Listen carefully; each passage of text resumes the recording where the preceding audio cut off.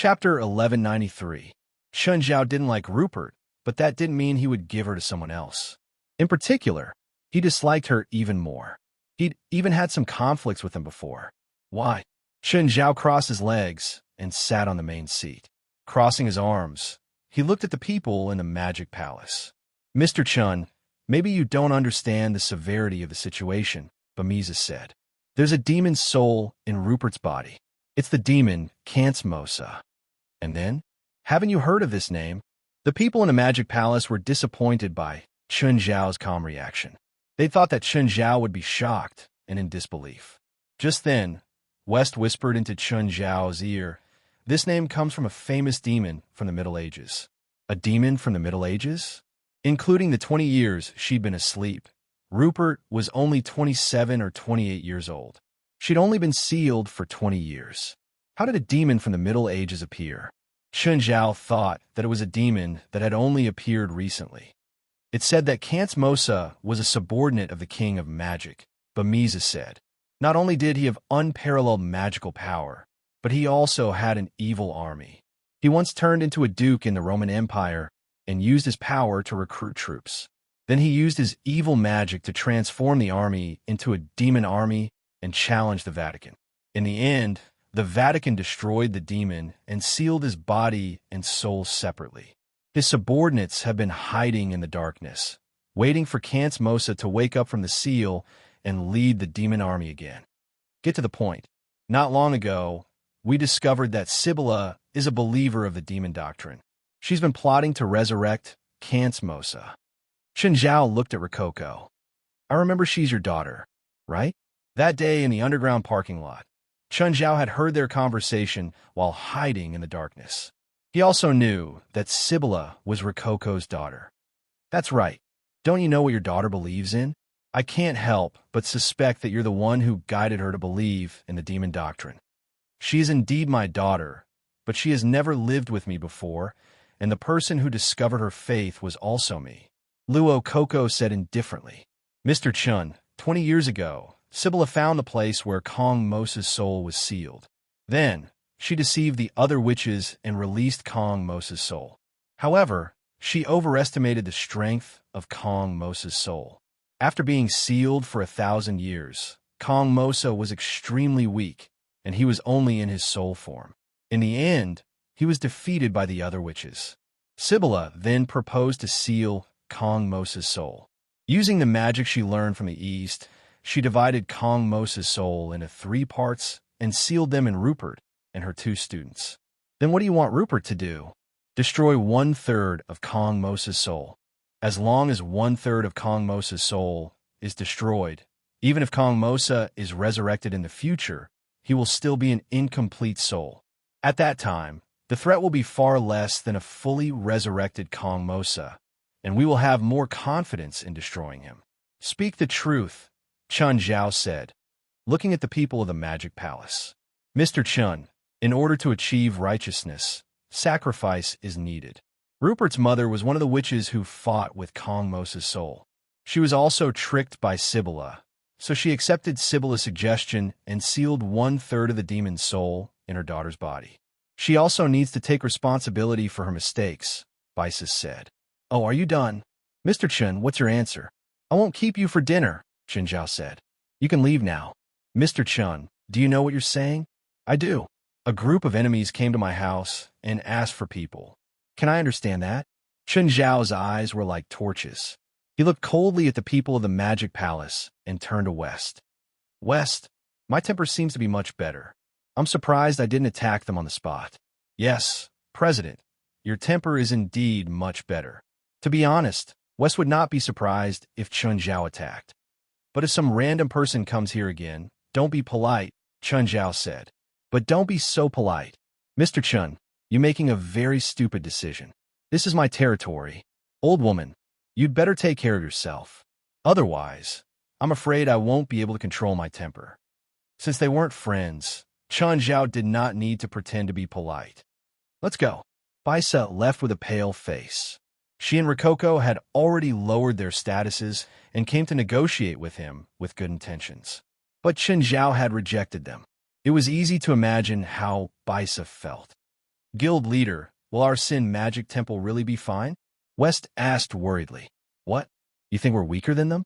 The Magic Palace is the headquarters of thousands of witches in Europe. Those two are great witches. What great witches? That's a respectful title for them. You can also call them leader witches. Then they're the strongest witches in Europe, right? In terms of individual power, they're indeed the strongest. I don't think they're that strong, Chun Zhao said disapprovingly.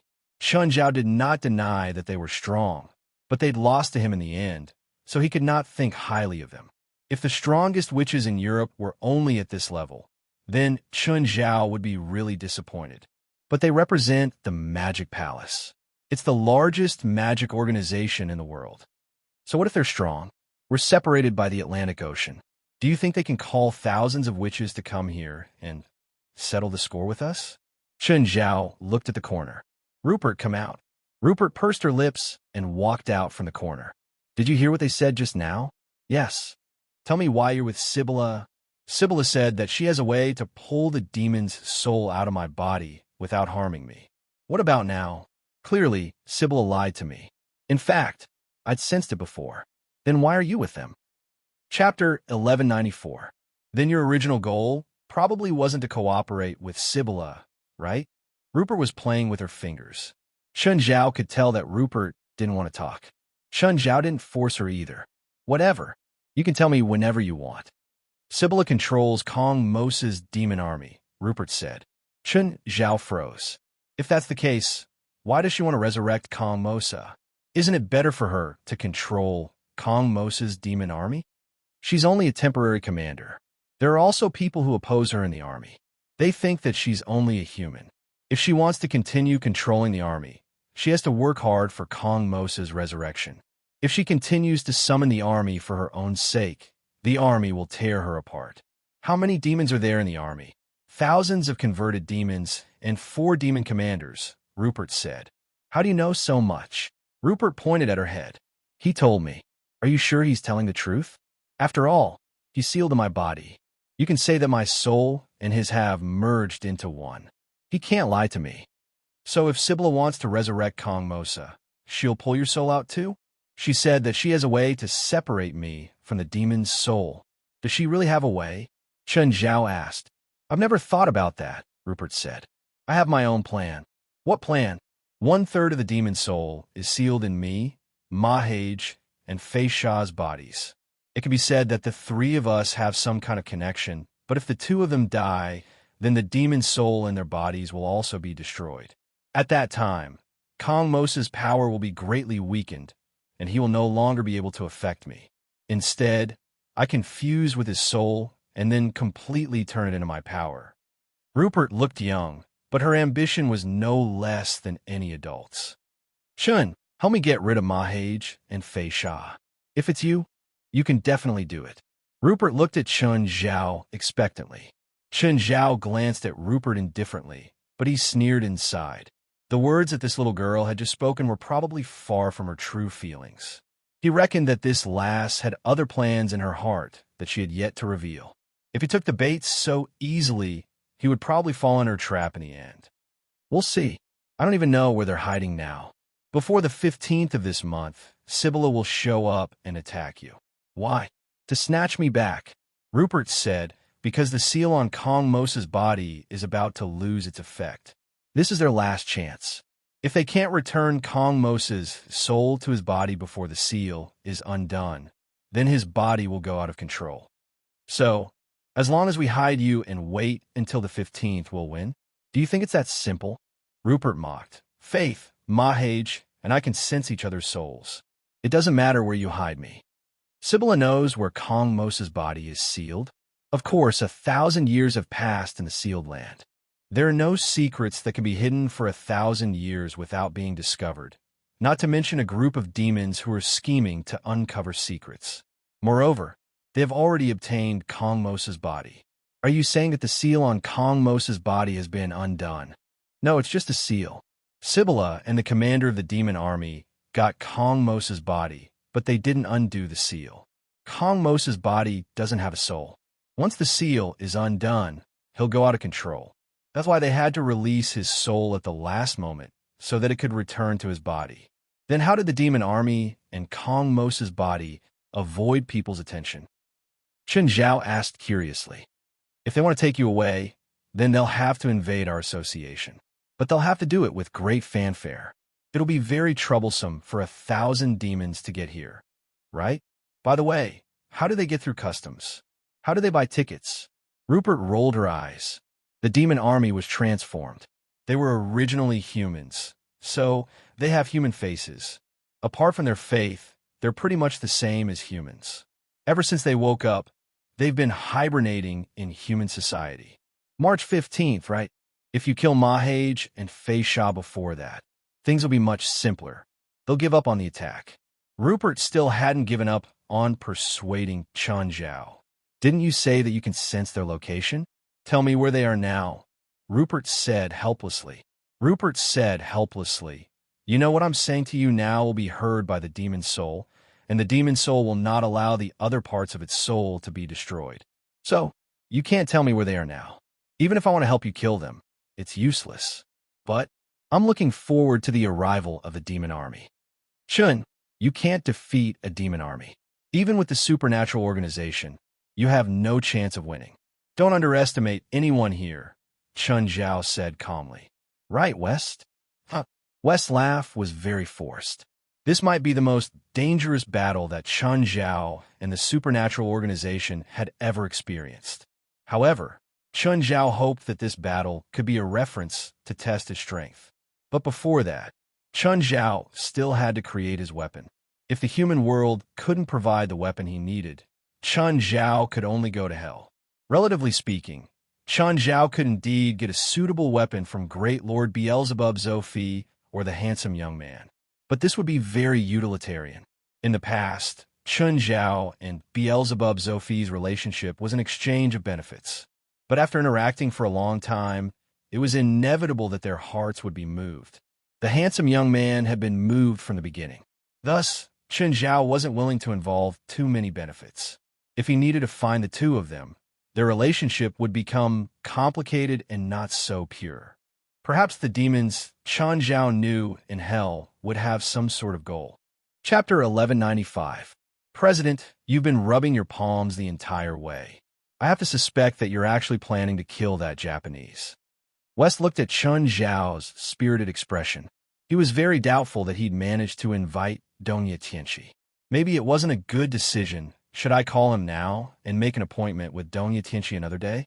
Chen Zhao's idea was simple. Since it was a date, he'd talk. But if he heard anything unpleasant, he'd beat him up so badly that even his mother wouldn't recognize him. Donya Tianqi lived in an apartment building. When Chen Zhao and West arrived at Donya Tianqi's house, they realized that Donya Tianqi wasn't alone. His wife and daughter were there too.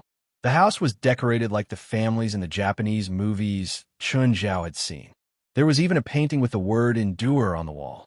Donya Tianqi wasn't tall, and he was bald. Because he was at home, he wore a kimono. Standing beside Donya Tianqi was his wife, Riko Oikawa. Hello, Mr. West. This is the president of our association, Chen. Hello, Chen-san, are you from China? Yes. Chen Zhao didn't know Japanese. Chen Zhao didn't speak Japanese, but he knew that san was a more formal form of address in Japanese. At the same time, it also represented intimacy. Donya Tianqi brought Chen Zhao and West to the coffee table in the study. Riko Okinawa poured tea for them thoughtfully. It could be seen that Riko Daichi was a very virtuous woman, and she was also relatively traditional. Okinawa, you can leave first. Chen-san, this is Longjing tea from Hangzhou, China. Please have a taste.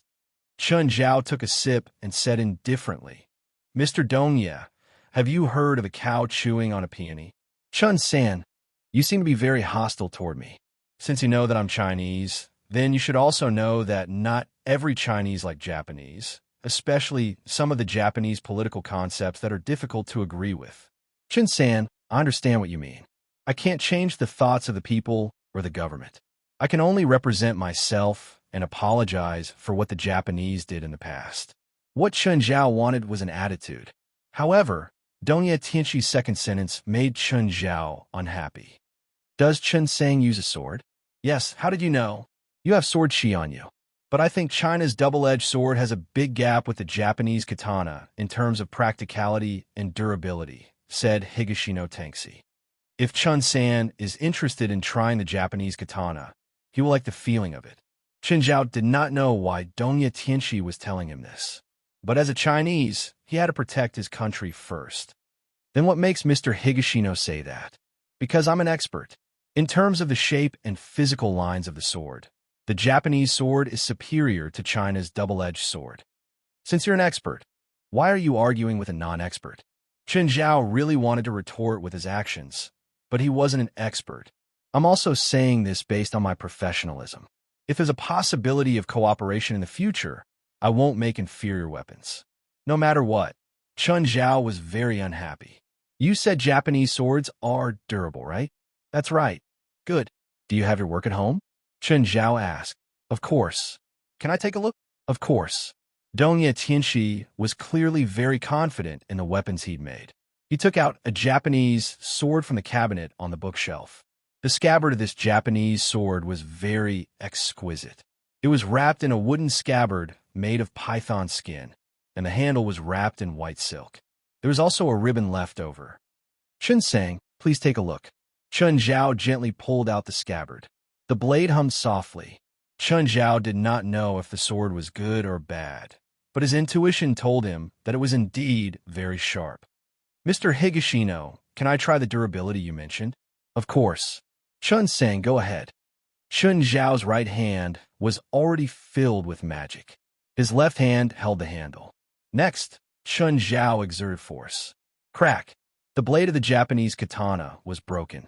With a smile, Chen Zhao placed the broken katana on the coffee table. Sorry, I accidentally used too much force.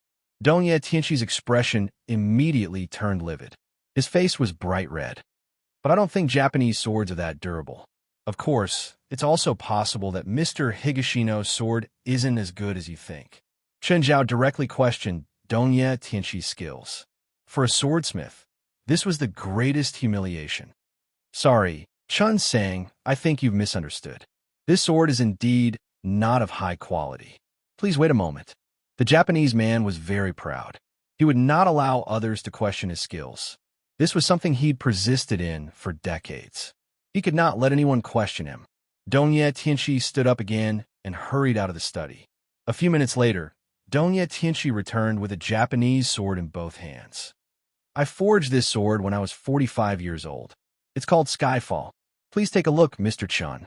Chen Zhao took the Japanese katana called Sky Sword.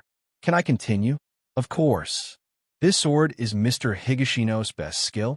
It's made from ordinary materials. It's not the best sword, but it does contain my best skill. Chen Zhao held the sword in his left hand. This time, he did not use it to bend it. Instead, he chopped at his right arm. Dongya Tianxi was shocked and wanted to stop him. But it was too late. Chen Zhao had already chopped down. Clang! A corner of the blade was missing, but Chen Zhao's arm was undamaged. I'm sorry, Mr. Higashino. It seems that you're not the person our association needs. Chen Zhao stood up. A weapon that can easily break, even myself, can't satisfy my needs. Chen Zhao's words were rather polite, but he had actually insulted Dongya Tianxi to the core. Chen Zhao was still very happy. He'd insulted the Japanese man. He dealt a heavy blow to Dongya Tianxi's most proud profession. West could only stand up and look at Chen Zhao helplessly. His gaze seemed to be saying, why do you have to do this? From beginning to end, West hadn't said anything. He could tell that Chen Zhao's stubbornness had surfaced. He also blamed Dongya Tianxi for making things difficult for Chen Zhao. If he hadn't said that Chinese swords were inferior to Japanese swords, things wouldn't have gotten so unpleasant. Wait, Chen-san, is there anything else? Chen-san, I hope you can give me a chance. I'll definitely make a weapon that satisfies your needs. Sorry, I don't need a Japanese sword. I want a double-edged sword from China. Chen-san, what's wrong with a Japanese sword? Can you make a Japanese sword that won't bend? Can't China swords be bent by Chen-san? Chapter 1196. Can I see the weapon that Chen-san used before? Chen Zhao took out the broken bronze sword directly. Donya Tianchi wasn't an ordinary blacksmith. He didn't forge ordinary weapons either, so he wasn't surprised by Chun Zhao's ability to take things out of thin air. Chun-san, since this weapon is broken, it doesn't prove that it's better than a Japanese sword. It's broken because it's been through too many battles. Wes can prove how many enemies I've defeated with this sword. Wes glanced at Chun Zhao. He didn't know what was so special about the bronze sword, but he knew that Chun Zhao definitely didn't rely on the bronze sword to defeat so many enemies. It was all because of Chun Zhao's personal strength. Even without the bronze sword, Chun Zhao could still use another method to defeat his previous enemies. It's impossible for any weapon to be indestructible forever. Can Mr. Higashino guarantee that the blade you forged will never break? In the past, Donya Tianchi could confidently say that his sword was invincible and unbreakable. But after being defeated twice by Chun Zhao, Donya Tianchi really didn't have the courage to say that. Nevertheless, there were indeed densely packed marks on the broken bronze sword. Who knew how many dangerous battles Chun Zhao had been through? This looks like an ancient sword? That's right. This is an ancient sword that has been passed down since the Warring States period. It is my family's treasured sword, and it has experienced countless battles. Mr. Higashino, you can think about it. Over 2,000 years, it has experienced tens of thousands of battles, and it was only recently damaged. Do you think the weapon you forged would be more durable than this bronze sword? Donya Tianchi sucked in a breath of cold air. He had really believed it. If it was really as Chun Zhao said, then the craftsmanship of the bronze sword had already surpassed his. Moreover, it was a sword made more than 2,000 years ago. Chun-san, I take back my words and apologize to you. Donya Tianchi lowered his head and knelt on the ground, apologizing. Donya Tianchi was a straightforward person, but Chun Zhao wasn't ashamed of his bragging at all. Winning this battle was something to be proud of. Chun-san, I can't make a weapon of the same craftsmanship. I'm sorry. At this moment, Higashino Tengsi was also very depressed. Initially, he wanted to use his skills to prove that Japanese swords were better than Chinese swords. In the end, Chun Zhao slapped them in the face. Moreover, they were slapped in the face by the ancient people from 2,000 years ago. Then come and work for me. While you work for me, you can also train your skills. One day, you will be able to forge a weapon suitable for me. He had no choice. He needed weapons now. Hitting people with fists and slashing people with swords were two completely different combat experiences. What was a weapon? It was an extension of the body. The ancients had a proverb: an inch longer, an inch stronger, and an inch shorter, an inch more dangerous. Weapons gave people a sense of security, especially on the battlefield. If Chun Zhao didn't have a weapon when fighting a powerful enemy, but the enemy had a weapon, the result would be the same. Facing the opponent's attack, Chun Zhao's first reaction was to dodge, regardless of whether it could hurt him. If Chun Zhao had a weapon, he would be much more confident, because ever since Chun Zhao learned how to fight, the bronze sword had been accompanying him. Chun Zhao needed a weapon not only to increase his combat power, but also to increase his confidence and courage, especially since there was a huge battle waiting for him in the near future. Even if he had to use a crappy gun to survive, Chun Zhao had to bring Higashino Tengsi with him first. He had to deal with the upcoming battle first. As long as the Japanese didn't have a direct conflict with their bottom line, Chun Zhao could still accept it.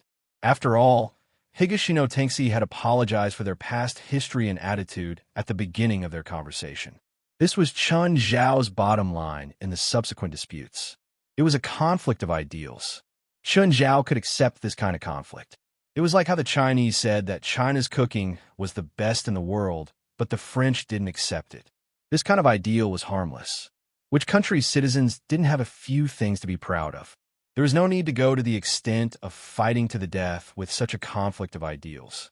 If you said that Japanese swords were awesome, Chun Zhao would slap you in the face. This kind of conflict wouldn't hurt the other country's people, and there would never be an end to it. Today, Chun Zhao had proven that China's swords were awesome, but it might not be the end. Other than Higashino Tengsi's stubbornness in his profession, he was easy to get along with. His family looked like a normal Japanese family. His wife, Riko Odawara, was also full of the virtuousness of Japanese women. To be honest, when Chun Zhao was in university, he wanted to find a Japanese woman to spend the rest of his life with. At that time, there was a saying on the internet: Japanese women were the most virtuous and gentle women in the world. At that time, Chun Zhao was also affected by this theory. But then he met his first love. Chun-san, I'm sorry, but I still have the same request. As long as you can help me find the demon sword passed down in my family and subdue the Ghost King, I'll accept your invitation. Okay, Chun Zhao said. I'll do my best to help you find the demon sword. Mr. Higashino, do you have any clues? West asked. Because the Ghost King is sealed in the demon sword, it has the ability to confuse people. The Ghost King's demonic aura will also spread from the sword to the user, causing the user to be filled with demonic aura. At the same time, the user will show signs of demonization. Other than that, if the demon sword kills the 9 couples, the seal on the Ghost King will be completely undone. By then, the user will completely become a demon and become the host of the Ghost King. Are there any more clues? Oh, the user of the demon sword will become disgusted. He won't go out during the day and will only come out at night. Since the user of the demon sword will be controlled, isn't it easy to unseal the seal? It's not complete control. Unless the user is a violent and bloodthirsty person, there's still a basic moral bottom line. The demon sword will keep bewitching the user. The first to be killed will most likely be the person who has a grudge against the user. West's heart jumped. So the first victim might be related to the user of the demon sword? It's very likely. Mr. Higashino, look at these photos. Chapter 1197. Hi, Chun. An unfamiliar number called Chun Zhao, but the voice was familiar. It was the female pirate, Gurette. Gurette, what's up? I remember you told me that Nanshi Island won't surface until mid-March, right? I'm not asking you to leave now. The news about Nanshi Island has been leaked. I know that a few forces have entered the island's waters. Who are they? Pirates and mercenaries. Are you worried that someone will get there first? No, I'm not worried. I just feel that the news is very strange, Gurette said. It seems like someone is spreading the news on purpose. Anyway, it's not me. You're not suspecting me of spreading the news, are you? Of course I don't believe it's you. On one hand, it was because of Chun Zhao's credibility. On the other hand, Chun Zhao had no motive to leak the news. Didn't you say that there's a naval fleet patrolling that area? Can those pirates and mercenaries get close to that area? In Chun Zhao and Gurette's plan, they had chosen to set off after mid-March to avoid the naval fleet's patrols. Gurette was an experienced pirate. If she had to do this, the other pirates and mercenaries would probably have to do the same too. Going against a naval fleet really wouldn't end well. On the 3rd day after you left Hawaii, the naval fleet entered Nanshi Island's waters again in an attempt to salvage the gold, but they were completely wiped out. Now, there's no naval fleet on Nanshi Island. That area is closed to navigation. Chun Zhao didn't expect such a change. Without the naval fleet, it was much easier for them to move around. However, Chun Zhao had to be more cautious. The annihilation of the naval fleet proved how dangerous that area was. No matter what, the final deciding factor was his own strength.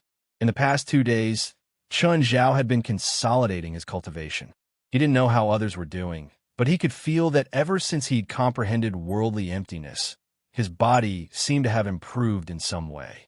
Why did humans pursue evolution? Because it felt good. That was the most fundamental reason. In the past, all living things in the world relied on the natural environment to evolve. However, since humans completed their evolution in a short period of 3 million years and completely dominated the entire Earth, humans stopped evolving. This was because the natural environment could no longer threaten humans. At least in most cases, the natural environment no longer threatened the entire human race. Therefore, the ancients created a cultivation system or sought a breakthrough from other more advanced species. For example, he could borrow the magic of demons or the power of God. Their ultimate goal was to evolve. Whether it was to defeat nature, to defeat enemies, or to defeat their own kind, the ultimate goal of human evolution was to feel good. Why the hell would he evolve if he wasn't happy? Chun, where did you get such a big bird? Failai watched, as Chun Zhao set up a huge pot in the yard. It had a diameter of 2 meters and was filled with water from the previous rain. Fei Lai was already used to Chun Zhao bringing back strange creatures to eat from time to time. However, this big wok could only fit one piece of meat. Although the undying bird wasn't a super large creature, it was still nearly 20 meters long, almost as long as a small passenger plane. Phoenix, Chun Zhao said, glancing at Fei Lai. Hearing that, Fei Lai's pregnancy was almost affected. Are you serious? Yes, that night, I went to hunt the undying bird. At this moment, a bus stopped. The people from the supernatural organization alighted from the bus, including the guard, Adus. They were no longer unfamiliar with Chun Zhao's home. A few young girls even brought swimsuits and planned to play in the water. Thus, it was more casual. Wes came over to greet Chun Zhao and Fei Lai. President, what creature is this? Undying bird this time. I called you guys over to eat together. Wes was even more speechless. Phoenix? Can't you use a slightly more serious tone to say this? Oh, where's Gaia? I've already informed her, West asked. Gaia will come later. She's still on set. President, are there any feathers left? Yes. The feathers of the undying bird are very high-level magic materials. Oh, I'll organize them. If you need them in the future, just ask me. Were there any traces of the undying bird in the past? The last time it appeared was 100 years ago, 1914, in the Eiffel volcanic area. 1914? That's a special time, Chun Zhao said meaningfully. Yes, the First World War. Wes nodded. That's why the undying bird is also known as the messenger of disaster. Wait, Chun Zhao said, confused. In the West, the undying bird is called the divine bird. It can bring happiness and hope. The undying bird has different legends and images in Europe, Wes said. Most of them are vicious beasts that bring disaster and fire. Just then, Lit Grove and Bona arrived too. Both of them were newbies in the supernatural world. When they heard that Chun Zhao was treating them to the undying bird's meat, their eyes almost popped out. Chun Zhao had cut off the thigh. It was only 1/5 of the undying bird's thigh, but it weighed 3 tons. Dad, I want to eat. Gerlin could already smell the meat. She pointed at the pot and drooled. The other pets were the same. They didn't bother and just surrounded the pot, drooling. Wait for your Auntie Gaia to come. Not now. This was a gathering hosted by Chun Zhao. It was basic etiquette to wait for all the guests to arrive. But Gerlin wants to eat. Does your Auntie Gaia treat you well? Gerlin looked conflicted. Then she nodded. Okay, so, if you eat, does everyone else have to eat too? What if Auntie Gaia comes and there's nothing to eat? Okay. Chun Zhao and Fei Lai loved little Gerlin, but they couldn't just ask for it. Luckily, Gaia didn't make Gerlin wait for long.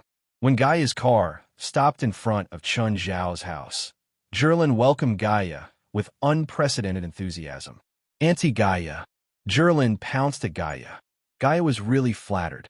She looked at little Gerlin in disbelief and reached out to pick her up. Gerlin, do you miss Auntie Gaia? Fei Lai covered her mouth and laughed. She's just greedy. Chun won't let her eat if you don't come. Chapter 1198.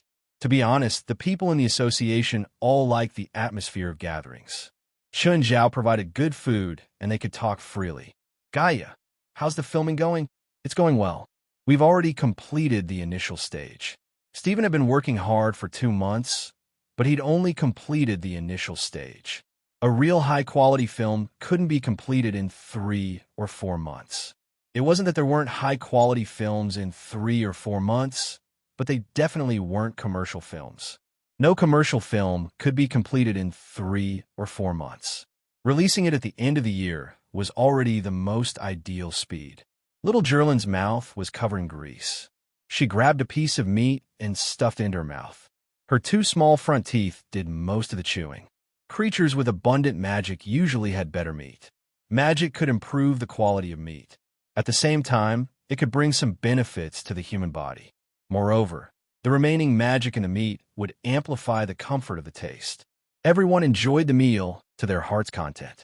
Even the soup base was packed for everyone to take back. Ritter Grove was the first to leave. He had a rush for the night shift. The next day, Chun Zhao and West went to a restaurant. Not long ago, Someone had died here. It was the restaurant manager. He'd been attacked on his way home from the night shift. All the blood in his body had been sucked dry. The police concluded that it was the work of a psychopath.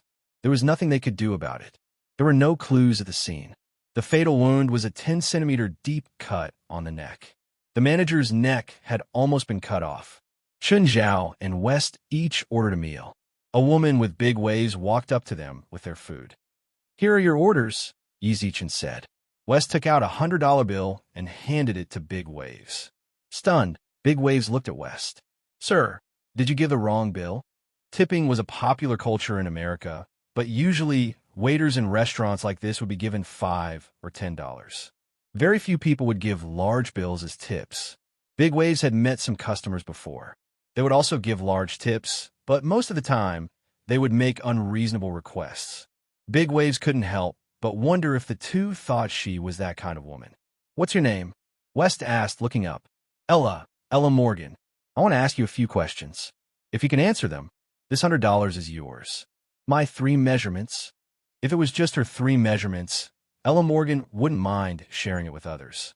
After all, a $100 tip is not a small amount. "No, I heard that your manager was killed a week ago. Is that right?" "Who are you?" Ella Morgan asked with a frown. "You don't need to know who we are. You just need to answer our questions." "Are you policemen?" "Sort of. A few waves of police officers have already come." "What else do you want to ask?" "Does the manager have a grudge against anyone in the restaurant?" "Revenge?" "I don't think so." Ella Morgan shook her head. "But everyone in the restaurant hates him. That guy is a jerk." "How so?" "He often harassed me and the other waitresses. He's also very harsh to everyone. No one feels sad about his death. We're actually happy." Chun Zhao and West glanced at each other. According to Ella Morgan, all the employees in the restaurant were suspects, including Miss Ella Morgan. "Oh, did you notice that the other employees in the restaurant have some changes in their personalities? Or abnormal behavior? You suspect that the killer is from our restaurant? How is that possible? That day, we were all partying in the bar until dawn." "Are you sure?" "Of course. Didn't the police investigate a few days ago?" Ella Morgan looked at Chun Zhao and West. "Are you policemen or not?" "Whatever, we're fine." West stuffed the $100 into Ella Morgan's hand. The two of them didn't even take a bite before they got up to leave. "President, do you think the killer is an employee in the restaurant? Could it be that one of the employees found an excuse to leave for a while and then return to the crime scene after killing someone?" Chun Zhao asked. "We'll have to find out more from the police. I have a police friend. I'll call and ask." Chun Zhao called David. "David, I have a case to ask you." "What case is worth your attention?" "Someone named Voight was killed a week ago. The fatal wound was his neck. His blood was sucked dry. Could it be the work of a vampire?" David asked curiously. "No, it should be a Japanese katana," Chun Zhao said. "This guy is very dangerous. If you encounter him, don't be rash and don't let him get close." "Let me check. Which street is it?" "West Road Street." "Got it. I'll send you all the information I can on the case." "Okay, thank you." Chun Zhao soon received David's message. The West Road Street police station had taken over the case. There was also some interim evidence. This so-called interim evidence was not the kind that could be used in court. It was used to prove or push the case forward. For example, the police had obtained a recording from the bar. The recording proved Ella Morgan's words. They had indeed partied the whole night in the bar. No one had been there for more than 10 minutes. The bar was more than 25 kilometers away from the crime scene, so they could eliminate the possibility that it was a restaurant employee. 10 minutes was definitely not enough time to commit the crime. "It's not a restaurant employee," Chun Zhao said. "Could it be that the victim offended someone in his life?" West suggested another possibility. From the restaurant employee and the police's evidence, it was clear that the victim was not a likable person. He was harsh to the employees in the restaurant and even touched the waitresses. He did not like his neighbors either. Over the years, he had accumulated many grievances and grudges. "Let's go to his house. Maybe we can find some clues." Just then, there was a commotion in the restaurant. Chun Zhao and West turned around and saw Ella Morgan throw a bouquet of roses at a bespectacled man. "I said, stop harassing me. I don't like you. Even if all the men in the world die, I won't like you." Chapter 1199. The man in glasses didn't look well. It wasn't just because he'd been pushed down. It was also because of everyone's gazes. Ella Morgan crossed her arms and stood in front of the bespectacled man. That condescending gaze, that disgusted gaze, made the bespectacled man very uncomfortable. "You all deserve to die, you bitch." Bitch, under everyone's gaze, the man in glasses turned around and left with his head lowered. "Loser," Ella Morgan said in disdain, twitching her lips. Seeing Chun Zhao and West in the distance, Ella Morgan pointed at them and blew them a kiss from afar. The man in glasses was currently in a trance. He kept muttering, "Bitch, I killed that asterisk shoal who harassed you for you, but you still won't look me in the eye. You can go die too." Ella Morgan didn't know that the man in glasses was already holding a grudge against her. A short-haired female colleague came to Ella Morgan's side. "Ella, you better be careful. That man looks very uncomfortable." "What's there to be afraid of?" Ella Morgan said viciously. "If he dares to harass me again, I'll castrate him." "Where exactly did you meet him?" the colleague asked. Not only Ella Morgan, but this female colleague also looked down on the bespectacled man. A woman's first impression of a man was nothing more than his clothes and appearance. She couldn't possibly see through a person's heart at a glance. Any woman would find it hard to accept a man with messy hair and old-fashioned clothes. Women basically called this type of man a loser. "I think he's a porter from the airport. He came to our shop a month ago and asked for a cup of coffee for breakfast every day. I talked to him for a while, and then we didn't talk anymore. A few days ago, he wanted my phone number. Of course, I rejected him. I didn't expect him to come again today and want to go on a date with me. I really don't know what he's talking about. I don't know what he's doing." Ella Morgan glanced at the colleague beside her.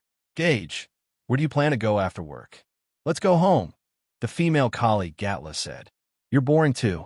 Why don't we go to the bar for a drink? There are many handsome guys in the bar we went to last time. Maybe we can get to know one or two." "No." Gage rejected Ella Morgan's suggestion. "I'd rather watch a soap opera at home." "Gage, can I stay at your house for a night? Why are you staying at my place?" "I was kicked out by the landlord." "All right," Gage Land said. "Then shall we go back together after work?" "Okay, by the way, I ran out of beer at home. After work, I'll go to the supermarket to buy some beer." Gage looked like an ordinary girl, but Ella Morgan knew that she could hold her liquor very well.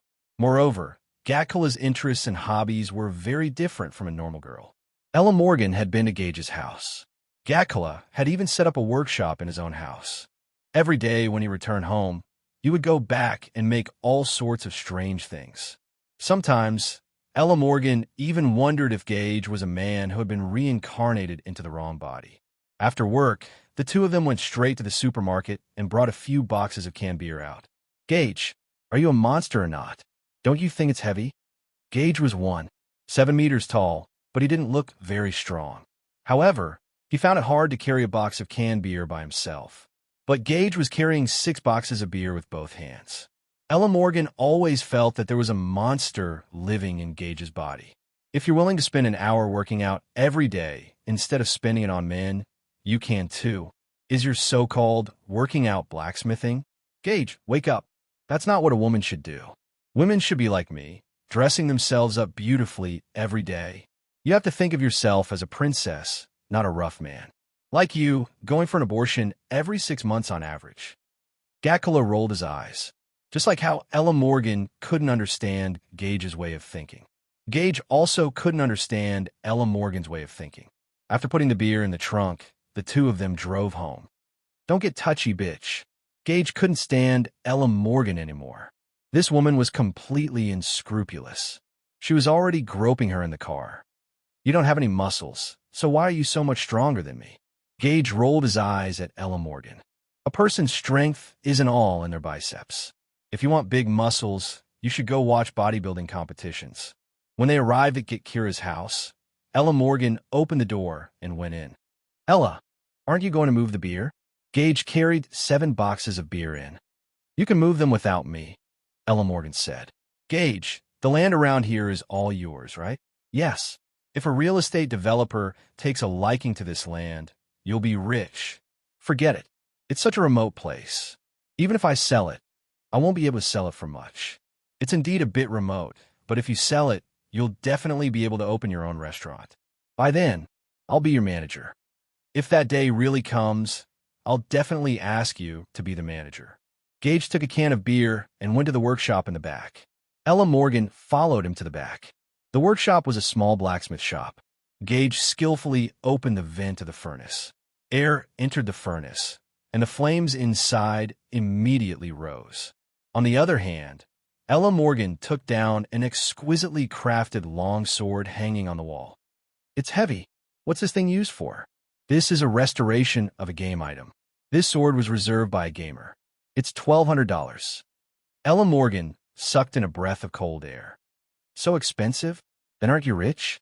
It's only $1,200. Is there a need to make such a big deal out of it? Also, I spent half a month making this sword. On average, I didn't even earn $100 a day. This is extra income on top of your job," Ella Morgan said. "I really want to learn from you." "Forget it. You can't even pick up that hammer." "Gage, although I'm not as strong as you, you're underestimating me. That hammer looks like it's only about 20 kilograms. You can try it." Unconvinced, Ella Morgan went to the hammer. She held the handle and wanted to lift it, but she realized that the hammer was heavier than she thought. Chapter 1200. Gage lifted the hammer with one hand. Ella Morgan looked at Gage. "Do you have the blood of a berserker?" Gage froze for a moment, but then he rolled his eyes. "You know berserkers too? I thought a woman like you wouldn't know the word."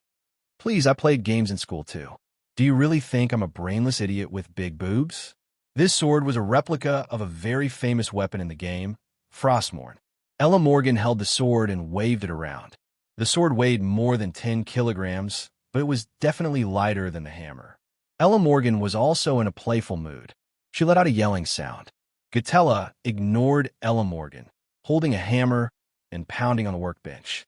After playing for a while, Ella Morgan came to the workbench. She was about to reach for a piece of metal in front of her. Gage stopped her. "Use tweezers. This piece of metal just came out of the furnace. It's still very hot." Ella Morgan used the tweezers to pick up the piece of metal. "It's so heavy. Is this steel? Why do I feel like it's heavier than gold?" "Alloy," Ella Morgan said calmly. "Are you forging a weapon in the game too?" "No." Gage shook his head. "The items in the game won't be this heavy." "If this axe isn't a game item, what is it?" "Weapon. People buy this?" "Yes," Gage said calmly. Just then, the doorbell rang. "I'll go open the door," Ella Morgan said. It was mainly because the temperature in the workshop was a bit high. In just 10 minutes, she was already drenched in sweat. Ella Morgan opened the door and saw the bespectacled man standing at the door. "Why are you here?" The man with glasses raised his head and pushed up his glasses. A strange smile appeared on his face. "I don't want to see you." Ella Morgan frowned and closed the door.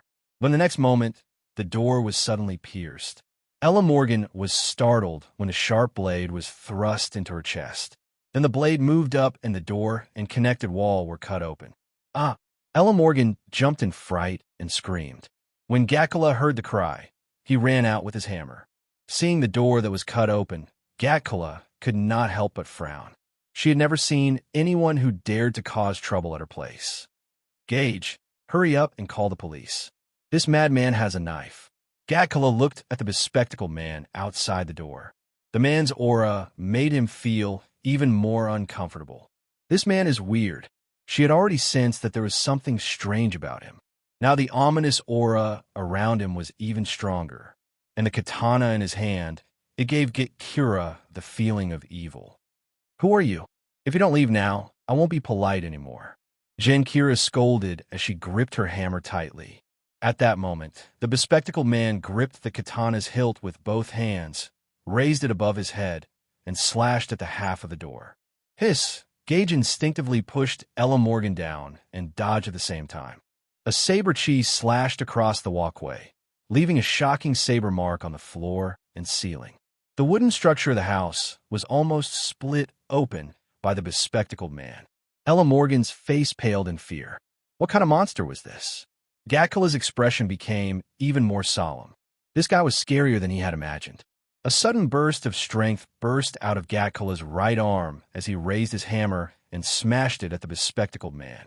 The bespectacled man immediately blocked the katana in front of his chest. The hammer smashed onto the katana, but the force did not diminish, sending the bespectacled man flying more than 10 meters away. Gatcala rushed out of the house and stood in front of the bespectacled man. At the same time, she grabbed the air with her right hand, and the hammer that had been sent flying returned to her palm. Ella Morgan looked at Gatcala in shock. Gatcala, you're Thor, right? The hammer in your hand is Thor's hammer, isn't it? Gatcala glanced at Ella Morgan from the corner of her eye. What are you doing out here? It's too dangerous out here. You'll protect me, right? Gatcala's expression darkened. She had rushed out of the house to protect Ella Morgan. In the end, Ella Morgan ran out herself. Although the bespectacled man was sent flying, he stood in front of Gatcala without a scratch on him. Ella, did you see that? Did you see my power? Are you still going to reject me now? The bespectacled man's face seemed a little twisted. His expression that was close to being abnormal was really hard for women to accept. I won't like you. Just give up, you pervert. Do you know what I've done for you? I killed that restaurant manager of yours for you. Do you know how much I've done for you? His words did not change Ella Morgan's mind. It only made her more afraid and more resistant to the bespectacled man. You pervert. If a woman wanted to like a man, the first thing she needed was a sense of security. Obviously, the bespectacled man did not give her any sense of security. In Ella Morgan's eyes, this man was a perverted murderer. What Ella Morgan said made the bespectacled man even more furious. The bespectacled man raised his sword and slashed at Ella Morgan from a distance of more than 10 meters. The aura of the blade cut through the air and attacked Ella Morgan with a tearing force. Gatcala slammed his hammer on the ground.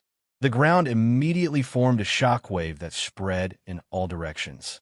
At the same time, it also dispersed the aura of the blade. The bespectacled man was also affected by the shockwave. He was sent flying and crashed into a tree behind him. Unfortunately, the devil's blade in his hand also flew out in the air and pierced through the bespectacled man's body. Gatcala heaved a sigh of relief. His luck was really good. Is he dead, Gatcala? I don't know, but he definitely can't fight anymore. Gatcala glanced at the bespectacled man whose body was pierced through. Just then, Gatcala noticed a black sports car parked not far from his house. Honestly, he did not believe that the car belonged to the bespectacled man. If the bespectacled man could drive that car, he would not be called a loser by Ella Morgan. Whose car is that? Gatcala asked. Is it this guy's? No, I remember this pervert car is a very old one. Just then, the black sports car drove over. Ella Morgan realized that the two people in the car were the ones who came to her restaurant today. Miss, are you a berserker? West looked at Gatcala and asked curiously. Who are you? Gatcala's expression was still vigilant. We're the same kind of people as you. How about joining us? West asked. Not interested. This is my home. You better leave immediately. Chapter 1201. When Chun Zhao and West were at the entrance of the restaurant, they'd already realized that there was something wrong with this guy. So when the bespectacled man tailed Ella Morgan and Gatcala, they were also tailing the bespectacled man. They wanted to stop them, but Gatcala had already charged out. Wes had discovered something special about Gatcala. That was why they were watching from the side.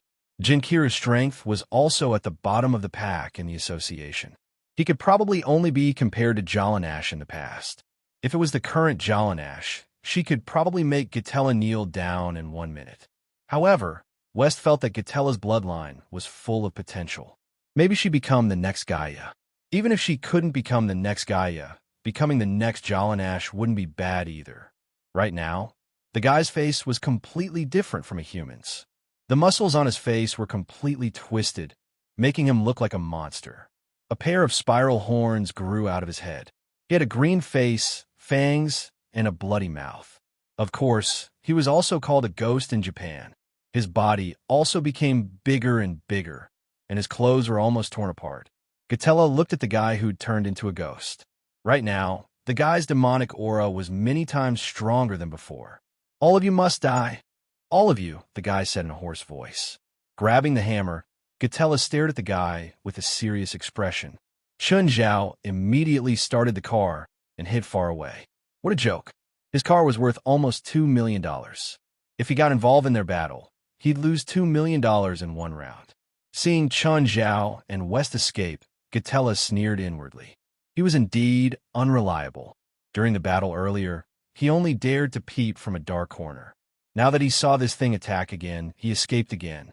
Just then, the green ghost charged over with a katana and slashed at Gatella. Gatella hurriedly raised his hammer to block. However, a corner of the hammer was cut off by the katana.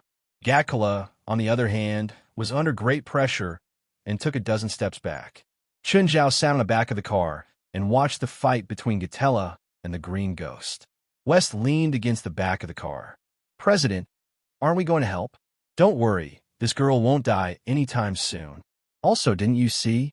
After the Ghost King took the initiative, it didn't really use its full strength. It didn't kill on purpose. Genkira barely blocked Green Ghoul's attack.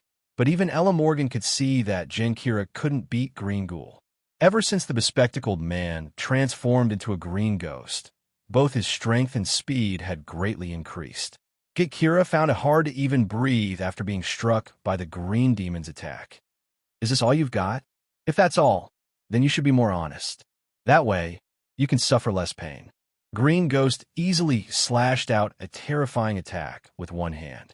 Gatella spat out another mouthful of blood to block the blow. "Hey, do you need our help?" Chun Zhao called. Gatella snorted coldly. "Just mind your own business. If I die, you won't be able to escape death either." Genkira calmed his mind and focused on dealing with the green demon. Gatella's heart skipped a beat as she suddenly realized a problem. This bespectacled man was definitely an ordinary person.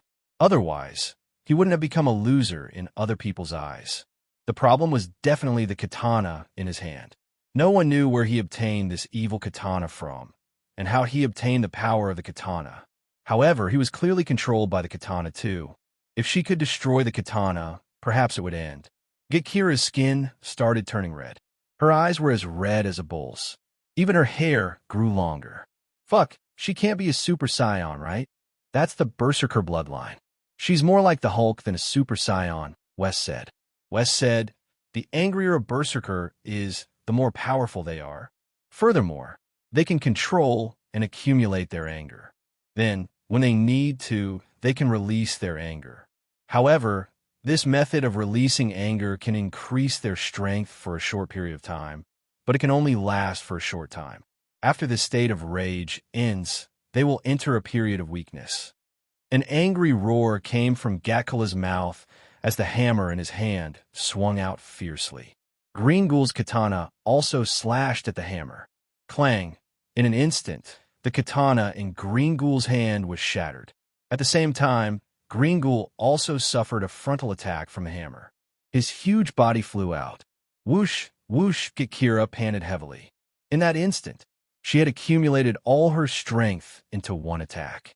After this attack, a sense of weakness hit her. The feeling of weakness was too strong.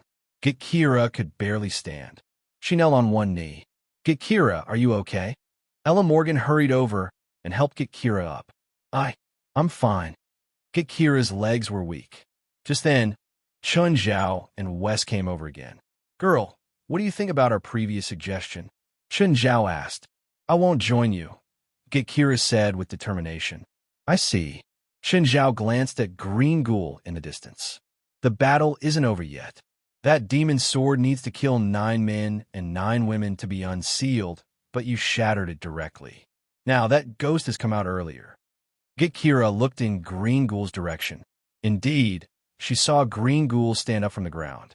Just then, thick demonic aura was released from the broken pieces of the demon sword. Behind the green ghost, there was already a terrifying ghost face. "Stupid human, it's all because of you that I'm free." Green Ghoul didn't have a weapon now, but his aura was 10 times stronger than before. Chun Zhao glanced at Green Ghoul and then said to Genkira, "If you're willing to join us, we'll help you deal with this guy." "Do you know what you're saying? Can you deal with this thing?" To be honest, Genkira felt that Chun Zhao and Wes joining them was just 2 more victims. They couldn't defeat this thing at all. That kind of unprecedented evil was not something that humans could contend against. "That's our problem. Do you agree?" Chun Zhao asked. Genkira's eyes flashed. Are you really going to deal with that monster? As long as you join us, we'll help you. What organization are you exactly? Supernatural organization. That useless organization? Chapter 1202. What Gakula was thinking now was to let the two idiots deal with the green ghost while she pulled Ella Morgan and ran away. Just then, Chen Zhao's phone rang. It was Gaia. Chen, where are you now? I'm in Mary's sector. It's a bit remote. Not far from me. Norma just called me and said that Pamela's going to complete her transformation tonight. Oh, what are you doing in Mary's sector? There's a ghost from Japan. Chen Zhao took a photo and sent it to Gaia. It looks really strong. Even though it's just a photo, I can feel the evil aura from it. It was mainly because the green ghost was too ugly, which was why everyone only cared about appearances. Give me the location and leave the ghost to me, Gaia said. Then you better hurry. I'm not sure if I can leave it until you get here. I'll come as fast as I can. Gakira glanced at Chen Zhao. Do you have reinforcements? Yes. Gakira realized that Chen Zhao and West weren't worried at all. He guessed that the reinforcements would be very strong. But would they make it in time? The green ghost didn't attack immediately. It also had to recover to its strongest state. The demonic aura emitted from the broken demonic blade had already been completely released. The green ghost was absorbing all the demonic aura. The more it absorbed, the stronger it became. Finally, it absorbed all the demonic aura. At this moment, Azure Ghost finally revealed his most terrifying aura and terrifying pressure. Green Demon looked at the crowd and grinned, revealing his bloody mouth. I haven't eaten anyone in a long time. It cackled. Ella Morgan was so scared that she was trembling. It looked at Ella Morgan and licked its lips. Don't worry, I won't eat you. Ella Morgan was even more terrified. She could imagine how the monster would torture her. Suddenly, Ella Morgan and Gakira realized that there was a patch of red light in the night sky behind the green ghost. There seemed to be a ball of fire in the middle of the red light. Missile? The two girls were confused. Suddenly, the fireball lowered its altitude, and its flight trajectory seemed to be falling diagonally. Green Ghost also felt something approaching from behind, so he turned around to look.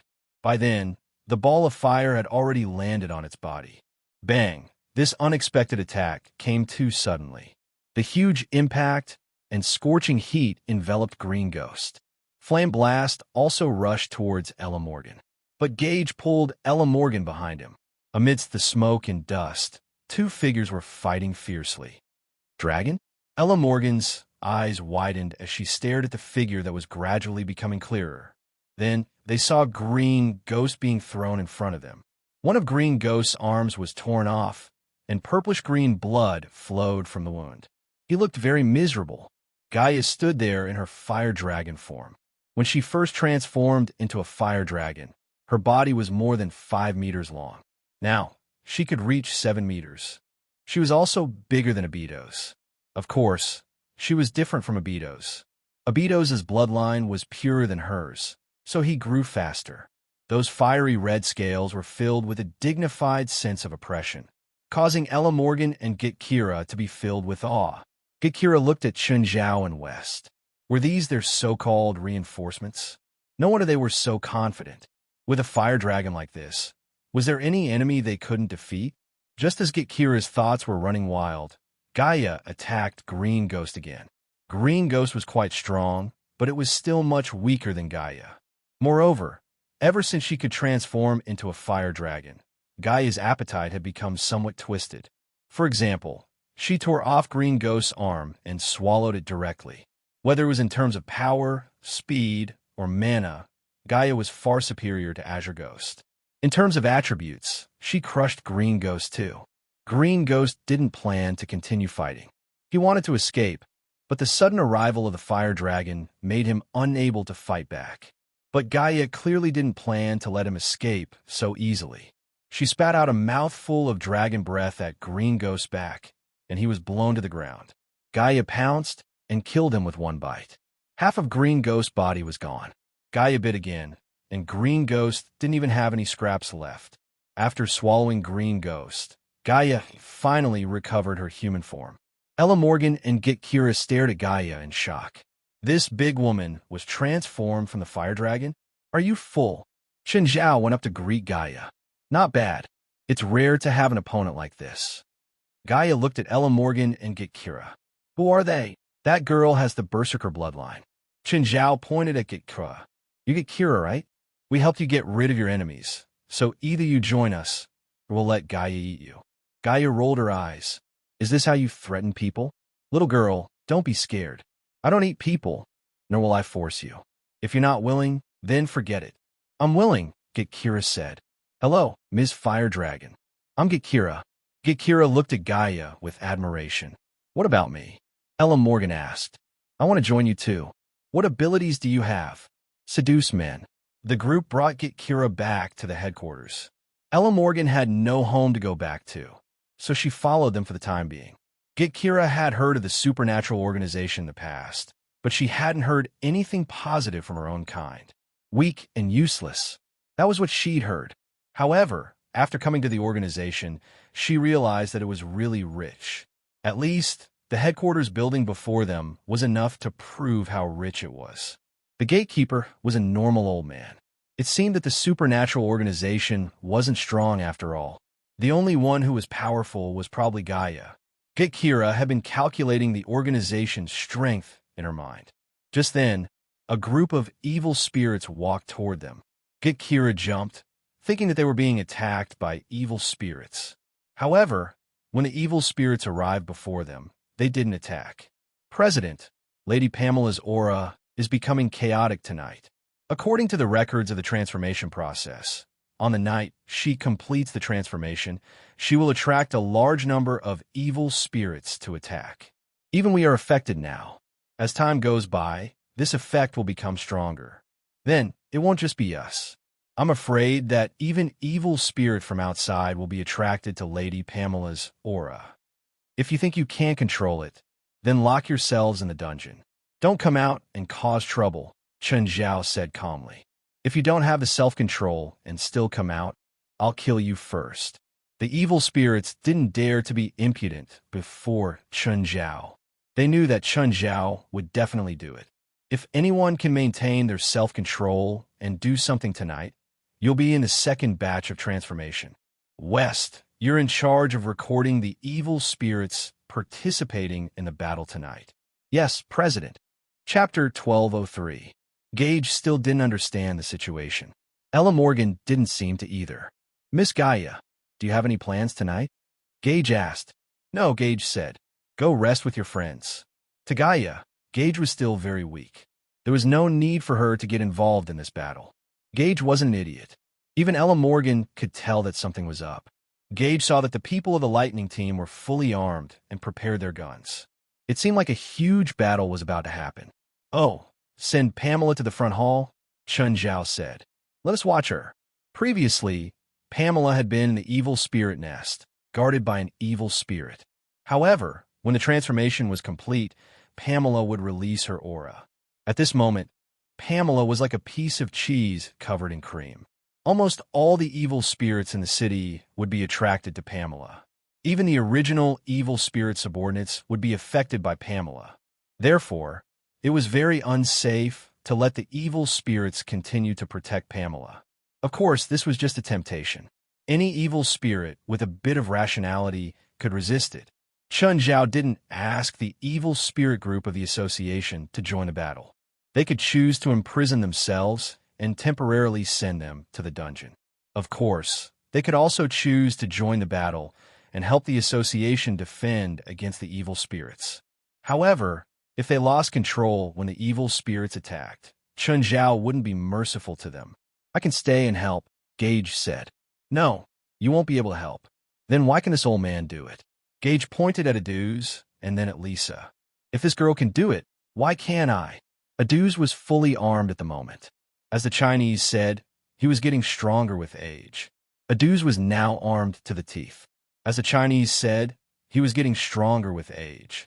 As for Riisa, she was still playing with her phone with her legs crossed. As for Lisa, she was still playing with her phone with her legs crossed. The relaxed people were relaxed, while the nervous people were nervous. For example, the people of the Lightning team were equipping and inspecting their weapons. Another group of people were playing cards in a circle or was sleeping on the sofa in the front hall. Pamela was sent to the front hall.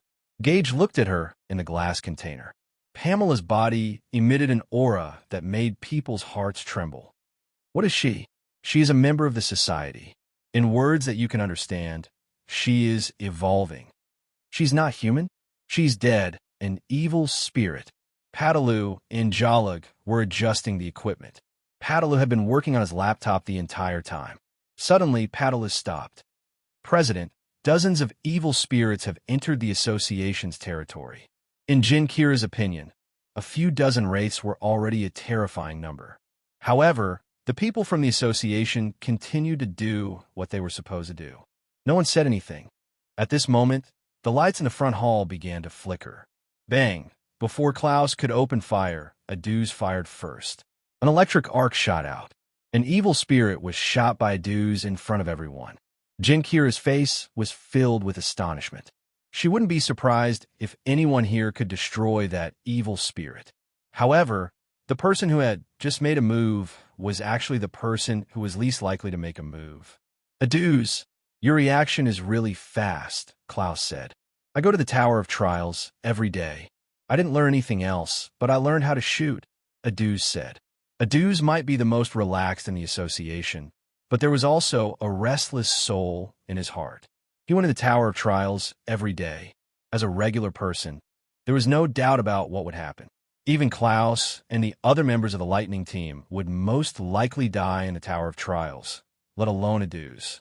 By now, the wind was howling outside the glass window. Countless evil spirits were wandering outside. Evil spirits cried and howled outside. Occasionally, some would charge into the front hall. When Chun Zhao saw the evil spirits shatter the glass window of the headquarters, he immediately stood up. President, don't do it, Norma said. Everyone else had the same expression. If Chun Zhao attacked, they wouldn't be able to do anything. They all knew Chun Zhao's strongest ability, evil spirit killer. They didn't want Chun Zhao to ruin such a rare battle. What were dozens of evil spirits to the association? The few members of the Lightning team could deal with them together. Norma could deal with them alone. Gaia could deal with them alone. Jolene and Nash could deal with them alone too. A few dozen evil spirits were nothing to them. Moore had walked out of the front hall. He'd always been a person with no sense of presence in the association. In the past, he'd been the main fighting force in the association, but after Chun Zhao came, his growth couldn't keep up with everyone else. Even his little brother Mo Air had grown faster than him in the past. Of course, it wasn't that Morid didn't work hard. He worked harder than anyone else. His strength wasn't just related to magic power. Compared to others, his magic power indeed didn't grow fast enough. But he was the messenger of nature. As long as he had the seeds of some magic plants, his strength would increase by leaps and bounds. Morid casually tossed out a handful of unknown seeds. The seeds quickly stuck to the spirits of the surrounding evil spirits. Then, the seeds grew rapidly on the evil spirits' bodies, turning into watermelon-sized spores. Soon, the spores exploded. The surrounding evil spirits were instantly crushed. Moore had killed half of the evil spirits in one go. These were the seeds of magic spores. After receiving magic power, they could quickly attach to the surrounding creatures and grow. In an extremely short time, they completed a cycle of development and growth before exploding. Morid also had the ability to catalyze plants.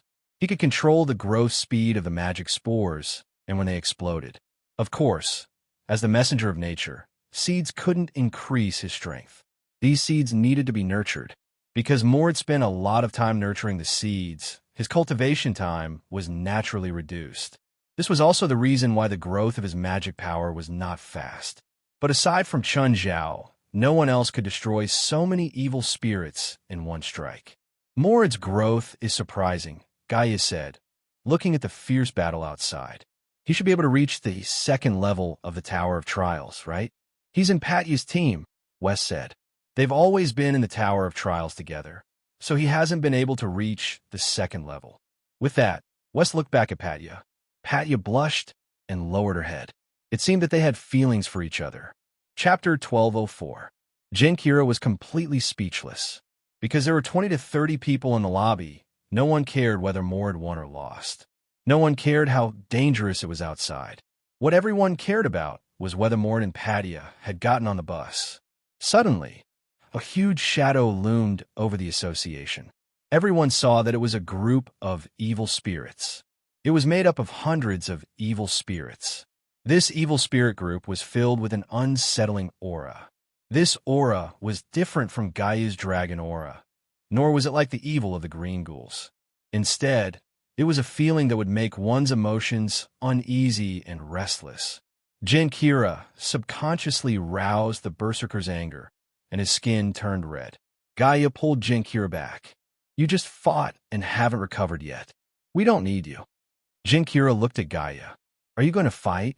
If it was Gaia, Jinkira believed that she could defeat the twisted, filthy thing in the sky. Not yet, Gaia said, looking up at the sky. A green light appeared in the sky. Jinkira seemed to hear the sound of hooves. He looked up and saw a green flame spreading in the sky.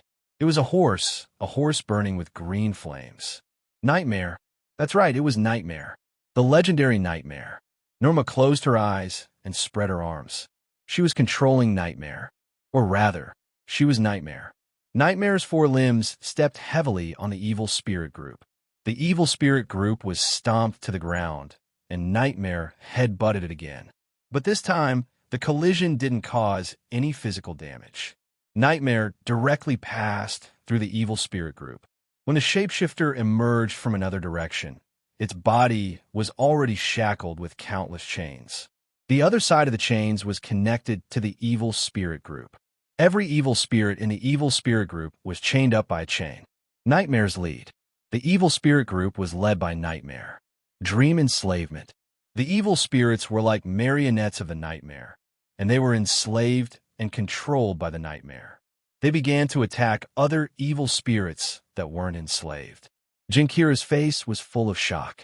It turned out that apart from Gaia, the supernatural organization had such a powerful witch. However, the previous attacks were just a prelude. The number of evil spirits increased. Helis also took action. Her 12 brothers and sisters turned into evil spirits and were fighting for her. Her 12 brothers and sisters were not ordinary evil spirits. They all possessed magic and magic from when they were alive. The other members of the association also joined the battle one after another. Support players like West and Patia also joined the battle. Only Gaia and Chun Zhao watched the battle calmly. Pamela had attracted too many evil spirits. To these evil spirits, Pamela, who had yet to awaken, was nourishment. It was a temptation that came from the depths of one's soul. The evil spirits of the association also joined the battle. Although it was only a small portion, it was not only because of their strong willpower, but also because of their fear of Chun Zhao. Their fear of Chun Zhao made them overcome their instincts. To put it bluntly, it was impulsiveness and restraint.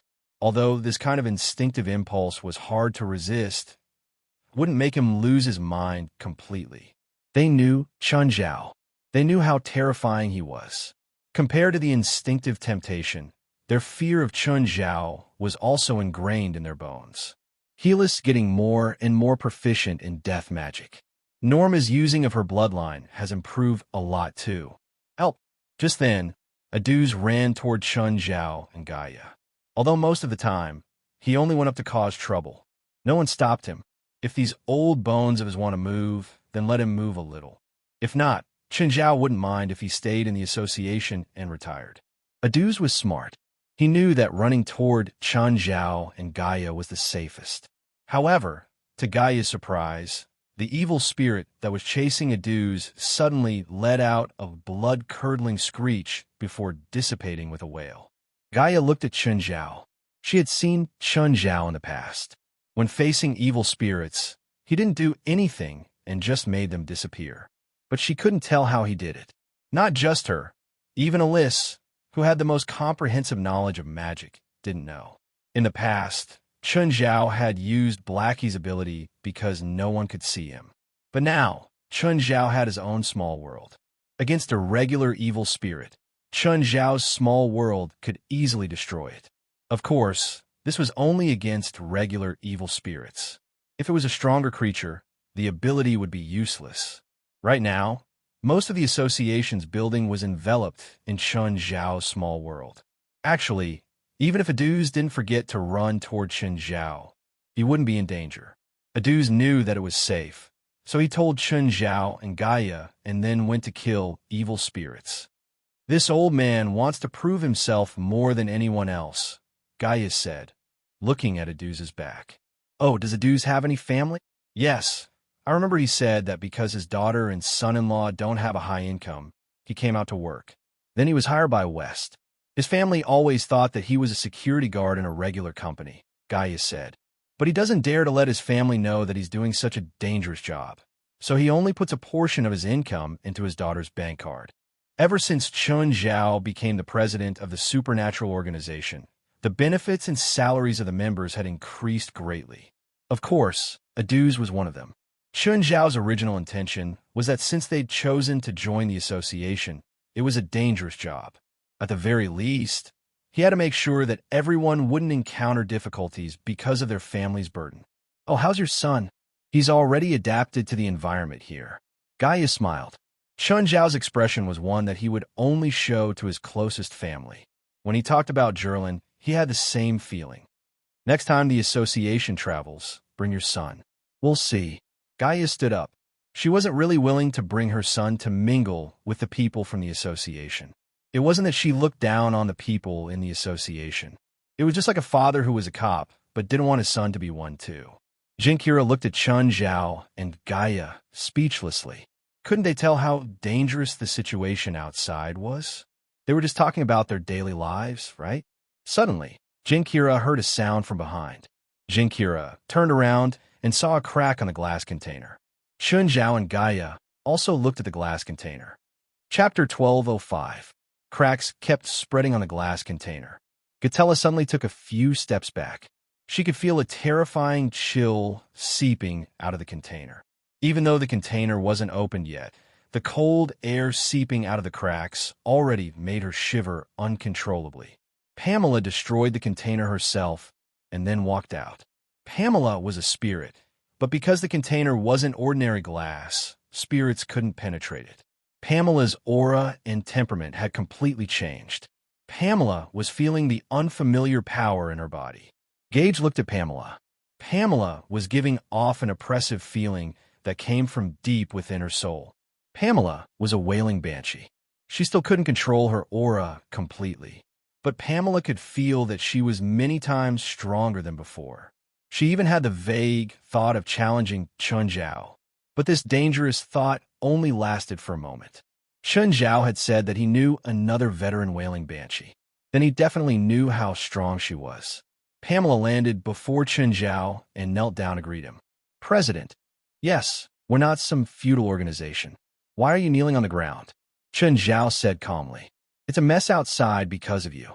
Pamela had already noticed the situation outside. President, can you tell them to come back? Are you going to deal with those evil spirits alone? Yes. Pamela nodded. You can all come back. Pamela's already awake. Everyone hurried back to the headquarters and congratulated Pamela. Pamela was an old member.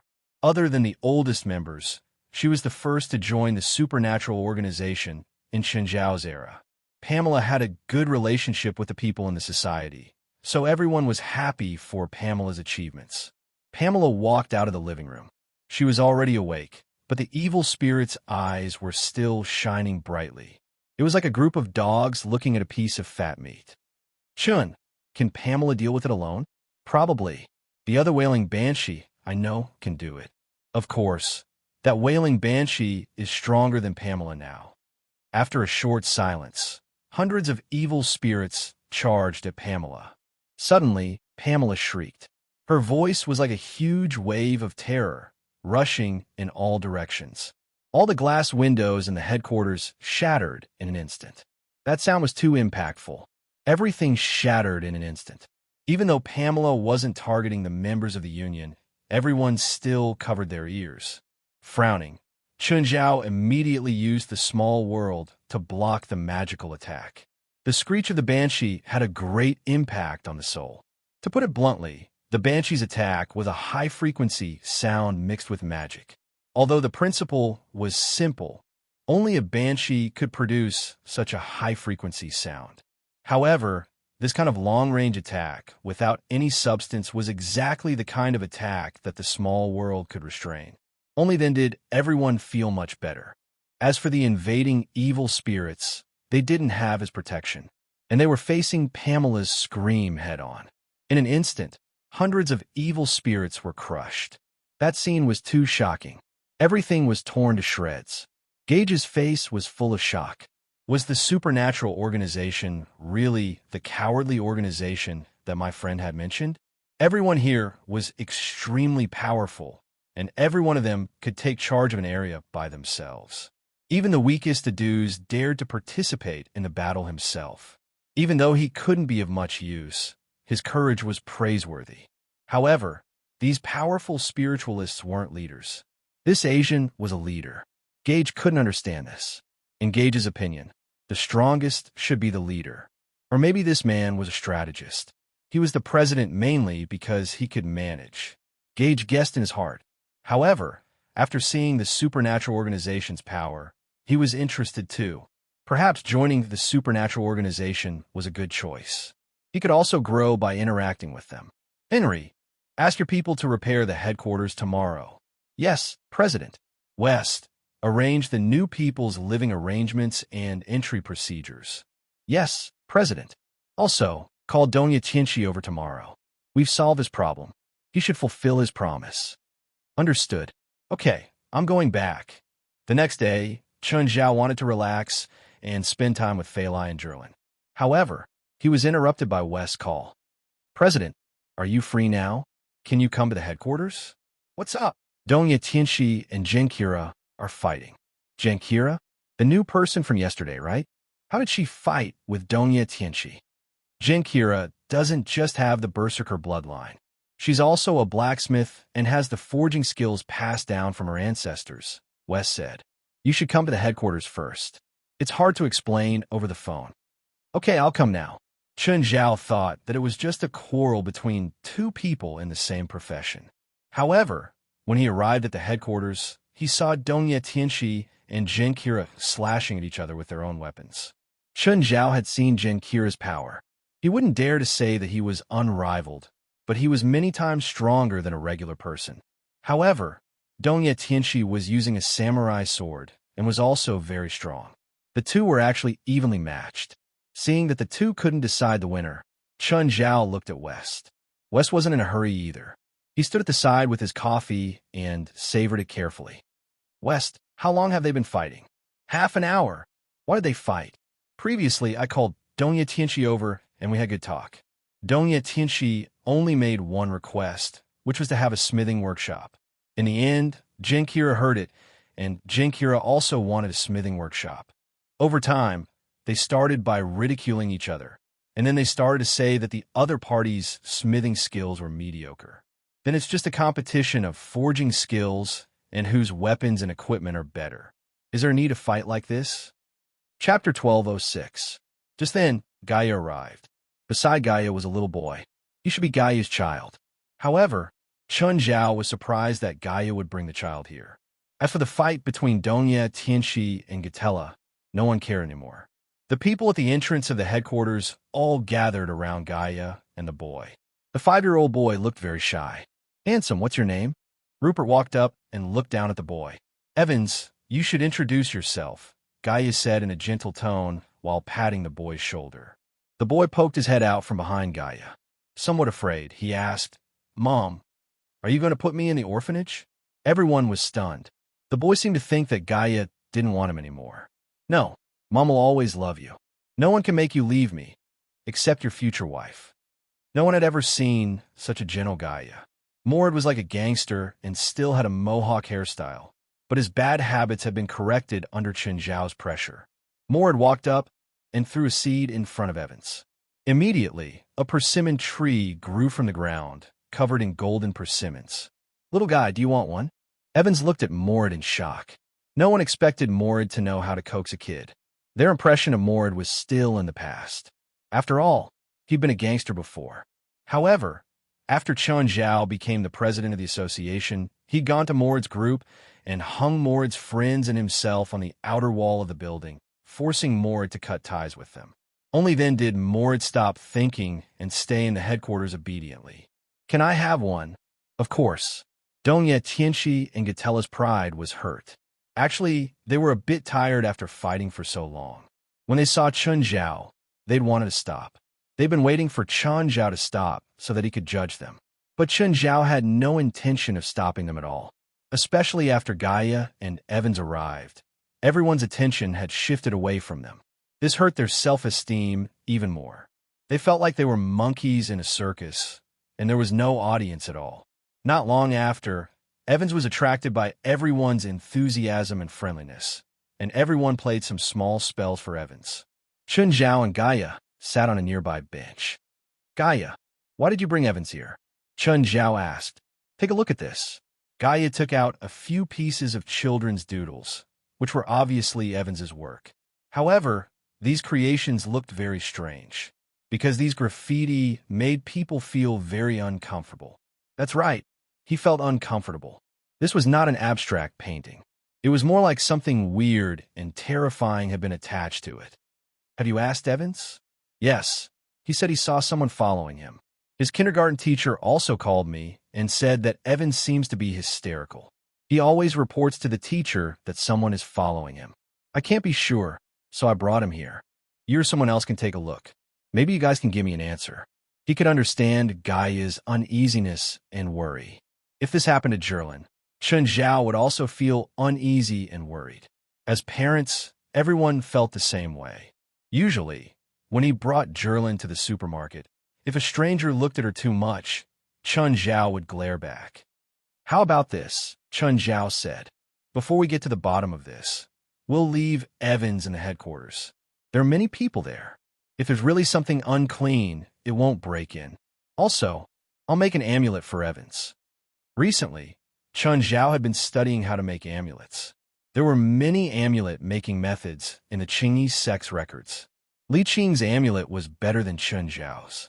However, Chun Zhao did not want to trouble Li Qing. This was because Li Qing's cultivation was slightly weak, and she was old. She had made amulets for Chun Zhao and Ethan, but she had injured herself first. So, Chun Zhao really did not have the courage to ask Li Qing to make another amulet. Jolig, take Evans to the mana testing room and do a full body check on him, Jolig said. Just then, get Kira and Dongye Tianqi stop fighting. They both came before Chun Zhao. Chun-san, please judge for me. You should call me president now, Chun Zhao said. Actually, Chun Zhao did not care what people called him. But right now, they both had to do the justice himself. Dongye Tianqi's way of addressing him would subtly get closer to Chun Zhao. Chun Zhao hoped to maintain his dignity and fairness before the two rookies. I haven't joined the organization yet. If they can't give me a satisfactory explanation, then I refuse to join. Dongye Tianqi felt that since Chun Zhao and West had interacted with him many times, they must have acknowledged his skills. He believed in his value. The supernatural organization would definitely not give up on him. Unfortunately, he was facing Chun Zhao. Chun Zhao stood up and looked down at Dongye Tianqi. Mr. Dongye Tianqi, you seem to have forgotten your promise. We'll help you deal with Devil Blade and Ghost King, and you won't make any request to join the supernatural organization. Now, you're going to break your promise. Do you think that I, or the supernatural organization, can let you come and go as you please? Or could it be that you're just using us? Dongye Tianqi suddenly felt immense pressure. The people around him did not feel anything except for Dongye Tianqi. He felt as if something was pressing down on him. Even the air became extremely heavy. Chun Zhao's unreasonable attitude directly messed up Dongye Tianqi's thoughts. He did not expect Chun Zhao to be so tough. Chun Zhao was also threatening him with what he'd said before. Instantly, Dongye Tianqi lost his composure. He hurriedly said, Chun-sen, no, President, you've misunderstood. That's not what I meant. I just hope that you can treat me fairly. But you admit that I'm the president, Chun Zhao said coolly. This is a good start. I hate being used, and I hate people breaking their promises even more. Now, if you have any conflicts, just say it. This guy was not strong, but his management and methods were impressive. Chapter 12:07. Jinkira looked down on Chun Zhao. However, Chun Zhao had enough prestige in the association. Everyone was willing to accept Chun Zhao's management and restrictions. This meant that Chun Zhao was good enough. Jinkira didn't plan on challenging Chun Zhao's authority. President, do you think my request is too much? You know how to forge weapons? Magic weapons? Yes. Dongye Tianxi, you're in the wrong. There are more women in the association than men. Your blatant discrimination against women is very unacceptable. Chun Zhao turned his head and looked at Dongye Tianxi. President, I'm not discriminating against women, Dongye Tianxi immediately said. Dongye Tianxi said immediately. If he did not explain himself properly after being accused by Chun Zhao, how could he continue working here in the future? I think that some jobs should be differentiated between men and women. I don't think a woman can forge a good weapon. Dongye Tianxi was actually like most Japanese. He was a straight man or a male chauvinist. Or perhaps it could be called male chauvinism. Perhaps this idea of his could find supporters in Japan. However, this wasn't Japan. Chun Zhao couldn't support this idea no matter what. After all, there were more women than men in the association. You think I'm not as good as you? Then let's compete. We'll compete in our most professional fields.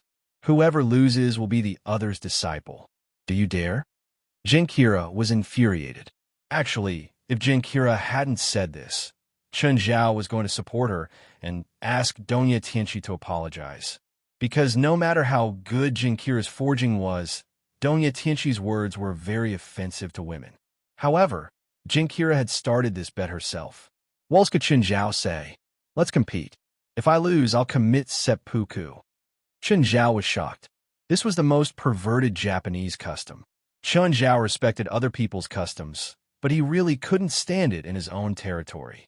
If a warrior lost, they would commit seppuku. Circumcision was a very, very painful thing because the victim would not die immediately after being circumcised. Therefore, people who committed seppuku often couldn't complete the process themselves. At this time, there would be a designated executioner. This executioner was called jiekuo. He would wait for the person who was about to perform a disembowelment to be unable to continue. Then, jiekuo would stand behind and chop off the person's head. A competition is a competition, Chun Zhao said coldly. I hope that every member of the association has the courage to take responsibility. If anyone loses, they have to follow the agreement and become the other party's disciple. You can't run away by cutting your abdomen. Chun Zhao didn't want Dongye Tianxi to ruin the atmosphere of the association. If he won and forced Jingora to perform a disembowelment, what would that mean? If he lost, he would happily commit seppuku. How was he going to behave in the society in the future? Besides, Dongye Tianxi still had a wife and daughter. Coming to the supernatural organization and then going home to commit seppuku, how unfair would that be to his wife and child? If Dongye Tianxi wanted to use cruel methods to deal with his enemies, he would not hesitate. Chun Zhao wouldn't object to any kind of method. Anyway, Chun Zhao had done a lot of perverted tortures and killings. He often did things that disgusted him, but he couldn't accept suicide. Yes, President, I'll do that, but I won't lose. But I won't take her as my disciple either. My disciple doesn't need a woman. Chun Zhao covered his head. He already regretted recruiting this iron-willed man. If he'd known, he would have chased him away. How do you guys plan on competing? Chun Zhao asked. Forging weapons, of course, Jingora said. How about this? Dongye Tianxi said. President also needs weapons, so we'll each forge a weapon. Whoever likes the weapon more will be the winner. President, what kind of weapon do you need? Jingora asked. A sword. I want a sword, a heavy sword. The more durable, the better. The hilt must be within the range that a normal person can hold with one hand. Within this range, the heavier, the better. The more durable and heavy, the better. I don't have a strict requirement for mana conductivity. It's best if you can have it, but if not, I won't force it. The heavy sword Chun Zhao wanted was mainly for close-range combat. When he used it, his main attack method was to coordinate with his speed and strength. Mana wouldn't be poured into the sword, so Chun Zhao didn't need much with or without mana conductivity. Zhao thought for a moment and then said, "Also, I need 12 light swords. They also have to be durable and have a high requirement for mana conductivity." Zhao wanted 12 light swords to control swords with music, so the higher the mana conductivity, the better. At the same time, he wanted them to be light. Light meant that Zhao could control his music more easily. Actually, compared to the first time, Zhao was already much stronger. He could control more swords now. However, Zhao was more familiar with 12 swords. If he controlled more swords, Zhao's battle rhythm might be messed up. It would be like putting the cart before the horse. Or he could control thousands of swords like Old Turtle, using absolute quantity to make up for quality. If he couldn't reach Old Turtle's level, he continued to use 12 swords to fight. When Zhao's quantity increased by leaps and bounds, he would consider practicing more sword riding. "President, you asked for a lot. I'm afraid we can't complete it in a short time." "Yes, just the materials will take a long time. If you lack any materials, ask West. If the society doesn't have them, we'll try our best to get them for you. If we don't lack materials, we can complete it in about 10 days, Donya Tianchi estimated." "I want the same amount of time," Gatella said. "Okay, we'll wait for the 13th. I'll decide who wins and who loses." Zhao looked at West. "Go and build 2 workshops." "Yes, President." Jollig had just gotten rid of Jinkura and Donya Tianchi when he came out with Evans. "President, Gaia, how is it? Is there anything strange about Evans?" "President, Evans is just a normal kid. At least, the Society's equipment didn't detect any mana in him." "Oh, so there's no problem?" Zhao asked. Normally, being able to see things normal people couldn't was mostly due to one's spiritual body. But since it was a normal person's body, they probably couldn't see supernatural things. But this made things more troublesome. Chapter 1208. Hysteria was actually a mental illness too. Mental illnesses had always been the most troublesome for humans. Even Zhao was often helpless when it came to mental illnesses, especially children. This was especially true for children. Children's minds were very active, and because they didn't have a complete worldview, they often made some unrealistic fantasies. However, adults often didn't approve of these fantasies. Children would become autistic or even depressed. Mental illnesses mostly required communication and companionship. Gaia, spend more time with Evans. If you don't have time, let the child stay at the headquarters. Of course, it's fine if he goes to kindergarten with children of the same age. Anyway, he needs company. Try not to let Evans be alone. Also, if Evans says that he saw something, don't deny it, regardless of whether you saw it or not. Chun, is Evans's condition serious? Actually, children's minds are the most active when they're 5 to 10 years old. Their brains start to accept large amounts of knowledge, so it's natural for children to fantasize. After this age, children's psychology will gradually mature and their worldview will become complete. They'll gradually forget those unrealistic fantasies. Both fantasies and hysteria only happen when children are lonely. As long as there's company, they won't think too much. Also, we can't be completely sure that Evans is hysteria. It might be something we don't know yet. Gaia looked at Evans from afar. Evans was playing with Rupert at the moment. Right now, Evans didn't seem to have any problems at all. It wasn't that Evans would definitely develop autism or depression. Actually, hysteria was a common mental illness for children. The best treatment for hysteria was companionship. One couldn't use a forceful attitude to deny or correct it. Children believed that what they saw was the truth, even if it was just their imagination. Do you want to see a psychologist? You can see a psychiatrist, but you can't go to a hospital that's too obvious. Children are very resistant to hospitals. Once they find out that they're sent to a hospital, they'll be very sensitive to the fact that they're sick. By the way, I know a psychiatrist. She's also involved in some supernatural incidents. I can make an appointment with her and ask her to come to the headquarters to give Evans psychological counseling. I think you can do psychological counseling. Gaia trusted him more. I know this theoretical knowledge. I've been exposed to such topics in school, but I'm not a professional. Professional matters should be left to the professionals. Okay, make an appointment with that psychologist. Gaia had absolute trust in Chun Zhao. I planned to move to the headquarters. After all, Gaia had her own job, and she was willing to give it up for Evans. However, she was more happy to have the best of both worlds. There was definitely no shortage of people in the headquarters, and most of the people in the headquarters were quite optimistic.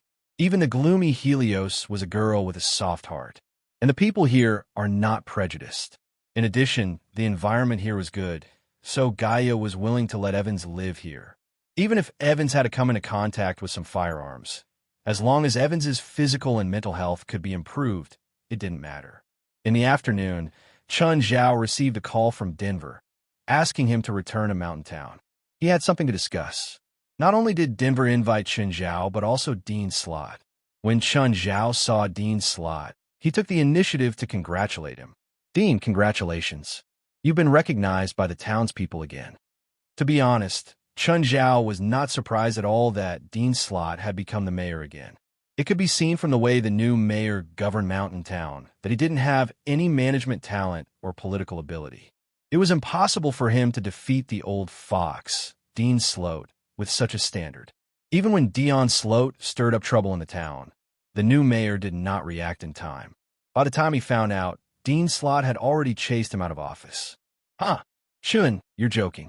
I have to thank you. Without your support, I wouldn't have been able to stay as mayor for long. Dean Slot had promised to rebuild the brewery in 3 months. If he could not rebuild it in 3 months, he would probably become the shortest mayor in Mountain Town's history. That's why I'm here to talk about rebuilding the brewery. I don't think we have any objections to rebuilding the brewery, right? Dean Slot asked. Indeed. Chun Zhao nodded. At the same time, he glanced at Denver. We just need to discuss some details. Chun, what details do you not understand? The first is the ownership of the brand, Denver said. Chun, do you want to take the old brand for yourself? Not take it for myself. I won't buy it. I hope that there won't be any trademark disputes in the future. You know that trademark disputes are usually caused by multiple owners, so I hope that we can clarify the ownership of the trademark. How much do you want to buy it for? Dean Slot asked. 500,000, Denver said, picking up where Chun left off. That's impossible. The original Mountain Beer's annual turnover is more than $10 million, and the annual profit is also more than $2 million. You want to buy this trademark with just $500,000? That's impossible. Dion Slot's reaction was very strong. Even Chun Zhao felt that Denver's price was too low. But that was how business was. It was like bargaining in a market. One side would ask for a sky-high price, while the other side would bargain. Chun, Mr. Denver, actually, there's nothing wrong with joint ownership of the trademark. You don't have to spend a single cent to own and use the trademark. I can also promise that I won't interfere with the production and operation of the brewery. Denver did not believe this. Chun Zhao would not believe it either. If the trademark was in someone else's hands, it was like their lifeline was in someone else's hands. If the trademark did not increase its value and earn a few $1,000,000 a year, the Mountain Town government might not take it seriously. But what if the trademark's value increased by 10 times? What if it increased by 100 times? By then, the Mountain Town government would demand a hefty fee for using the trademark.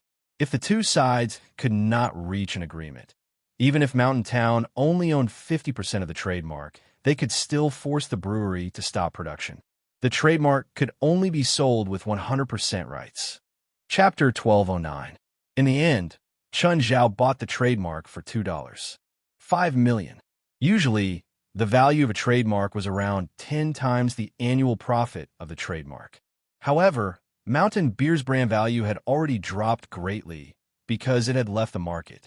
So $2, $5 million was within a range that both sides could accept. Then, Chun Zhao and Denver were most concerned about the ownership of the land needed to build the factory. First, the production needed water. Then, it needed water from Mirror Lake. So, it couldn't be too far from Mirror Lake. Otherwise, if it was built on Chun Zhao's private land, everything would be fine. But Chun Zhao also didn't want to build a factory on his private land. Although the brewery wouldn't have any pollution problems, Chun Zhao still didn't like it. So, Chun Zhao was more inclined to buy a piece of land near his private land.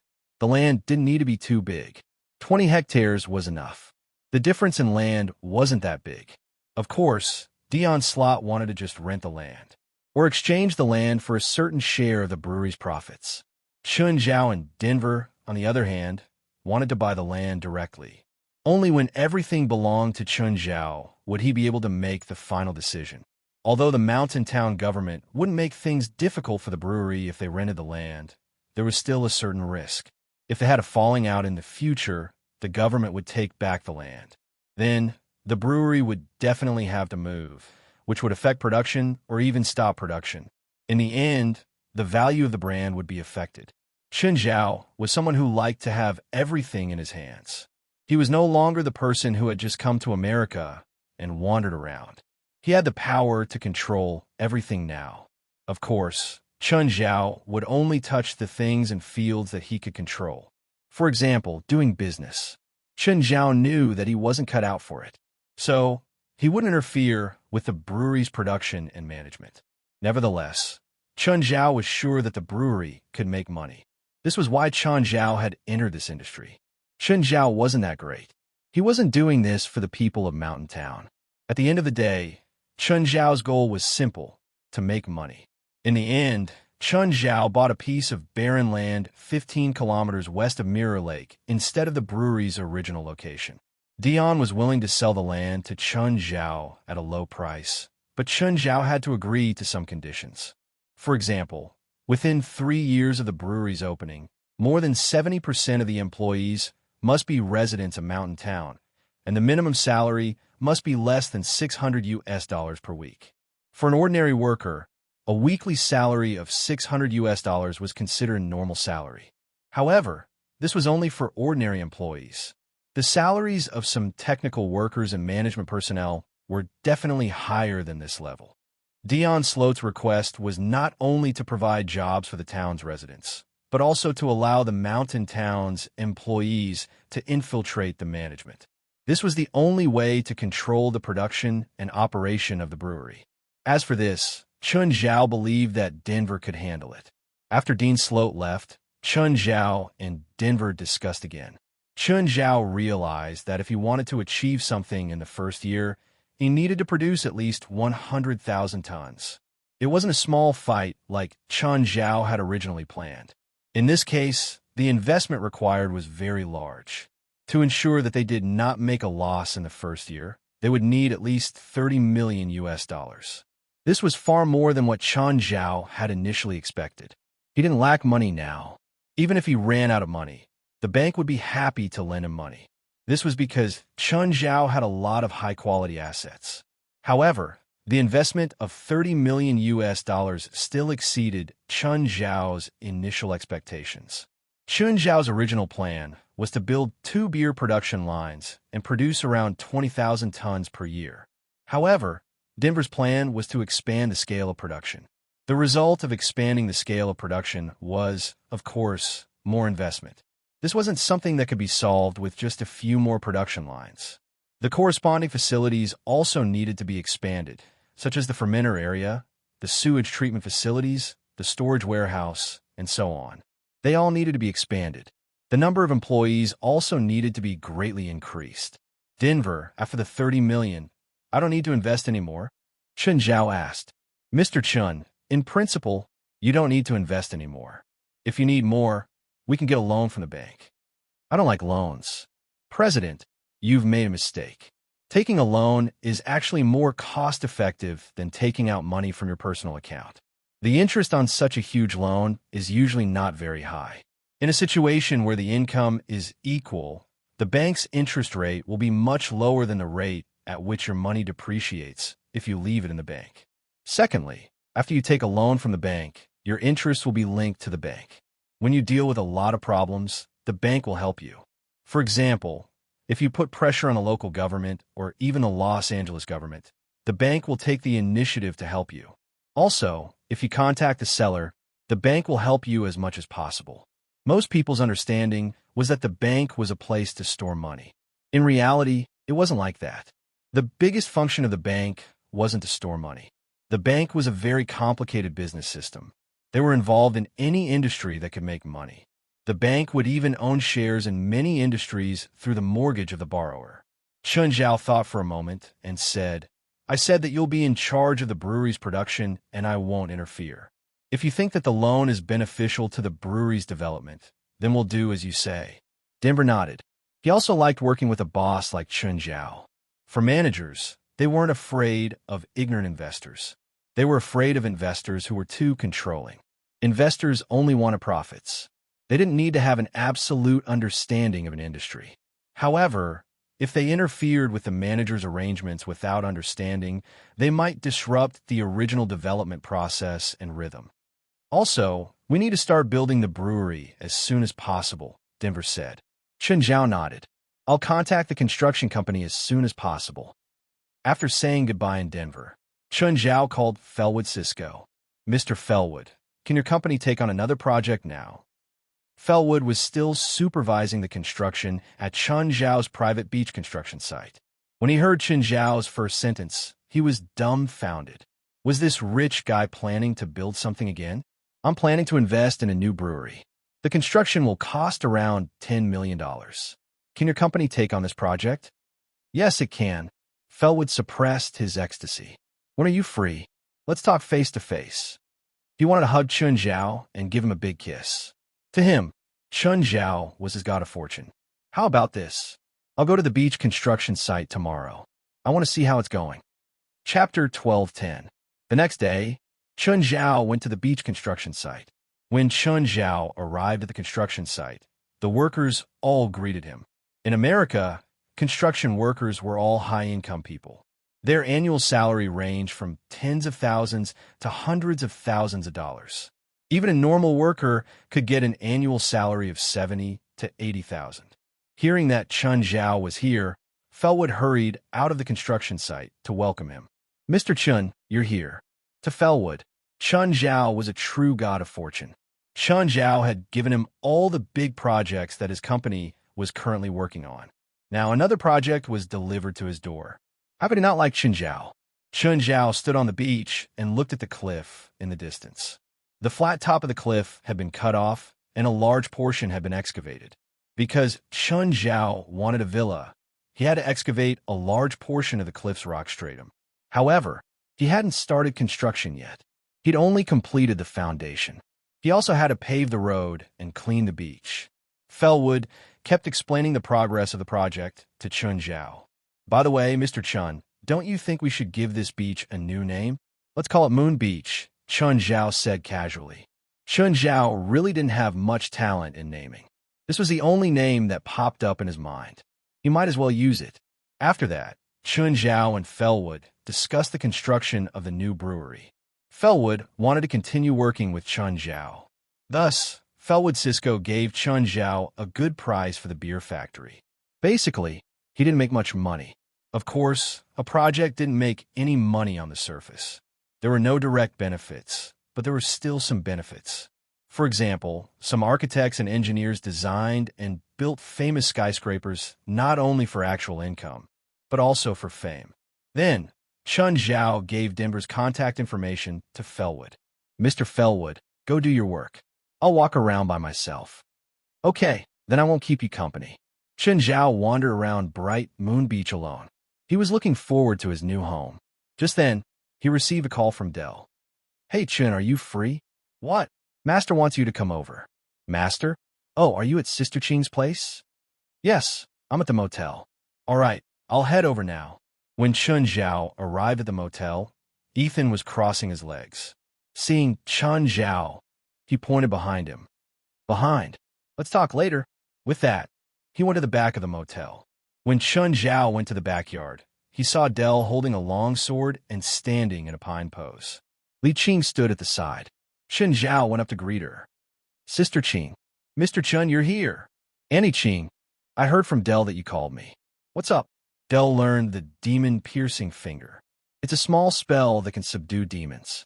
My request to him is to be able to see through your green-clothes cloud. Mr. Chun, you don't mind, do you? I don't mind. Dell walked up to Chun Zhao. Chun, don't underestimate me. I can pierce wood with a finger now. Chun Zhao nodded. You can try it on me now. Chun, I'm serious. Don't be careless. I'm not careless. Go ahead, Chun Zhao said as he activated the green clothes cloud.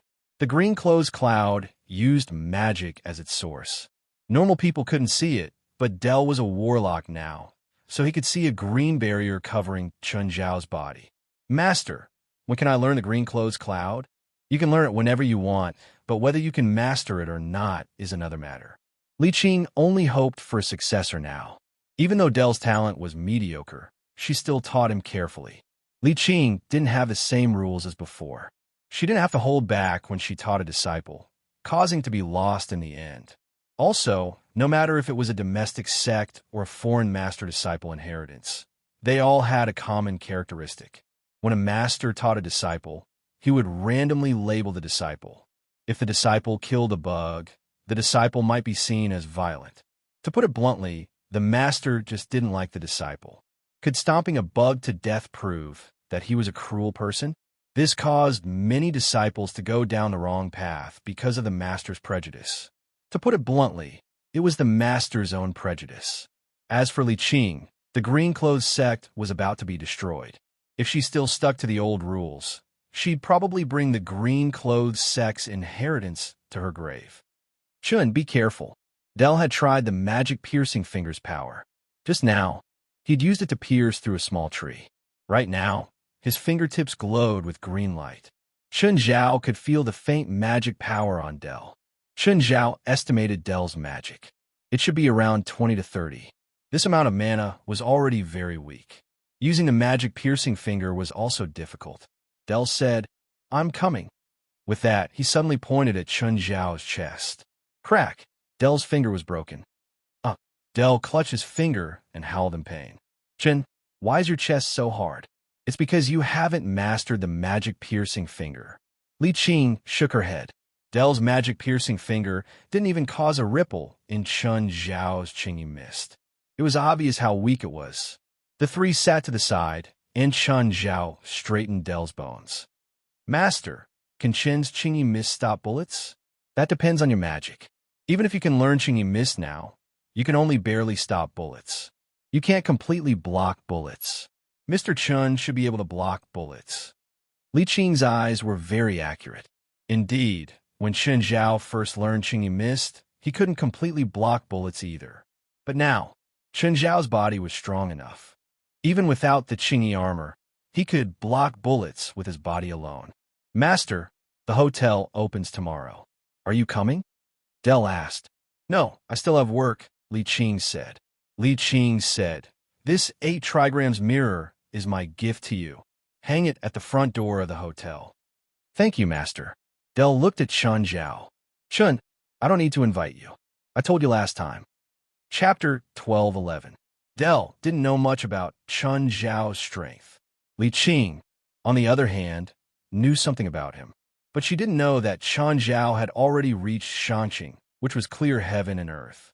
Even with her understanding of Chun Zhao in the past, Dell couldn't compare to the ultimate transformation plane. Dell's talent was average. It would be good if he could learn a few spells. Plus, Li Qing was old and didn't have as much energy as young people, so she could only teach Dell.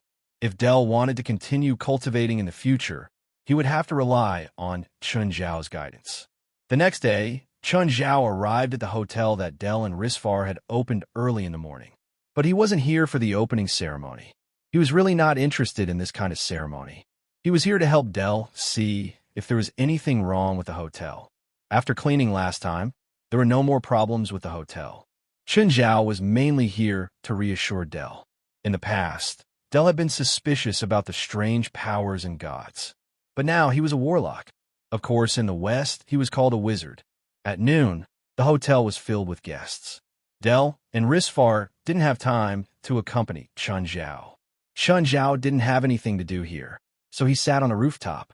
There was a huge swimming pool and bar on the rooftop. Today was the opening ceremony, but the rooftop wasn't open. Chun Zhao still liked the air here. The banquet restaurant below was filled with people. Chun Zhao really didn't like that atmosphere. Dell and Risfar didn't invite all upper-class guests. There were also some opportunists. Chun Zhao went inside to get a glass of wine and stood there for 3 minutes. 2 groups of people came over to test Chun Zhao's identity or ask for investments. Chun Zhao was speechless. After knowing that Chun Zhao was just an ordinary employee here, they immediately changed their attitude. The environment was too uncomfortable. The only people Chun Zhao knew, Del and Risfar, couldn't stay with him forever. The sea breeze blew from the south to the north. It was very convincing. One had to admit that after the change in the environment, the air became fresher. As long as there were no problems with the management, Chun Zhao was sure that business would be booming and money would come in. Just then, a woman came up to the rooftop. She was dressed in black business attire and had her hair in a ponytail. She was tall and slender, and she was wearing sky-high heels. She was holding a walkie-talkie in her hand. When the woman saw someone by the pool, she was stunned for a moment. Then he strode to Chun Zhao's side. "Sir, this place is not open yet. Please leave." Lying on the sun lounger, Chun Zhao moved his sunglasses up slightly and glanced at the woman. "I'm not a guest here. That's the staff here. Hundreds of people in the hotel are busy, and you came here to slack off? Which department are you from? Who's your superior? I'm not an employee here either. Are you trying to tell me that you're a guest here?" "Sir, the hotel hasn't officially opened yet, so we don't have any guests. If you can't tell me who you are, I can only call security. You better inform your two bosses first. Oh, give me a glass of whiskey." "Thanks." Chun Zhao yawned lazily. When the house in Bright Moon Beach was built, he would be able to enjoy the sea breeze every day. The woman looked at Chun Zhao with sparkling eyes, somewhat hesitant. She wasn't sure of Chun Zhao's identity. If he was a guest invited by her two bosses, shouldn't he be in the banquet hall now? But she didn't have Del and Risfar's contact information. She was only the hotel's customer service manager, not the general manager. There were still a few big shots above her. Plus, if Chun Zhao was really Del and Risfar's friend, she might offend Chun Zhao because of this. "Okay, sir. There are still many facilities that aren't open yet. I hope you won't wander around." With that, the woman turned and left. As the customer service manager of a super five-star hotel, Molly knew how to control herself. Otherwise, she wouldn't have gotten this job. The hotel wasn't open yet, but it was very busy today. There were many things that she had to deal with. She didn't have time to waste with Chun Zhao here. "Miss Molly, there are two people in the lobby. They say that they're hotel guests." "Hotel guests?" Molly was confused. "I'll come down now." Molly hurried downstairs. She saw a beautiful pregnant woman with a cute girl in her arms. "Hello, Mississippi." Molly walked over. "How can I help you?" "Your boss invited me here. He told me to stay here for a few days and experience it."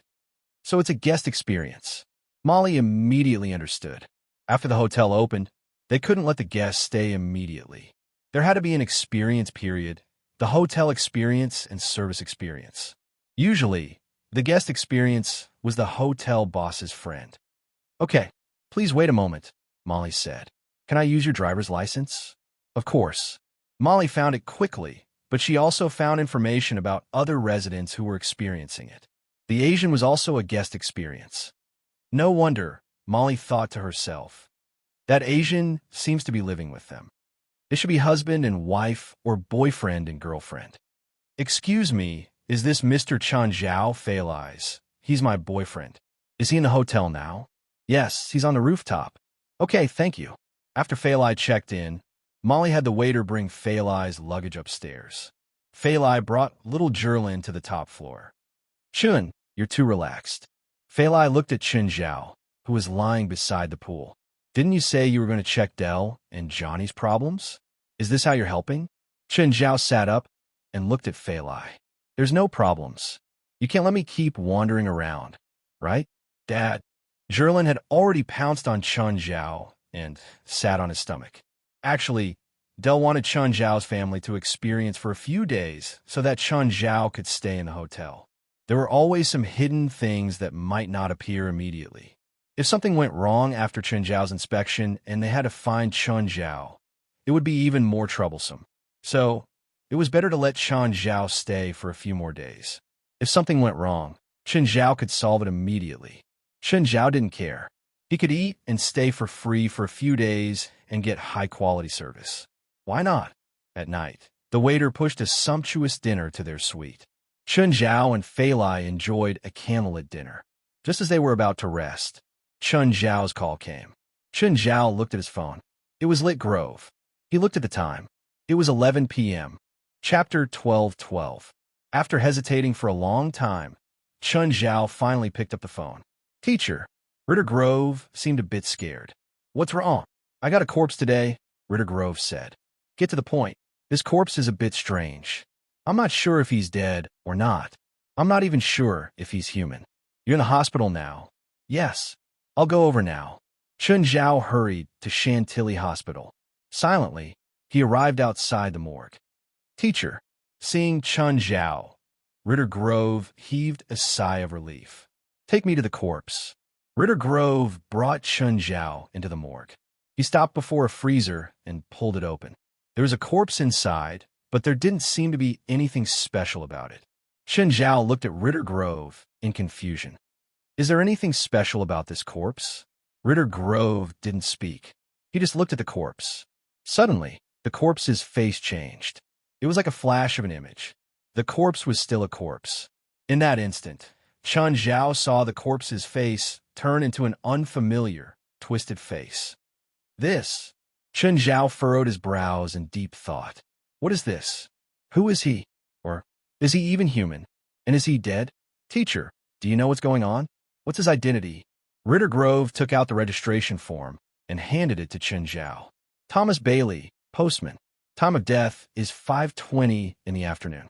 The cause of death is a car accident. He died after being sent to the hospital. Just then, there was a commotion outside. It seemed like someone had come, and there were quite a few of them. Then, the door to the morgue opened. I don't care. I want to see my husband. I don't believe it. I don't believe he's dead.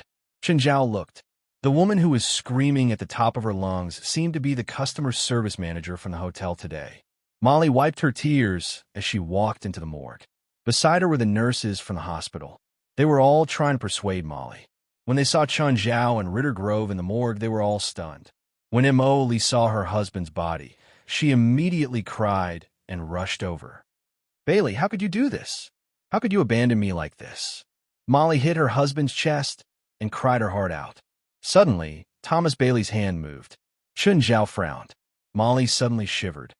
Bailey, you're not dead? You're not dead, are you? Who? At this moment, everyone heard Thomas Bailey's long exhale. Doctor, quick, quick! Bailey's not dead. He's not dead. Please save him. A few nurses rushed forward to check. Thomas Bailey was indeed breathing again. They did not dare to delay and quickly dragged Thomas Bailey out of the freezer. Chun Zhao looked at Molly. She seemed to be crying her heart out, but she wasn't as sad as he'd imagined. Thomas Bailey's resurrection was also orchestrated by her. Glancing at Chun Zhao and Lit Grove, Molly wiped away her tears and followed them out of the morgue. Teacher, there's something wrong with that woman. Of course. Wasn't it obvious? Strangely, he didn't feel any magic power from Molly. He didn't even feel that Molly was casting a spell when she slapped the corpse. After emergency treatment, Thomas Bailey's life was no longer in danger and he was sent to the ICU. Molly stood beside Thomas Bailey's bed and gently tidied up his hair. Bailey, what do you feel now? Not good. Not good at all, Thomas Bailey said weakly. How did this happen? How did you get into a car accident?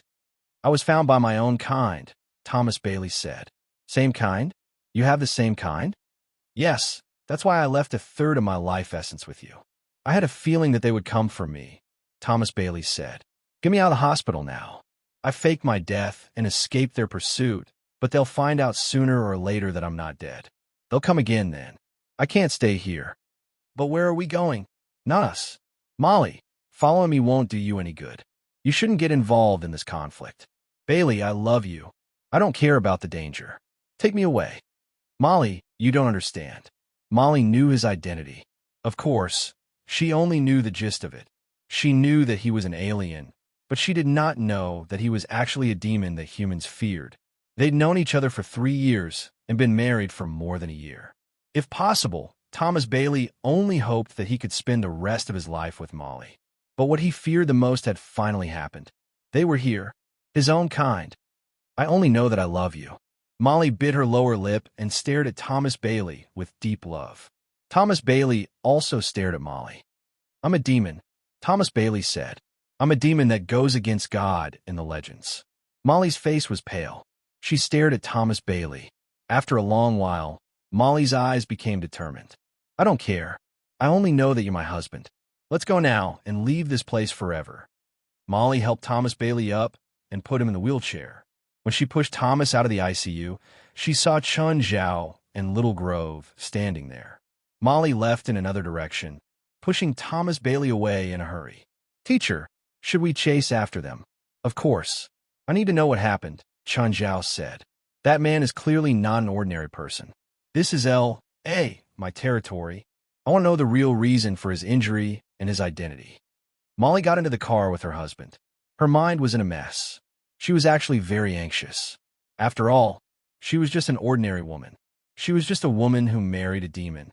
That was all. From the day they got married, Thomas Bailey had told her that he was not human. Molly was still determined to choose Thomas Bailey. She had also wondered if it was worth it. But women were always so blind when it came to love. Molly, where are we going? Chapter 12:13. Molly suddenly realized that there was a car following them. It's that Asian. Molly saw the two people in the convertible through the rearview mirror. Bailey, look at the convertible behind us. The Asian who was following us was already there when you entered the morgue, and now he's following us again. Is he also a demon? Thomas Bailey glanced at the rearview mirror. We can't tell like this. We escaped from the seal. Some demons have been hiding for hundreds of years. They're more human than humans. We'll only know if they're a demon when they reveal their power. Thomas Bailey said again, Molly, put me down. Let me talk to him. No, you're too weak now. You'll be killed again. But we can't escape. You understand, Thomas Bailey said. You shouldn't be involved in this. Can't we reason with them? Or we can give them money. I have money. Whether it's me or my kind, we never want money, Thomas Bailey said. Thomas Bailey said, what those commanders are after is to resurrect our master. Master? You have a master? A great demon that ravaged Europe for 1,000 years. I was once a human, Thomas Bailey said. Mosa pretended to be our lord and turned us into demons. He cast a spell on us to make us loyal to him. On the first day we were turned into demons, he gave us our first order. Thomas Bailey's body was trembling slightly. Molly turned to look at him. What was the first order he gave? Killing our family with my own hands. Thomas Bailey was already crying. My wife and my child, I killed them with my own hands. Molly opened her mouth. She realized that she couldn't say anything to comfort him. There is nothing more painful than killing the people you loved with your own hands. Then, how did you break free from his control? I never broke free from his control, Thomas Bailey said. Thomas Bailey said, even though he was sealed, his voice still echoed in my mind until we were also sealed. When I woke up from a seal again, that voice gradually disappeared. I woke up a few decades ago, and only after a long time did I realize that 1,000 years had passed. Later, I met someone of the same kind, and that person told me that because of the time of awakening, the effects of Kong Mosa were different. The later the demon awakened, the smaller the effect, and some demons who awakened very early were already planning to resurrect Kong Mosa. If a person could kill that great demon 1,000 years ago, they can do it now. It's impossible. Thomas Bailey shook his head. 1,000 years ago, there were powerful witches and priests everywhere in Europe. But now, there are very few spiritualists who can be considered powerful. Now, why are your kind looking for you? They seem to have found Mosa's soul, Thomas Bailey said. They plan to gather the former demon army to take back Mosa's soul and resurrect him. I refused, so they attacked me. By then, their car had already reached the coastal road. But then, their car broke down. Molly started the engine anxiously, but the car wouldn't start. Damn, I should have thrown this stupid car away long ago. Just then, the convertible behind them stopped as well. Molly, don't get out. No matter what happens, don't come out. Thomas Bailey dragged his weak body out of the car and walked toward Chun Zhao and Little Grove. Chun Zhao and Little Grove also got out of the car. Thomas Bailey looked at the two of them. He wanted to tell if they were the same kind as him. Chun Zhao was also studying Thomas Bailey. Aren't you going to introduce yourself? Chun Zhao asked. Just as Thomas Bailey was about to speak, his gaze was suddenly attracted by something behind Chen Zhao. A blinding light shone on the people standing by the road. Chen Zhao also turned his head, but he couldn't see anything because of the blinding light. By the time he could see clearly, a huge force had already hit him. Boom! Chen Zhao was sent flying and then rolled on the ground a few times. A large truck stopped in front of them. The truck was emitting a thick black aura. A figure got out of the truck. Thomas Bailey saw the person and felt like he was facing a great enemy. She had a graceful figure with waist-length hair and was dressed in tight clothes. Kendolin, why won't you let me go? I'm already like this. Let you go? Traitors should be punished. You failed to live up to your master's expectations, so you should be punished. Kendolin pulled out a pair of red daggers from his back. I was tricked the first time, but it won't happen again. You must die. Just then, Chen Zhao, who'd been sent flying, stood up again. It hurts a lot. Why did you hit me with the car? Chen Zhao rubbed his forehead. Teacher, are you okay? Ritter Grove hurriedly ran over and asked in concern. Kendolin and Thomas Bailey both stared at Chen Zhao in shock. Chen Zhao hadn't died from such a crash. Human, you're not dead? Kendolin asked in surprise. Human? So you're not human? Chen Zhao looked at Kendolin. To be honest, even Chen Zhao couldn't see anything strange about Kendolin. Kendolin grinned. Her face suddenly turned into a red-faced demon with a pair of demon horns that curved like a goat's. What do you think, demon? Chen Zhao narrowed his eyes and looked at Thomas Bailey. You're a demon too? Since you're not one of us, you better run now, Thomas Bailey said. She's a demon of torture. If you fall into her hands, you might not even have a chance to die. Really? I'm quite experienced in this area. How about we exchange some ideas? Demon of torture. You want me to exchange ideas with you? Suddenly, Candolin's voice came from behind Chen Zhao. Chen Zhao's neck tightened. Candolin's long hair had curled around his neck. Chapter 12:14. It definitely didn't feel good to have a mouthful of hair stuffed into his mouth. Moreover, the hair was still digging into his throat. Chen Zhao was furious. He couldn't spit out the hair. Chen Zhao grabbed Kandorin's two horns and headbutt. Bang! Kandorin was dizzy from Chen Zhao's headbutt. Chen Zhao headbutted again. Chen Zhao pulled out the hair in his mouth and pressed Kandorin onto the ground. One punch, and another punch. Chen Zhao didn't kill, but Kandorin still couldn't take Chen Zhao's punches. After a few punches, Kandorin was already gasping for air. Chen Zhao pulled Kandorin's horns and stood up again. Kandorin was paralyzed on the ground. If Chen Zhao wasn't still pulling her horns, she would be a piece of rotten meat now. Thomas Bailey was dumbfounded. This female demon was Kandorin. She was definitely not weak. But why was she so weak?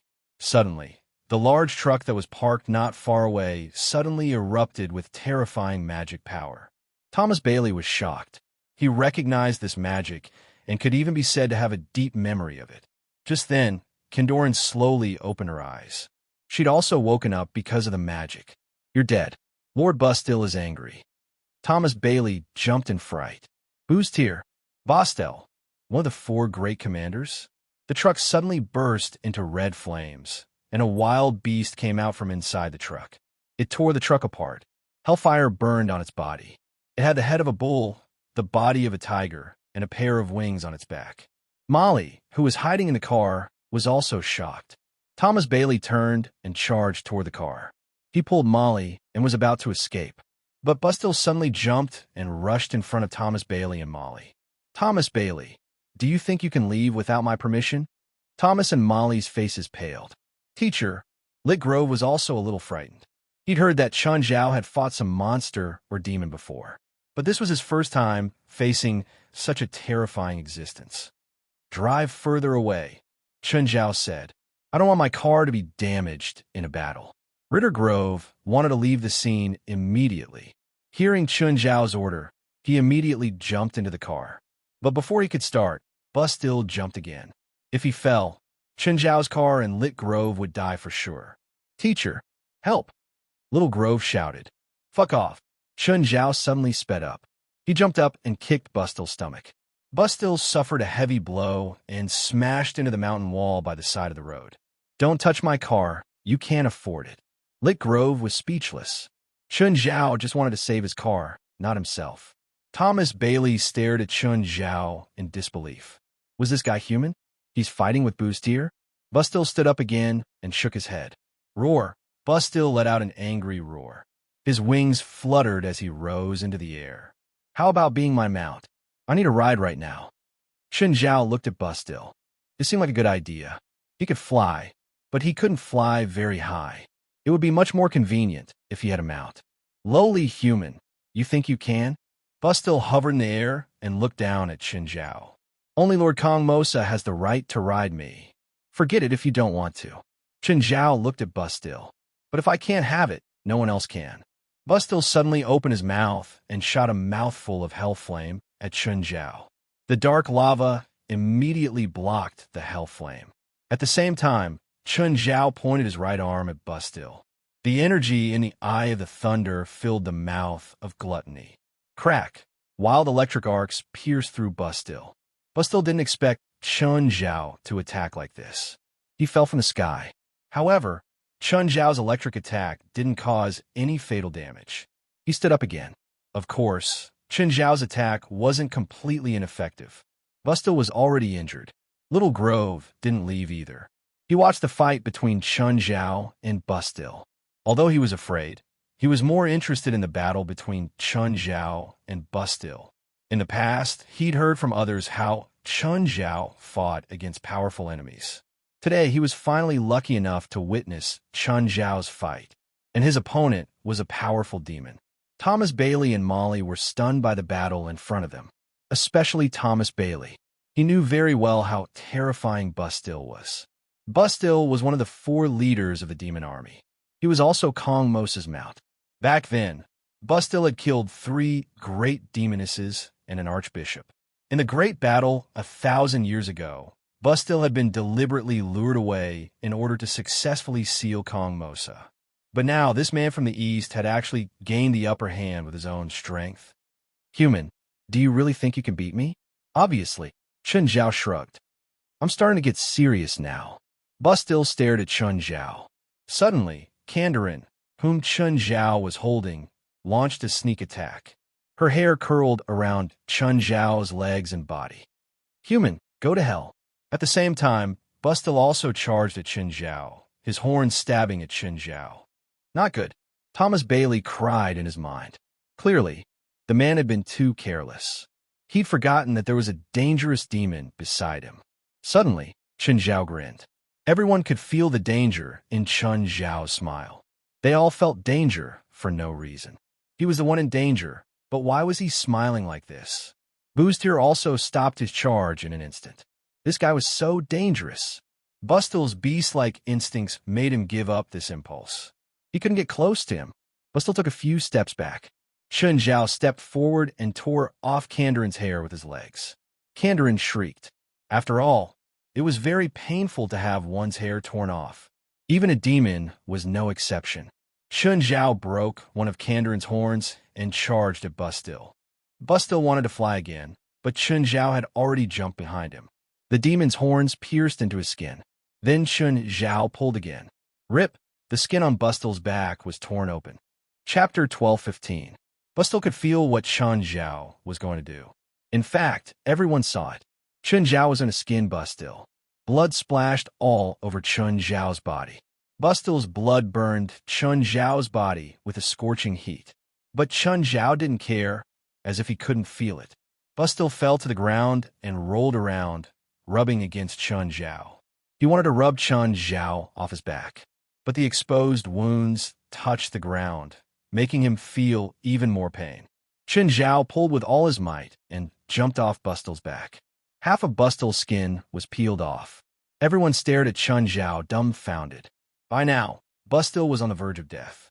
But the brutality didn't stop. Chun Zhao was still holding Kandarin's horn and skinning Bustil. From the looks of it, Chun Zhao looked more like a cruel demon. Grove, what do you think about putting this skin in the front hall of the association? Lit Grove's smile was forced.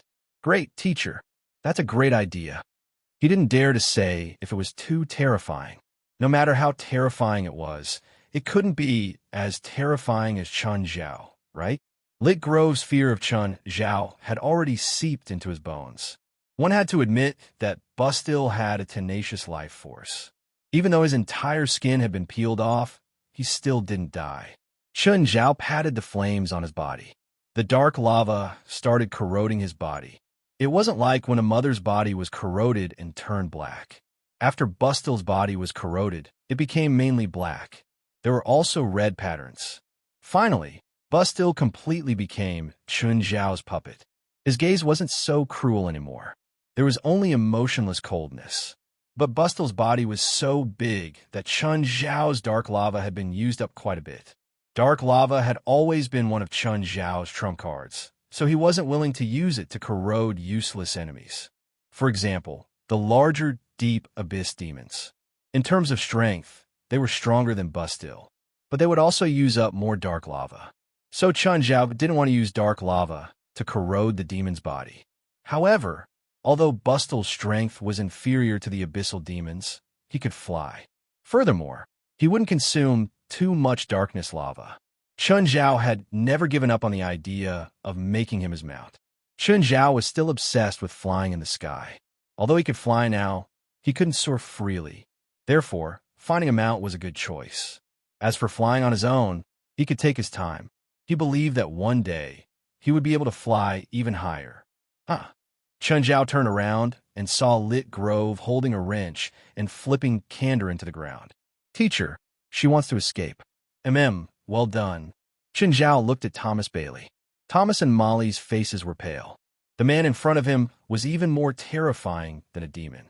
They had witnessed with their own eyes how this man had cruelly killed this demon. It was an appalling act. Are you going to follow me obediently or fight me? Chun Zhao asked. This has nothing to do with her, Thomas Bailey said. She's just a normal person. If you want something, come at me. I don't care who she is to you, Chun Zhao said. Since she's with you, she's not unrelated. I can tell you whatever you want to know. As long as I know, I can tell you. Please let Molly go. Then who are you? And why are these two demons chasing you? I'm also a demon. Thomas Bailey revealed his true appearance. He had become tall and powerful. Chun Zhao and Lit Grove had already seen his true appearance. Because I don't want to continue following the demon army, Thomas Bailey said. They're chasing me as a traitor. I don't want to live the evil life from 1,000 years ago. Demon army? Chun Zhao was surprised. You're a member of Kong Mosa's demon army? You know Kong Mosa? Yes. The host of 1/3 of his soul is in my hand right now. Before the 15th of this month, the demon army will attack my territory. Only then did Thomas Bailey understand why there were so many of his kind. It turned out that they had to deal with such a terrifying enemy. However, no matter how powerful this man was, he was still just one person. He couldn't fight the entire demon army alone. Chun Zhao pointed at Bastir, who had completely become his puppet. Who is this guy? He's one of the 4 commanders, Bastir, Kong Mosa's mount. What about the other 3 commanders? How strong are they compared to this guy? Bustil is close to the other 2 commanders. The other 3 commanders are Undying Arrow, Shadow Vanguard Eden, and Doan Tucker. Among them, Doan Tucker is the most terrifying. It is said that he directly received 1/3 of Kong Mosa's demonic power. Tell me what magic or battle techniques they're good at. Also, are there any similar strong people in the demon army? Undead Arrow has mastered necromancy. He can awaken the sleeping dead. Shadow Vanguard Eden never appears in front of the enemy. He will always appear behind the enemy. Candolin is Eden's subordinate. Also, Doantuk is the most mysterious great commander. No one knows how he fights, but there has never been an enemy he couldn't defeat. Thomas Bailey paused for a moment before continuing.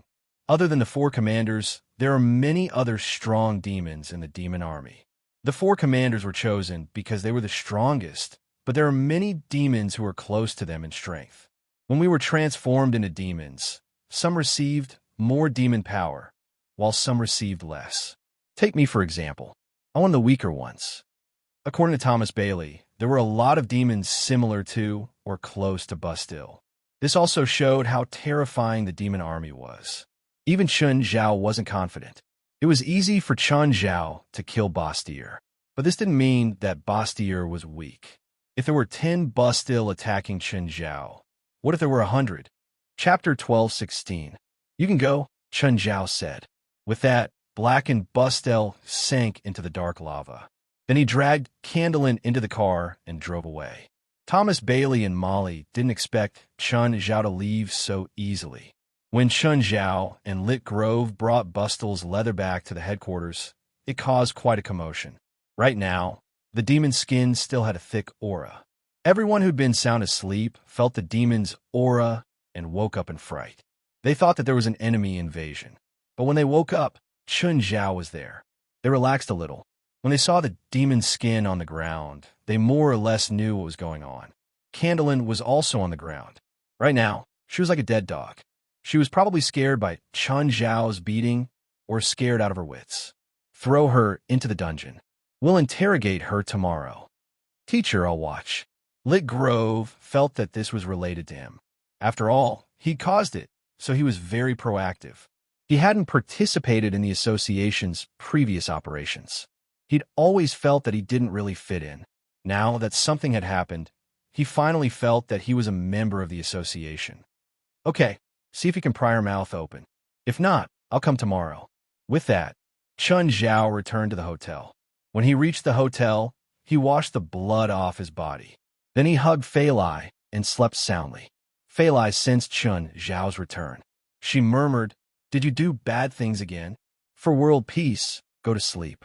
The next morning, Del and Risfar came to disturb them. Even though their family was just experiencing the guests, however, Chun Zhao and Fei Lai wouldn't write their suggestions in their notebook. They'd say it in person. "Chun, can you do me a favor?" Risfar told Chun Zhao his thoughts directly. "I want a nameless wine." Chun Zhao nodded. "What? How much?" "At least 3 bottles per month." "Sure." Chun Zhao answered straightforwardly. "No more. 3 bottles per month." On one hand, he could afford it. On the other hand, it would not steal the limelight from Mara's supermarket. "These 3 bottles of wine will be the room fee. This room will be reserved for our family. We will come and stay here when we have time. Don't let others stay here, okay?" Risfar and Del both laughed. Chun Zhao didn't call this an exchange of benefits.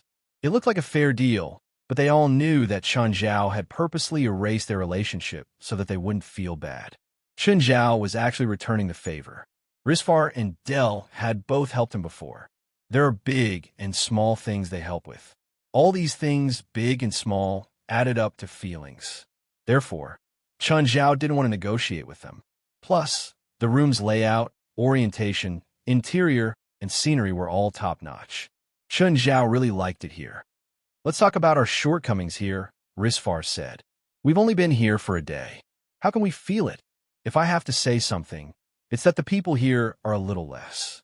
After all, it was only a trial operation, and there were only a few experienced guests." At this moment, there was a knock on the door.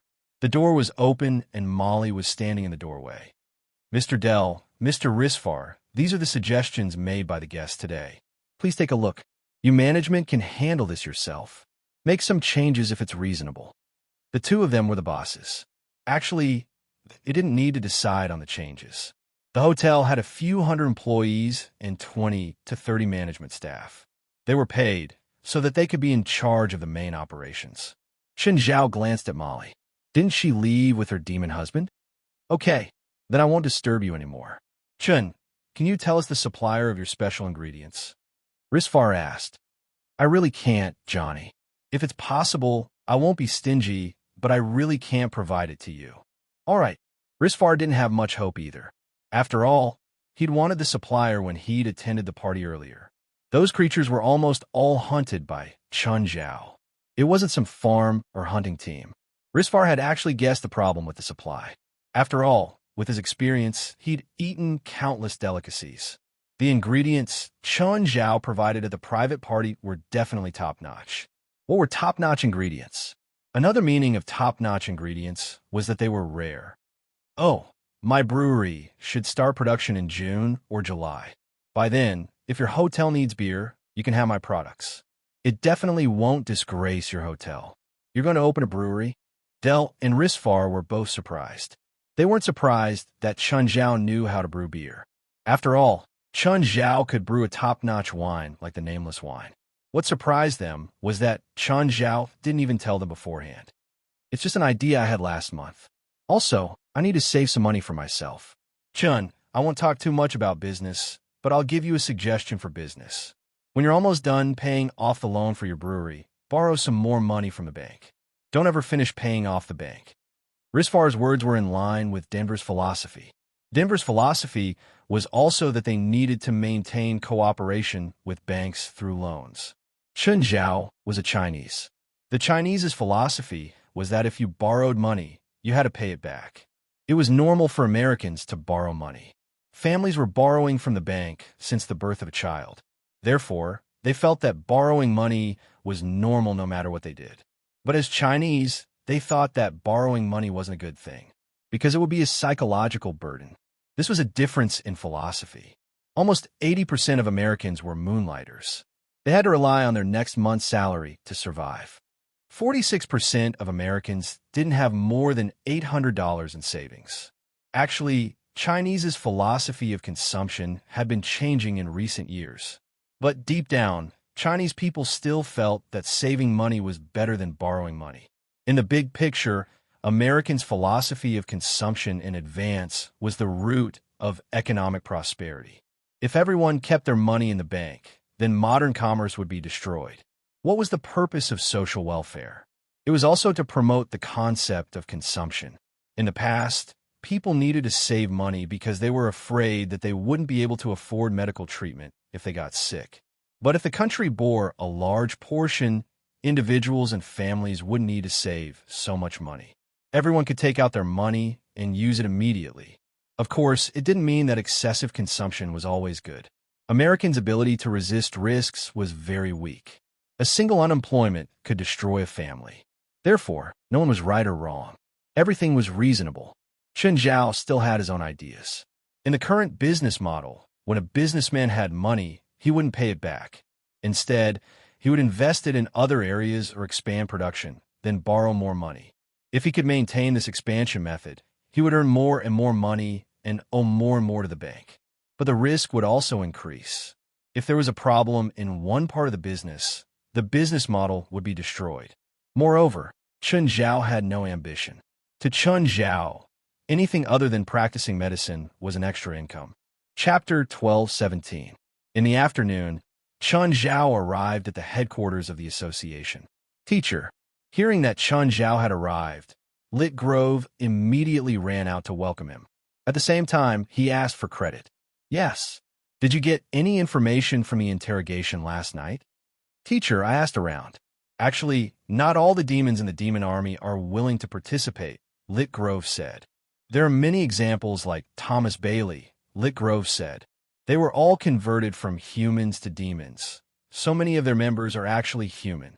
Chun Zhao wasn't surprised by Lit Grove's words.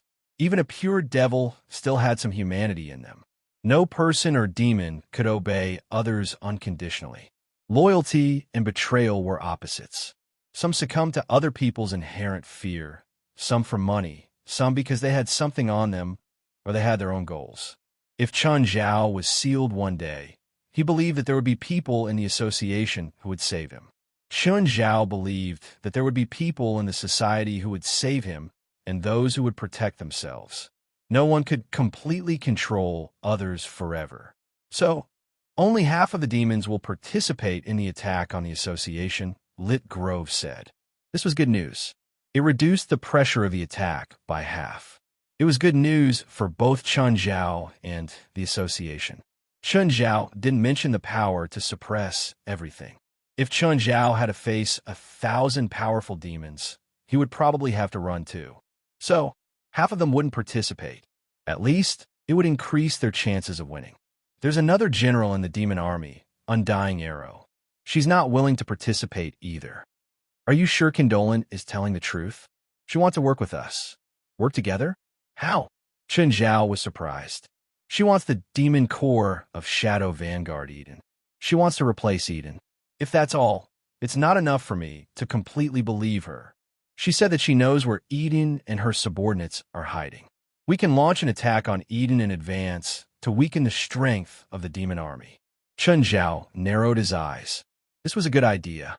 Weakening the demon army in advance. After thinking for a while, Chun Zhao had an idea. Since Condolan was willing to cooperate, he would cooperate. Whether it was a trap or not, he would go. It would be best if it wasn't a trap. Everyone would benefit from it. If it was a trap, then he would beat him at his own game. Of course, Chun Zhao wouldn't foolishly dive in. What Chun Zhao had to do was to be fully prepared. No one was stupid. Chun Zhao thought that he was smart. He wouldn't treat those demons as fools. Whoever treats who is a fool is the real fool. Just then, Chun Zhao sensed something and raised his head. Chun Zhao saw a small figure standing at the edge of the rooftop of the headquarters. Chun Zhao was shocked. Isn't that Evans? Why'd he go up there? Chun Zhao quickly ran to the bottom of the roof. Evans, what are you doing up there? Chun Zhao could go up and carry Evans down right now. However, Chun Zhao didn't do that. In order to ensure Evans' safety, he didn't want to use two extreme methods. Children were very innocent. If Chun Zhao flew up and hugged Evans this time, he wouldn't be able to do anything. Perhaps in Evans's mind, the next time he fell from above, he would appear again. The reason why some TV shows with young content would try to remove content like falling from buildings or playing with fire or water was because they didn't want to mislead children. Children didn't understand these things. They thought that what they saw was right. So, if Evans hadn't fallen, Chun Zhao wouldn't have gone up. Evans lowered his head and looked at the display downstairs. I'm talking to Belle. Who's Belle? Chun Zhao asked curiously. Belle is Belle. Evans pointed outside the rooftop. Uncle, can't you see? Chun Zhao frowned. He didn't see anything. But in that instant, Chun Zhao really felt something appear. But he couldn't see it. Right now, Chun Zhao didn't think that it was Evans's hysteria. He believed that there were some things in the world that others couldn't see. Only a few people could see them. For example, only Chun Zhao could see Blackie. There was also the metal box that had led him to this path in the first place and the keys. Only Chun Zhao could see them. This had nothing to do with power. The strong were strong and the weak were weak. He couldn't see them. Even if Chun Zhao placed the metal box before Beelzebub Zophi, the handsome boy, or Old Turtle, they still couldn't see it. Plus, Chun Zhao had felt it just now, so he believed that Evans had really seen something. It was also possible that that person or that thing had used some means to only let Evans see it. Chun Zhao had checked Evans before.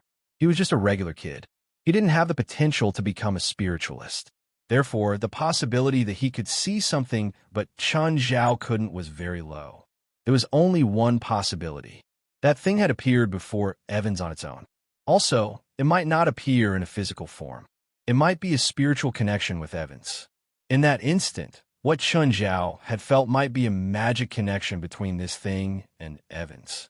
Chun Zhao started to cover Evans and his surroundings with the small world. He felt something a few meters in front of Evans. Magic power? It wasn't magic power. It was a ball of spiritual power. Chun Zhao tried to communicate with this ball of mental power, but it didn't respond. Or rather, Chun Zhao didn't connect at all. Evans, say goodbye to Belle. Talk to him next time. I'll take you out to play, Chun Zhao said. Chun Zhao didn't know what the spiritual power connected to Evans was trying to do. But Belle wants me to accompany her too. Then you can come down to play. Don't stand so high. It'll hurt if you fall. Belle, I'm right. Let's go down, Evans said to the air. Not long after, Evans left the rooftop and came down from above. Chun Zhao heaved a sigh of relief. Grove, keep an eye on Evans and the association. Don't let him be alone. Chun Zhao went to Evans's room. He realized that there were many new drawings on Evans's table. Every drawing was horrifying. Just from the contents, Chun Zhao's first impression was that it was evil. Chapter 12:18. Chun Zhao waited until Gaia returned from the set. Chun Zhao told Gaia his guess. You're saying that there's something that you and I can't see approaching, Evans. Yes. Chun Zhao nodded. Chun, do you have a solution? Not yet, Chun Zhao said helplessly. The thing isn't physical or spiritual. I can't even touch it. I can only vaguely feel its existence. Gaia fell into deep thought. She believed that if Chun Zhao had a solution, he wouldn't be stingy with helping her. Thankfully, there were many people in the Union. There were usually people around, and Chun Zhao had orders. Apart from when Evans was sleeping, there would always be someone by his side at all times. When Chun Zhao and Gaia walked into the headquarters, Dongye Tianxi and Jinkira came over. President, I've already made the weapon you wanted. I'm done too. President, I made it first. I was the one who made it first. Didn't you say it would take 10 days? You're done in half the time? Is it shoddy? Chun Zhao was suspicious of their speed. President, I haven't slept at all these days and haven't left the workshop. Jinkira looked at Chun Zhao with dark circles under his eyes. Chun Zhao looked at Dongye Tianxi. His eyes were also lifeless. In the past few days, the two of them had forged with all their might. They hadn't slept at all. Where's the weapon? Let me see. Both of them ran back to their workshops. Even when they ran, they didn't give an inch and bumped into each other. A few minutes later, the two of them came to Chun Zhao with a large pile of swords. President, look at the weapon I made for you first. Look at mine first. What's the rush? Are you in a rush to reincarnate? Chun Zhao said in annoyance. Dongye Tianxi, if you bring another pile of katanas, don't blame me for getting angry. Of course not. Dongye Tianxi had learned his lesson. Not to mention whether he still held to his previous viewpoint. If he continued to make katanas for Chun Zhao, he would definitely lose the bet. Okay, you first. President, please take a look at this greatsword. It's 5 meters long, 15 centimeters wide, and weighs 225 kilograms. Isn't it too heavy? Dongye Tianxi asked. No. Chun Zhao lifted the heavy sword and tapped it with his finger. The engravings on the body of the sword were quite beautiful. They were inlaid with gold. When Chun Zhao picked up the heavy sword, he felt that it was sturdy. At the end of the sword, there was a barb guard, and the hilt was wrapped in a layer of beast skin. The main material of this heavy sword is a combination of magic tin gold and stoneware gold. Both are very heavy metals, and the hilt is wrapped in the skin of a magic rhinoceros, which makes it more comfortable to hold without hindering the user's mana, Dongye Tianxi said confidently. Not bad, I quite like this sword. Guild leader, please take a look at the center I've made for you before making your decision. Jinkira immediately became anxious. If Chun Zhao made his decision now, he would have nothing to do with it. President, this sword of mine weighs 455 kilograms and is 75 meters long. It is made of tin and titanium alloy. To be precise, this sword of mine is not a magic weapon. However, it fulfills your requirements of being heavy and durable. Chun Zhao accepted the sword that Jinkira had made. Indeed, the sword was wider and longer. Although it couldn't be infused with mana, it felt stronger. I like your sword more, Chun Zhao said. Jinkira was instantly overjoyed. He looked at Dongye Tianxi proudly. Guild leader, my sword is a magic weapon, Dongye Tianxi said unhappily. Hers is just a regular weapon. No matter how you look at it, she's the loser. I've told you my requirements. Heavy, durable, and doesn't require high mana conductivity. If I didn't have the weapon forged by Jinkira and only have this sword of yours, I might like it. But now that I have this sword of hers, I still prefer the feel of her sword. Dongye Tianxi, I won. Now, you have to call me teacher. Wait, it's not over yet, Dongye Tianxi said immediately. Guild leader, there's still the 12 light swords you requested. Dongye Tianxi placed the 12 light swords before Chun Zhao. Jinkira didn't back down either. He placed the 12 light swords that he'd made before Chun Zhao. These 12 swords are made of Qingyu Bailing. Although Qingyu Bailing isn't made of metal, it has been soaked in the blood of 9 different magical creatures. Not only is it stronger than normal metal, but it also has a strong mana conductivity. At the same time, it's also very light. Each sword weighs less than 5 kilograms, Dongye Tianxi said. That's right. My work is made of spirit iron. It also has strong mana conductivity. The sword weighs 7 kilograms. Chun Zhao first tried Dongye Tianxi's light sword. As he'd said, it was very light and had excellent mana conductivity. Then he tried Jinkira's light sword. The effect was not bad, but it wasn't as good as Dongye Tianxi's. Both mana conductivity and weight couldn't compare to Dongye Tianxi's weapon.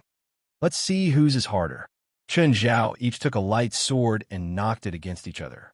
In the collision of metal and metal, a corner of Jin Kira's light sword flew off, while Donya Tianqi's weapon was unharmed.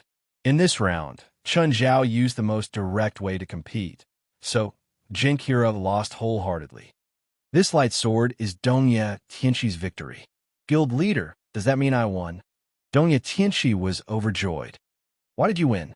We each won one round. It should be a tie. Jin Kira corrected immediately. I have 12 swords, but you only have one. Of course I win in terms of numbers. One of my swords weighs more than 12 of your swords. In that case, I should be the one to win. Neither gave in. Neither was willing to give in. This is my first time trying a heavy sword, and I misunderstood the guild leader's needs. I won't lose to you next time. A loss is a loss. Why find so many excuses? All right, stop arguing. Both of you are in a tie, so don't be unhappy. If you can completely crush your opponent, then show me your strength. What's the point of arguing now? Although both of your weapons are good, they haven't completely met my requirements. Donya Tianqi's 12 light swords and Get Kira's heavy sword will be mine.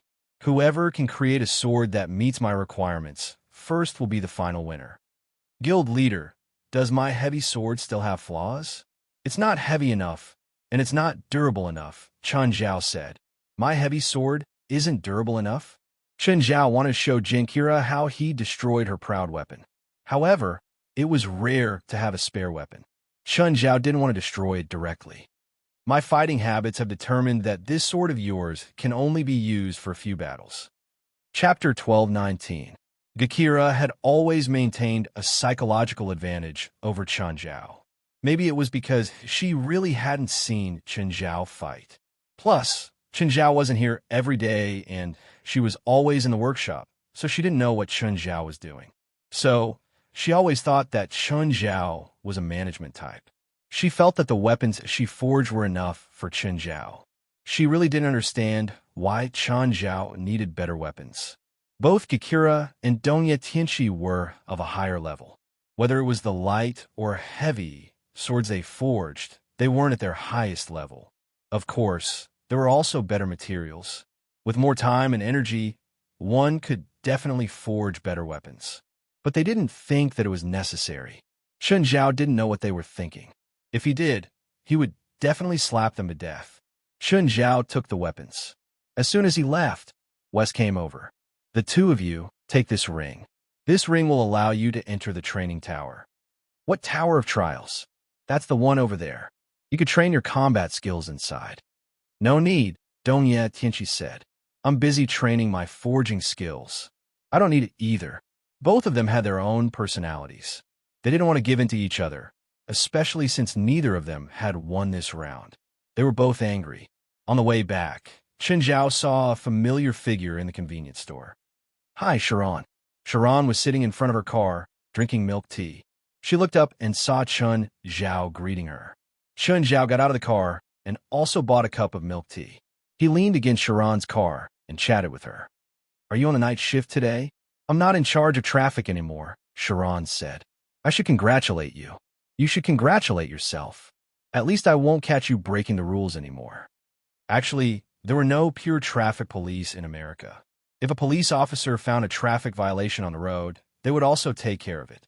However, the main managers were police officers like Sharon, who were in charge of traffic control. Of course, if they encountered other types of crimes, they would also take care of it. In particular, if Sharon met Chen Zhao on the road, she might have to take care of him again. Chen Zhao would chat with Sharon every time he met her on the road. By the way, your car is parked in a temporary parking space. Sharon looked at the time. You can't park for more than 15 minutes. You still have 10 minutes. Remind me at the last minute, Chen Zhao said, rolling his eyes. At that moment, another convertible stopped by the roadside. A man got out of the car, holding a bouquet of roses in his hands. Shalon for you. Saran looked at the man expressionlessly. Inro, I think I made myself very clear last time. Or did you not understand me? Sharon looked at the man impatiently. Chen Zhao watched the show from the side with interest. He wondered if he should help her and act as her temporary boyfriend. Sharon, I really like you. I will use my actions to prove my feelings.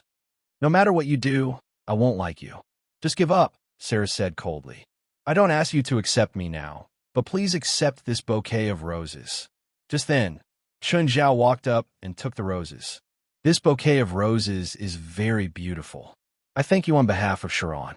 Inro's expression froze. What do you think our relationship is? Chun Zhao looked at Inro with a smile.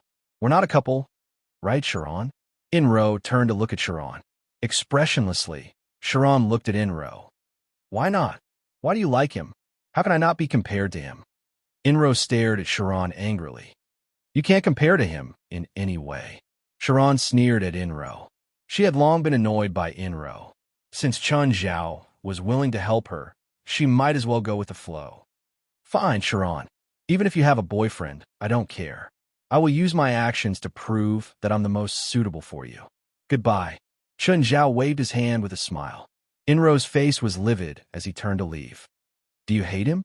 An idiot, Sharon said. He actually naively thinks that if he pursues me, my father will invest in his company.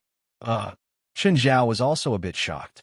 American society was different from China.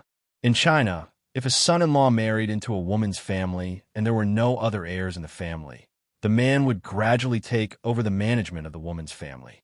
However, for a family business like America, management would rarely change just because the man married into the family. It was also not like the man could enter management just because he married the heiress of the family. Even if the woman inherited the family business in the future, it had nothing to do with her husband. Moreover, for a marriage like theirs, they would definitely sign a prenuptial agreement before marriage. Even if he really pursues me, Sharon said, my father won't invest $50 million in his company. What's his company's business? Chun Zhao asked curiously. Travel company, Sharon said. Oh, he mostly receives tourists from Southeast Asia. $50 million for travel company? Is he planning to use dollars to cover the Pacific Ocean? He's just an opportunist. It's about time. I should go. If I don't, you're going to give me a ticket. Chun Zhao stuffed the rose into Sharon's hands. This is for you. Can you be more sincere when you give me a gift next time? Sharon looked at the rose in her hands and then stuffed it into the trash can beside her. Chun Zhao didn't drive for long before he felt a car following him. Chun Zhao looked at the car. Wasn't it Inro's car? Chun Zhao parked the car by the roadside. Inro's car was also parked behind. Inro got out and walked to Chun Zhao's side. Sir, how about we get to know each other? Inro put his hands on Chun Zhao's car door. What do you want? Chun Zhao looked at Inro. It's about Sharon. And? Chun Zhao looked at Inro. You know what Sharon's family does, right? We're already boyfriend and girlfriend. Do you think I wouldn't know? Do you want a lot of money? How much? 5 million. Chun Zhao frowned at Inro. After all, it was only 5 million. Was he really that cheap? Look at my car first, then we can talk about the price. Chun Zhao rolled his eyes. Chun Zhao and Inro both drove convertibles, but Chun Zhao's was a Porsche 918, while Inro's was less than $100,000. Inro's expression froze. Fine, 10 million. Chapter 1220. Inro narrowed his eyes at Chun Zhao. You have the same idea, right? Of course. Why would I be with Sharon if I didn't? She's bad-tempered and hard to please. If I have money, I'd rather find someone gentle and caring. Chun Zhao didn't feel any guilt when he said such shameless words. Inro understood Chun Zhao's words very well. He treated Chun Zhao as someone in the same industry. In other words, they were the so-called professional gigolos. However, Inro wasn't a normal gigolo. Inro didn't do business for 10 years, but once he did, he could eat for 10 years. He'd been looking for Sharon for a long time this time. However, Chun Zhao was happy about Inro's misunderstanding. Finally, someone recognized his looks and thought that he had the right to be a gigolo. It wasn't easy. Did you rent this car? No, I got it from the rich woman I tricked last time, Chun Zhao said. Where's that rich woman? I worked with someone to make her bankrupt and get tens of millions of dollars. Inro gasped. He didn't expect that Chun Zhao wasn't only a kindred spirit, but also had methods that weren't weaker than his. At the same time, he believed that he'd found the right person. It's not easy to get money from Sharon's father. He's famous for being stingy. What's your original plan? Inro asked. I'll get her first, and then find a piece of land. Then, I'll tell Sharon that we don't have enough money to buy the land. She'll pay for it, and then I'll transfer it from left to right. Then how are you going to get out? Inro asked. Even a married couple had to pay debts. Plus, the court wouldn't support the man for such a huge transfer. That's easy, Chun Zhao said matter-of-factly. Just mortgage the land to Sharon's family. That's too difficult, Inro said. If you cooperate with me, I can definitely make more money for you. It'll be easier too. What's your plan? Chun Zhao asked. I have a shell company. Try to convince Sharon to invest in my company and then make it bankrupt in 3 months. The money in the company can be transferred to an overseas account. It's absolutely safe and fast. She can't get the money back even if she wants to. I'll think about it, Chun Zhao said. In fact, Inro's method was even cruder and less reliable than Chun Zhao's. To put it bluntly, he was using feelings to swindle people. Shell companies could deceive ordinary people, but could they deceive a billionaire? This was obviously impossible. To be able to become a billionaire, who was a fool? Any random commercial detective could turn Inro's background upside down. Even Chun Zhao's investment of 30 million had to be evaluated multiple times. He had to find experts and banks for multiple reviews. Why would the investors invest in a shell company? Give me a contact number so that we can contact and discuss, Inro said. Chun Zhao gave him a number, but it wasn't Chun Zhao's number. It was West's. Chun Zhao didn't want him to disturb his phone. If Inro found out that he had been tricked and spread his phone number, he might be harassed by him. So he gave West's number to Inro. At that time, even if they wanted to harass him, it would be West, not him. This is my assistant's number, Chun Zhao said. Inro increasingly felt that Chun Zhao wasn't simple. He actually had a personal assistant. No wonder he could trick rich women out of their money. He'd tricked a few women too, but the most he got was a few $100,000. After Chun Zhao left, he sent the recording to Sharon. Not long after, Sharon called him. Chin, what's going on? That Inro just found me again. He wants to work with me to cheat your father of his money. This asterisk shoal. I won't let him go. Actually, Sharon didn't need Chun Zhao's reminder. She already knew Inro's background. But with this kind of ugly and naked evidence in front of him, his mentality changed. Sharon originally didn't want to talk to Inro, but now, this recording completely ignited Sharon's anger. Do you need me to provide a gun? Chun Zhao teased. It's not convenient for you to use your gun. After a moment of silence, Sharon said, I'll give you $50,000. Help me teach this asterisk shoal lesson. How about that? $50,000? She was too cheap. That's against the law. You're a cop. Chun Zhao didn't want to have too much to do with Inro. With his relationship with Sharon, reminding her was already very kind of him. He didn't have to help her teach Inro a lesson. Moreover, Sharon's father should be capable enough. He didn't even have to do it himself. If it was a good friend of his, like Steven or Dell, it would be a waste of time. If they met such a scammer, he would help them teach the scammer a lesson. But he and Sharon definitely weren't good friends. All right, I'm not asking you to kill anyone. Whatever. If he finds me again, I'll think of a way to teach him a lesson, Chun Zhao said. Chun Zhao had too many ways to teach scammers a lesson. It didn't matter if it was the underworld or the legal world. Moreover, such people didn't deserve sympathy. He definitely tricked many people. Most of them were women. Even if he killed him, he would be helping the people. Of course, the prerequisite was that Inro came to him. Chun Zhao's job scope didn't include helping the people. After returning to the hotel, Chun Zhao met Molly in the lobby. Seeing Chun Zhao walk in, Molly immediately walked up. Mr. Chun, can we talk? About what? About my husband. Is there a problem? Bailey hopes to get you protection. He's a demon, and I'm a spiritualist. In terms of status, we're natural enemies. I've already shown my kindness by not killing him, but now you want me to protect him. That's not appropriate. To be frank, he wasn't related to Thomas Bailey at all. Why should he protect him? Bailey said he knows Doan Tucker's weakness.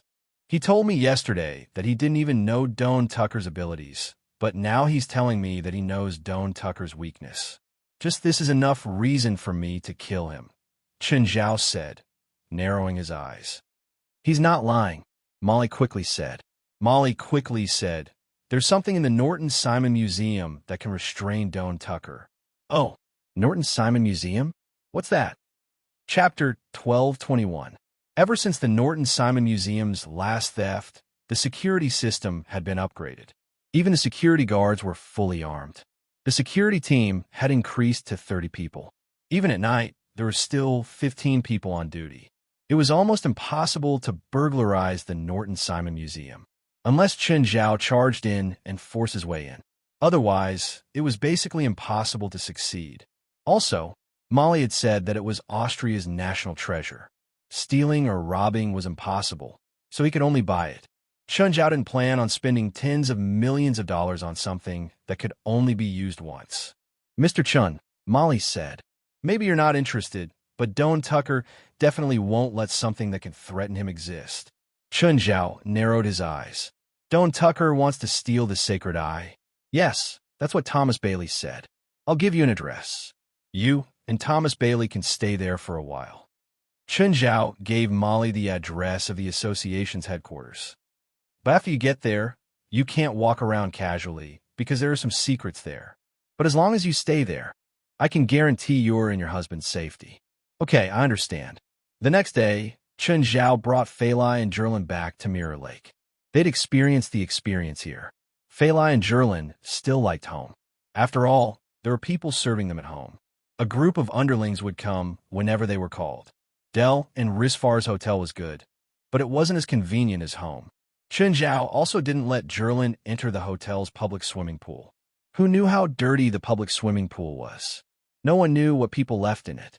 Fei Lai was already 25 weeks pregnant. Her belly was already huge. Chen Zhao and Fei Lai were both looking forward to the birth of their second child. Chen Zhao also accompanied Fei Lai to do a pregnancy test. The child was very healthy. Chen Zhao didn't go out these 2 days. He just accompanied Fei Lai and Zherlin. He played the piano and read at home.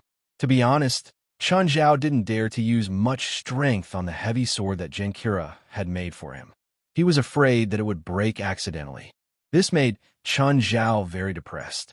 If he didn't use much strength, a weapon was no different from nothing. It wasn't as comfortable as swinging his fist. On the other hand, the 12 light swords forged by Dongye Tianxi were much easier to use. Chen Zhao wanted to create something like sword qi or knife qi. Just like Dongye Tianxi, he could unleash the power of his blade. However, Chen Zhao couldn't do it. This wasn't the path he was taking. Chen Zhao entered the river map and spent a lot of time there. Chen Zhao, Old Turtle said, looking at Chen Zhao. You've been here quite frequently these days. He was still fishing and cultivating his state of mind. You really brought a lot of things. I plan to forge a sword myself and start learning from the beginning. I have plenty of time anyway. I'm afraid you won't be able to learn it even if you study for the rest of your life. I have plenty of time. I'm not afraid. Some people are born unsuited for this. Not to mention ordinary blacksmiths. Even skilled blacksmiths need to have the right state of mind to forge weapons. With your state of mind, you will never be able to forge a good weapon in your lifetime. Old Turtle said, that's not something time can make up for. Even if you forge for the rest of your life, you'll only become a good blacksmith. You won't become a good blacksmith. Old Turtle's words dispelled Chen Zhao's thoughts. But I just like a good weapon right now, Chen Zhao said, depressed. Since ancient times, few people who have reached your level have lived by relying on weapons forged by others. Then what should I do? Empty-handed? At your level, creating a spell should be a piece of cake for you. Chen Zhao glanced at Old Turtle. Although he was at this level, he didn't walk the path of meditation, so he lacked basic knowledge. Chen Zhao's main focus was still the Qingyi manual. He could memorize the incantations in the manual by heart. However, he didn't know much about Taoism's thoughts and knowledge. Usually, Taoist cultivators' theoretical realms were higher than their actual realms. Right now, Chen Zhao's actual realm was higher than his theoretical realm. He couldn't create his own spell. He should study the Qingyi sect's records first. The founder of the Qingyi sect, Shangliu Qingyi, was an ultimate transformation master. Most of the records were created by Shangliu Qingyi when he was in the ultimate transformation realm. However, most of them were based on Mountain spells. To put it bluntly, Shangliu Qingyi was standing on the shoulders of a giant. Although Shangliu Qingyi's realm was lower than Chen Zhao's, it didn't mean that the spells he created weren't suitable for Chen Zhao. Shangliu Qingyi was clearly a person whose theoretical realm was higher than his actual realm. Many of his spells were based on the ultimate transformation realm and looked at the Shangqing realm. These techniques could be used under the ultimate transformation realm, and they could also be used above the ultimate transformation realm. Most of the spells of the Qingyi sect were like this. Because of this, the Qingyi sect had never been famous. Because the spells of the Qingyi sect looked ordinary and unremarkable. These spells were most suitable to be used in the ultimate transformation realm, because they were spells that Shangliu Qingyi had created for the ultimate transformation realm or the Shangqing realm. When used below the ultimate transformation realm, their power would naturally decrease. Because of this, outsiders didn't think that the spells of the Qingyi sect were just so. After Shangliu Qingyi, the Qingyi sect didn't have a single ultimate transformation disciple. Chen Zhao could be counted as half, but that was all he could do. The members of the Qingyi sect had always been more theoretical than actual. For example, Li Qing's theoretical realm was even higher than Chen Zhao's. "Come, sit with me for a while and calm down." Old Turtle waved his hand. Chen Zhao glanced at the old turtle. He couldn't sit for decades like the old turtle. "Your biggest problem now is that you've learned too many things," Old Turtle said. Old Turtle said, "You have two bloodlines in your body, many special abilities, the spells of the Qingyi sect, the rhythmic sword manipulation art, and the outside body incarnation. Any one of these abilities of yours is enough to stand on your own. However, you're a mixed bag. You have reached the Shangqing realm, but your strength is not there yet." Chen Zhao frowned. "I've reached the realm, but why isn't my power? Ever since I understood the clarity of heaven and earth, I feel like I've become much stronger." "What you feel is actual improvement. You've always focused on breaking through spells with force. So, after understanding the clarity of heaven and earth, what you feel is the improvement of your body. This feeling is the most obvious, but do you really have the power to understand the clarity of heaven and earth?" Hearing this, Chen Zhao fell into deep thought. Chapter 12:22. Chen Zhao had been sitting by the river for 10 days and 10 nights. After 10 days, Chen Zhao still hadn't gained anything. No wonder the ancient cultivators usually went into seclusion for 3 to 5 years. With Chen Zhao's personality, he really wasn't suitable to be a cultivator. However, Chen Zhao's greatest advantage was time. Old Turtle sat beside Chen Zhao and spoke for the first time in 10 days. To draw, you have to draw the outline. To write a book, you have to write the outline. To create a spell, you have to create the intention first. If you don't even know what intention you want to create, how are you going to do it? Intention? Chen Zhao sat for another 10 days. There were too many thoughts in Chen Zhao's mind. Too many thoughts actually delayed Chen Zhao's thinking. On the 11th day, an idea suddenly flashed through Chen Zhao's mind. Why did he think so much? His comprehension wasn't high, and his Taoist theories were shallow. Thinking so much about the complicated nature of heaven and earth was just asking for trouble. He didn't need to think about whether he should pass it down or pass it on to his descendants. What he needed was a spell that was suitable for him, a spell that could fully unleash his power. It was just that simple. After thinking through this, Chen Zhao was suddenly enlightened. His thoughts spun extremely quickly. Soon, an idea appeared. Suddenly, Chen Zhao split into 12 clones. Then, the dark lava surged into the 12 clones and corroded them. Then, the dark lava fused into Chen Zhao's real body. The 12 clones were connected by the dark lava. All of their power fused into Chen Zhao's real body. Chen Zhao felt an unprecedented surge in his body. Chen Zhao didn't know how much power he had now. But now, Chen Zhao had merged the 12 clones and his real body into one. If the clones were created after splitting, then now it was 10,000 techniques return to one. There were no complicated operations. It was just a simple thought. With his real body as the base, Chen Zhao's power instantly multiplied.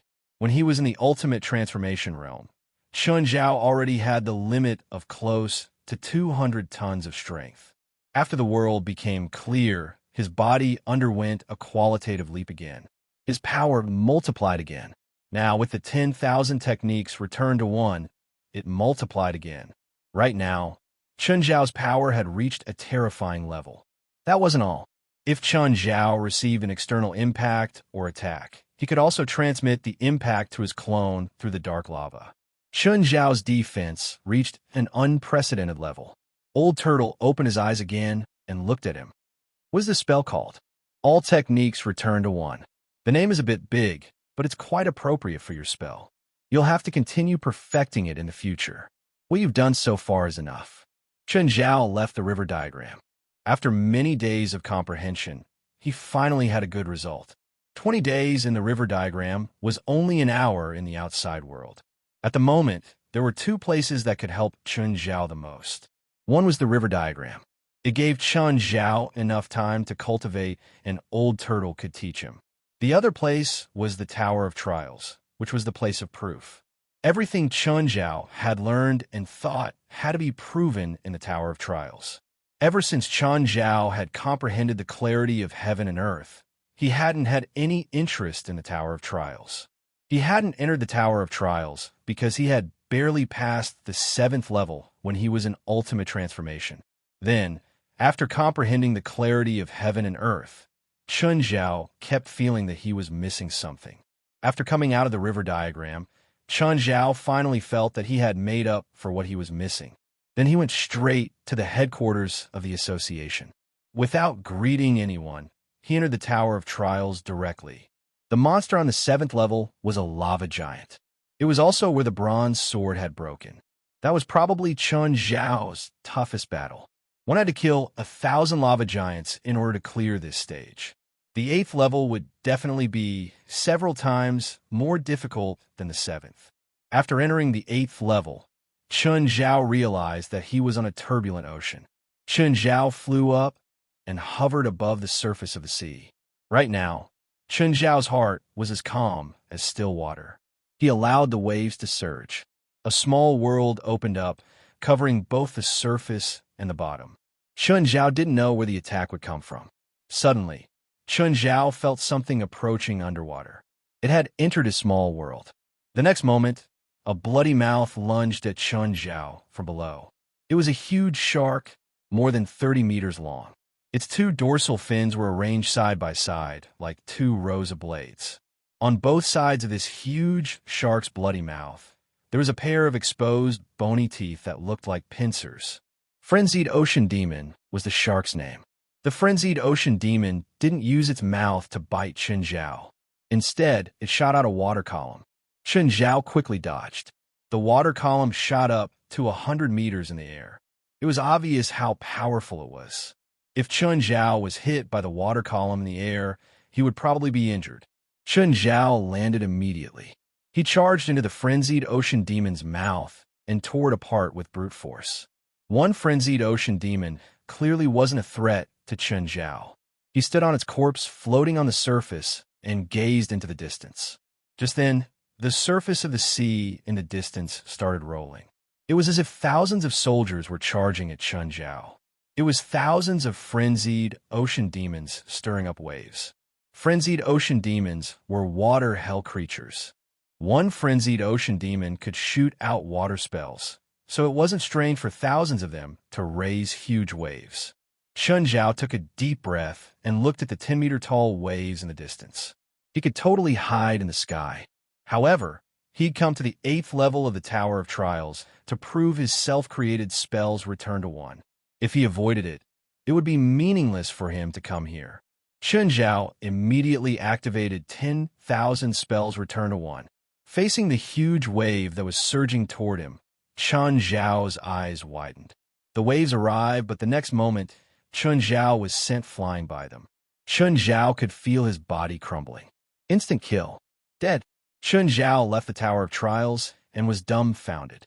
He'd been too pretentious. Even he didn't expect to be instantly killed.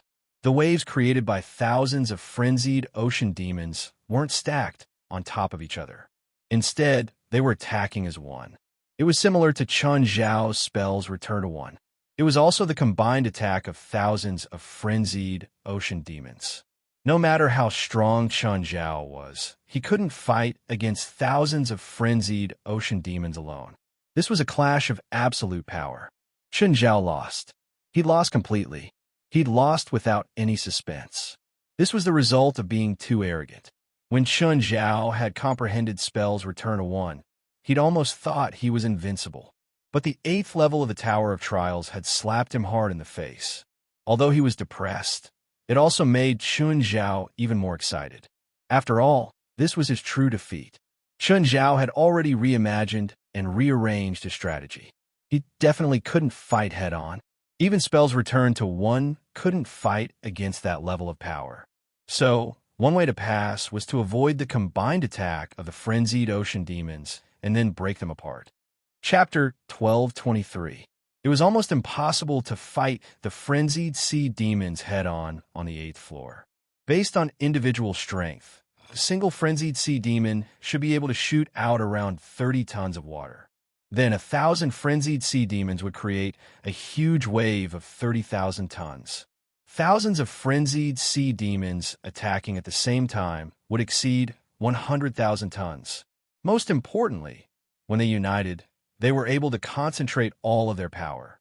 This was the scariest part about them. Unless Chen Zhao's strength and resistance could increase by 20 times, he wouldn't be killed instantly. This was clearly impossible. At least, Chen Zhao couldn't do it now. This gap was no longer a gap of 1 level, but a gap of a whole realm. Actually, if he dodged the first wave, it wouldn't be hard to break through the 8th floor. At least, Chen Zhao had the ability. It wasn't impossible to kill 1,000 frenzied sea demons. However, Chen Zhao didn't want to use a roundabout method. He hoped that he wouldn't avoid the first attack. Currently, if Chen Zhao wanted to increase his strength, he had to expand the coverage of the small world and increase the number of clones. Chen Zhao couldn't create thousands of clones like Old Turtle. Moreover, this kind of clone could create 12 clones for the first time. The next upgrade wouldn't be from 12 to 13, but multiple times. The first time, he could create 12 clones. The second upgrade would create 24, the third would be 48, and the fourth would be 96. Chen Zhao's clones were formed before he reached ultimate transformation. Now that the world was clear, the quality and quantity of his magic were more than 10 times stronger than before. The problem was that the quality of his clones had also increased. It was like how Chen Zhao could afford 12 tractors in the past, but he could afford 12 supercars now. But if he wanted to buy 24 supercars, he wouldn't be able to afford it. That was the logic. It was the same for clones. Whether it was expanding the small world or multiplying the number of clones, he couldn't do it in a short period of time. Chen Zhao planned to go to the Norton Simon Museum to see the situation there. The security at the Norton Simon Museum was very strict. Every visitor had to go through a metal detector before entering the museum. Entering the museum, Chen Zhao found the Sacred Eye. The Sacred Eye was carved into a hexagonal gem. The gemstone's milky white color was familiar. But even through the bulletproof glass, Chen Zhao could still feel a hint of holiness. Chen Zhao rubbed his eyes. Damn, isn't this holy eye angelic crystal? No one in the world was more familiar with angelic crystals than him. This should be a perfect angelic crystal. But after hundreds of years of wear and tear, this angelic crystal had lost too much of its holy aura. Chen Zhao was a bit disappointed. He thought it was something good and had been eyeing it for a few days. In the end, it was just this, but Chen Zhao was very happy. He had a lot of perfect angelic crystals and even super perfect angelic crystals. After Chen Zhao left the Norton Simon Museum, he did not go far. Instead, he waited for night to fall. Night gradually fell.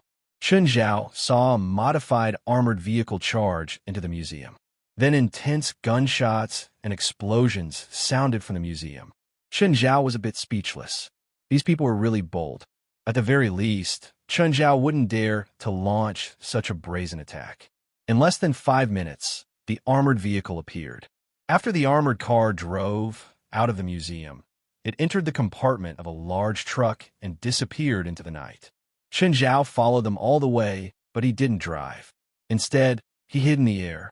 In order to move in the night, Chun Zhao wore a black suit today. It was very hidden in the night. Plus, he was 100 meters in the air, so it was difficult for the robbers to discover him. In the truck, a few people got off the armored vehicle. There was also a tall woman standing in the carriage. She wore a camouflage uniform and crossed her arms in front of her chest. Looking at her companions, she asked, "Benris, did you get it?" "Yes." Benris took out the holy eye. "Send that person a message," the camouflage woman said. "He sent us a message to meet at the end of Route 22. The end of Route 22? How far is it from here? 40 kilometers from a city. It's a desert." Benris looked at the coordinates on the map and then said, "Nikki, should we prepare?" "Just do what you usually do this time," Nikki said. "Don't go overboard in case that person notices anything wrong." Half an hour later, the car reached the end of Route 22. "Drive the armored vehicle down, just in case." The armored vehicle was modified from an off-road vehicle, but its performance was very similar to an armored vehicle.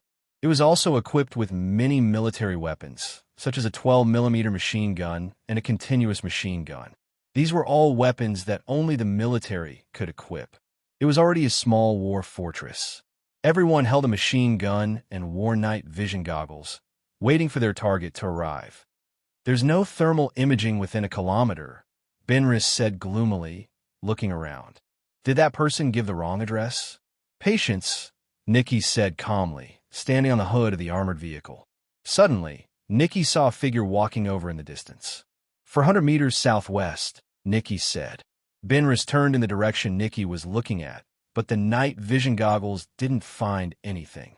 It was empty. "There's nothing over there?" Nikki frowned. "Take off the night vision goggles and look again." Benris pulled on the night vision goggles and looked southwest. Indeed, he saw a person walking towards them. That's strange. He clearly saw the person with his eyes, but why couldn't the night vision goggles detect him? "Maybe he's wearing some kind of heat-blocking device," Nikki said. "Is that person a missionary?"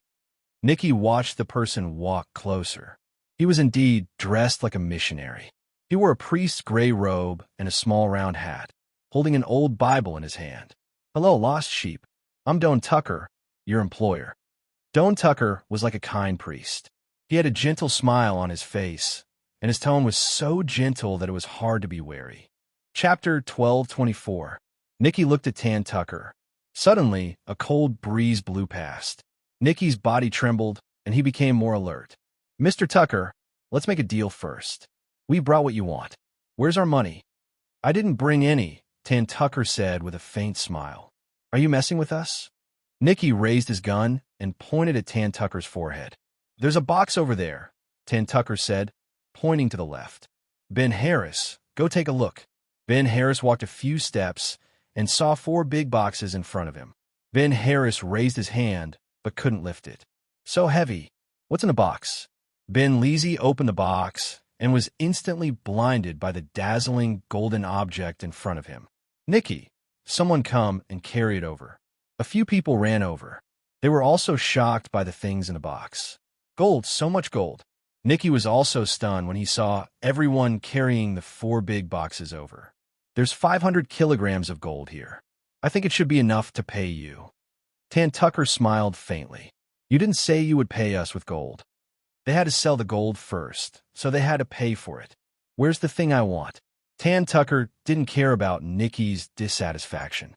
Nikki took out the eye of holy ground and extended his hand in front of Don Tucker. Tan Tucker extended his dry hand and picked up the sacred eye. A strange smile appeared on his face. Suddenly, Don Tucker clenched his fist and crushed the eye of the Holy Land. "You!" Tan Tucker's smile turned cold. "It's fake. Miss Nikki, is this how you do things? How can you say it's fake?" Nikki's expression turned unnatural too. Tan Tucker's gaze was cold, as if he wanted to penetrate Nikki. "If I say it's fake, then it's fake. This is what we took from Norton Simon Museum. If you say it's fake, I don't have anything else." A murderous glint flashed in Tucker's eyes. "You think I'm easy to fool?" Don Tucker's face started to change, turning dark gray. A wound appeared between his brows. Just then, Nikki suddenly raised his gun and fired a shot at Don Tucker's forehead. The bullet hit Don Tucker between his eyebrows. Then, White lines started to appear on his forehead. Doan Tucker's expression became pained. He was shocked. How is this possible? You know, Nikki immediately took a few steps back. Is it strange that the fallen of the church sold their souls to the devil? Doan Tucker's pained expression suddenly froze and became strange again. Since you know who I am, then you must be Knights of the Magic Palace, right? That's right. We are the Knights of the Magic Palace. Doan Tucker used his finger to dig the hole between his brows. Soon a milky white bullet was dug out. I didn't expect the eye of holiness to be in your hands. You even made it into a bullet. Did you do this to lure me? Nikki and the rest raised their guns and pointed at Doan Tucker. Everyone's expression became serious. How is this possible? Why didn't it work? The bullet had clearly pierced through his head. Why didn't it kill the fallen? Didn't they say that the Eye of Holiness was his nemesis? Why didn't it work? Doan Tucker held the Eye of Holiness that had been made into a bullet. You don't know, right? I was the one who spread the news that I was restrained by the Eye of Holiness. Doan Tucker's smile became even more strange. I've been waiting for the day when you personally deliver the Eye of Holiness to me. Now, my wish has finally come true. Shoot, shoot. Nikki shouted. Everyone was pouring bullets at Doan Tucker. A pair of demon wings suddenly extended from Doan Tucker's back and blocked in front of him. All the bullets were blocked by the wing. Even the small caliber cannons were unharmed. Not only was Doan Tucker unharmed, but his demon wings also grew bigger and bigger under the barrage of bullets. Soon, they were as big as a wall. One had to know that their weapons and ammunition were all specially used to deal with evil creatures. They were either soaked in holy water or silver bullets. If an ordinary evil spirit was shot, it would be instantly destroyed. But not only was Doan Tucker not injured, he became even stronger. He was absorbing the holy power contained in the attacks. Stop! Stop! Nikki shouted anxiously. She already knew that she was facing a terrifying monster. But in the Magic Palace's records, there was no record of Doan Tucker's abilities. The only record was that Doan Tucker was afraid of the Eye of Holiness. But they didn't expect that even this useful information was a trap in the end. Doan Tucker only moved his demon wings away after the attack stopped. He held the Eye of Holiness tightly in his hand. Nikki, what is he doing? He seems to be absorbing the holy power. How is this possible? He's a demon.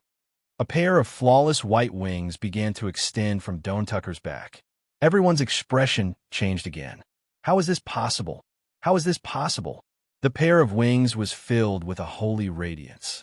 Doan Tucker's face was filled with enjoyment. His body was quickly recovering its vitality. His old body was becoming younger. At the same time, he was becoming stronger. I did it. I did it. Doan Tucker looked at his angel wings in surprise.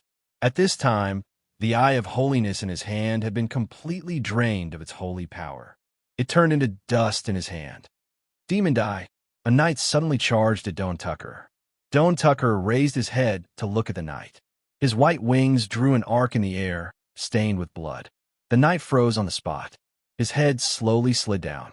But the next moment, the knight's body suddenly exploded. Boom! The flames from the explosion engulfed Doan Tucker. Everyone looked at the center of the explosion. Doan Tucker's body was unharmed. Doan Tucker pointed. The flames from the explosion quickly shrank into a fireball and gathered in his palm. Then, Doan Tucker pointed at the armored car and fired a fireball. Boom! Chapter 1225. Monster! That was the word that popped into everyone's mind. Doan Tucker ran his fingers through his blonde hair. He was in no hurry to kill the Magic Palace Knights. He was showing off his power. Just then, a whirring sound came from afar. Two armed helicopters appeared above their heads. The two attack helicopters launched an attack on Doan Tucker without any warning. Doan Tucker flapped his white wings. Countless beams of white light shot toward the two helicopters. One of the attack helicopters immediately crashed. The other one dodged the white light attack and continued to attack Doan Tucker. Doan Tucker raised his right arm. A red magic array appeared on the helicopter's wound. A bloody red hand burrowed out of the array. The helicopter's propeller shredded the hand, but the helicopter lost control and fell. Everyone's faces were filled with fear. Too powerful. This demon was too powerful.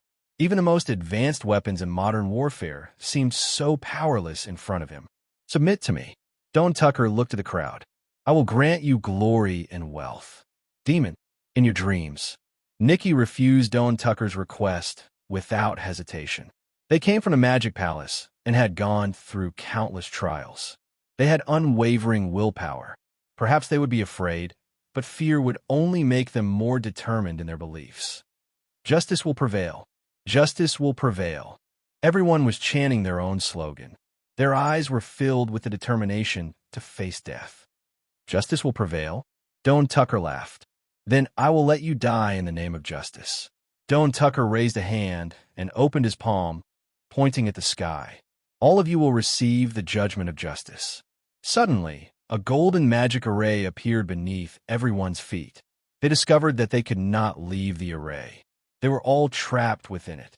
Above their heads, a dazzling golden inverted blade appeared. It was like the sword of Damocles pointing at their heads. I will ask you one last time. Will you submit or not? Don Tucker shouted. But at that moment, Don Tucker's voice suddenly paused. This was because he discovered that a golden magic array had appeared in the darkness a dozen meters away. Don Tucker's judgment of justice covered a radius of 100 meters. In other words, as long as they were within 100 meters, everyone would have to face his judgment. A golden magic array had appeared in that shadowy place, which meant that there was another person hiding there. And this person was someone that he had never discovered. Chun Zhao was rather depressed. He didn't expect that he would be discovered like this. He was implicated for no reason at all. Originally, he planned to continue watching the show. Everyone had also noticed the golden magic array that had appeared not far away, and there was a figure inside it. Who else was here? Don Tucker's accomplice? Or was it a third party? Moreover, it was just a dozen meters away from them in the haystack. It was so close, but they didn't notice it at all. Tan Tucker looked at him. Who are you? He didn't know.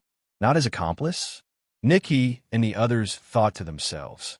This man was wearing a suit and looked quite decent. He looked like a white-collar worker. Could it be someone who accidentally barged into this place? However, this was the wilderness. What was a white-collar worker doing here? Chun Zhao rubbed his nose, his expression somewhat awkward. If I said I was lost, would you believe me? Chun Zhao shrugged. Tan Tucker snorted. Do you think I'm an idiot? I'm really lost, Chun Zhao said helplessly. I don't know how I got here either. Chun Zhao's harmless expression was really confusing. You're asking for it. Tan Tucker wasn't so easily fooled. He pressed down with his palm. The golden blade above Chun Zhao's head fell down and hit his head directly. Chun Zhao fell to the ground. Just when Tan Tucker thought that he was dead, he stood up again. Chun Zhao patted the dust off his body. Do you know that my clothes cost $2,000? Tan Tucker narrowed his eyes at Chun Zhao. You're not dead. Nikki and the others were all shocked. This man was unharmed? How'd he do it? Suddenly, Tan Tucker thought of something. You're the president of the supernatural organization? The man who had 1/3 of Kong Mosa's soul? From your tone, you don't seem to respect Kong Mosa that much. To me, he's just a stepping stone, Tan Tucker said indifferently. I need his demonic power. He's useless now. I've obtained the power I need. The angelic and demonic powers have merged perfectly in my body. I don't need to pretend to serve him anymore. He's still sealed. Even if he's standing before me, I'll tell him the same thing. He can't enslave me anymore. Don Tucker looked at Chun Zhao. But I didn't expect you to appear before me on your own. I'm easy to talk to, Chun Zhao said with a smile. Since you don't need to be loyal to Kong Mosa, we're not enemies. There's no need for war between us, right? Huh? Tan Tucker laughed. I like you, lowly, shameless human. Fine, I'll give you a chance to serve me. Chun Zhao pursed his lips. After being a dog for so long, you think you could be the master after getting a mouthful of food. It's not good to feel good about yourself.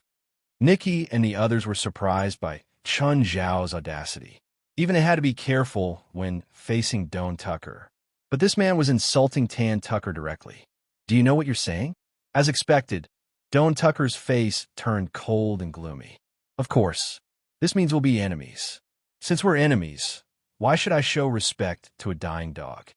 Tan Tucker pointed at Chun Zhao. A magic array appeared behind Chun Zhao. A bloody hand reached out from the array and grabbed Chun Zhao. Human, looks like I have to tell you that you must show respect to an enemy you can't defeat. Chapter 1226. Everyone thought that Chun Zhao was just bragging. He'd already been caught, but he was still boasting shamelessly. Wearing a cruel smile, Tan Tucker said, I admire your arrogance, but I hate your ignorance. So die. Tan Tucker clenched his fists. The bloody hand that was grabbing Chun Zhao also tightened. Ah! Chun Zhao screamed. Ow, ow. I'm dying. I'm dying. Chun Zhao stuck out his tongue and tilted his neck. He was silent. Everyone suddenly had a funny feeling. It was rare to see someone die in such a funny way. Just when everyone thought that Chun Zhao was dead, Chun Zhao suddenly straightened his neck and opened his eyes. Chun Zhao suddenly straightened his neck and opened his eyes. I'm alive again. The only one who didn't enjoy Chun Zhao's performance was probably Tan Tucker. Tan Tucker could feel that Chun Zhao was playing with him. He grabbed at Chun Zhao at the same time. 4 magic formations appeared around Chun Zhao. 4 bloody hands reached out at the same time and grabbed Chun Zhao's limbs. The 4 bloody hands pulled in different directions, as if they wanted to dismember Chun Zhao. However, after pulling for a long time, they still couldn't dismember Chun Zhao. By the way, did you learn how to massage? Your technique is really good at loosening tendons and activating arteries. Chun Zhao's tone was teasing. This infuriated Tan Tucker quite a bit. Right now, Tan Tucker was like an erupting volcano. Die! A huge magic formation appeared above Chun Zhao's head. Large amounts of red, filthy water surged out of the formation. The filthy water came from the blood river in hell. There were also countless evil spirits in it. They completely covered Chun Zhao. Everyone's expressions changed. Being bitten and eaten by evil spirits was the most painful way to die. Suddenly, a beam of white light shone from the center. In an instant, all the evil spirits were wiped out, and all the filthy water evaporated in an instant. Chun Zhao stood there unscathed.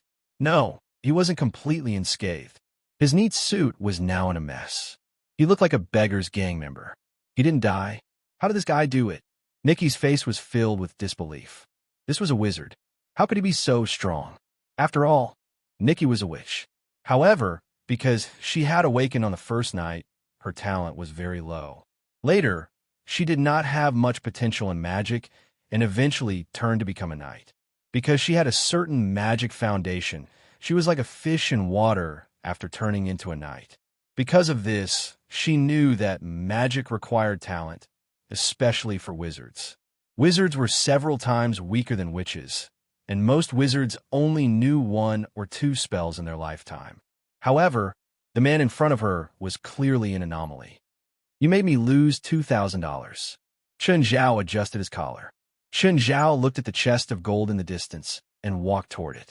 He picked up a piece of gold and looked at it. Fuck, demon gold. Chun Zhao kicked the box over angrily. Tan Tucker's face darkened. This guy was harder to deal with than he had imagined.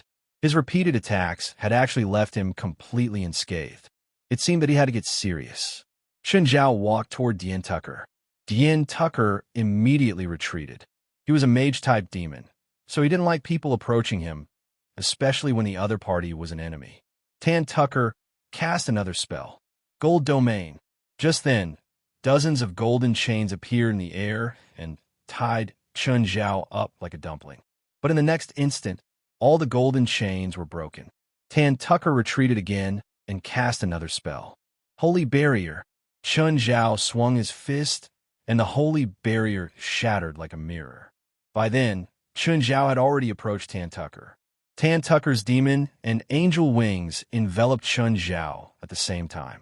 Chun Zhao opened his arms and grabbed the demon and angel wings. A cruel smile appeared on Chun Zhao's face. Tan Tucker's expression suddenly turned ugly. He realized that he couldn't move his wings. He couldn't even pull them back. Tan Tucker pressed his palms against Chun Zhao's chest. Destructive blast. Boom. Amidst the huge explosion, Chun Zhao still held onto Tan Tucker's wings tightly. Are you tickling me? The edges of Tan Tucker's angel wings suddenly turned into sharp blades. But the next moment, Chun Zhao increased his strength and crushed Tan Tucker's angel wings. Ah! Tan Tucker finally let out a pained cry.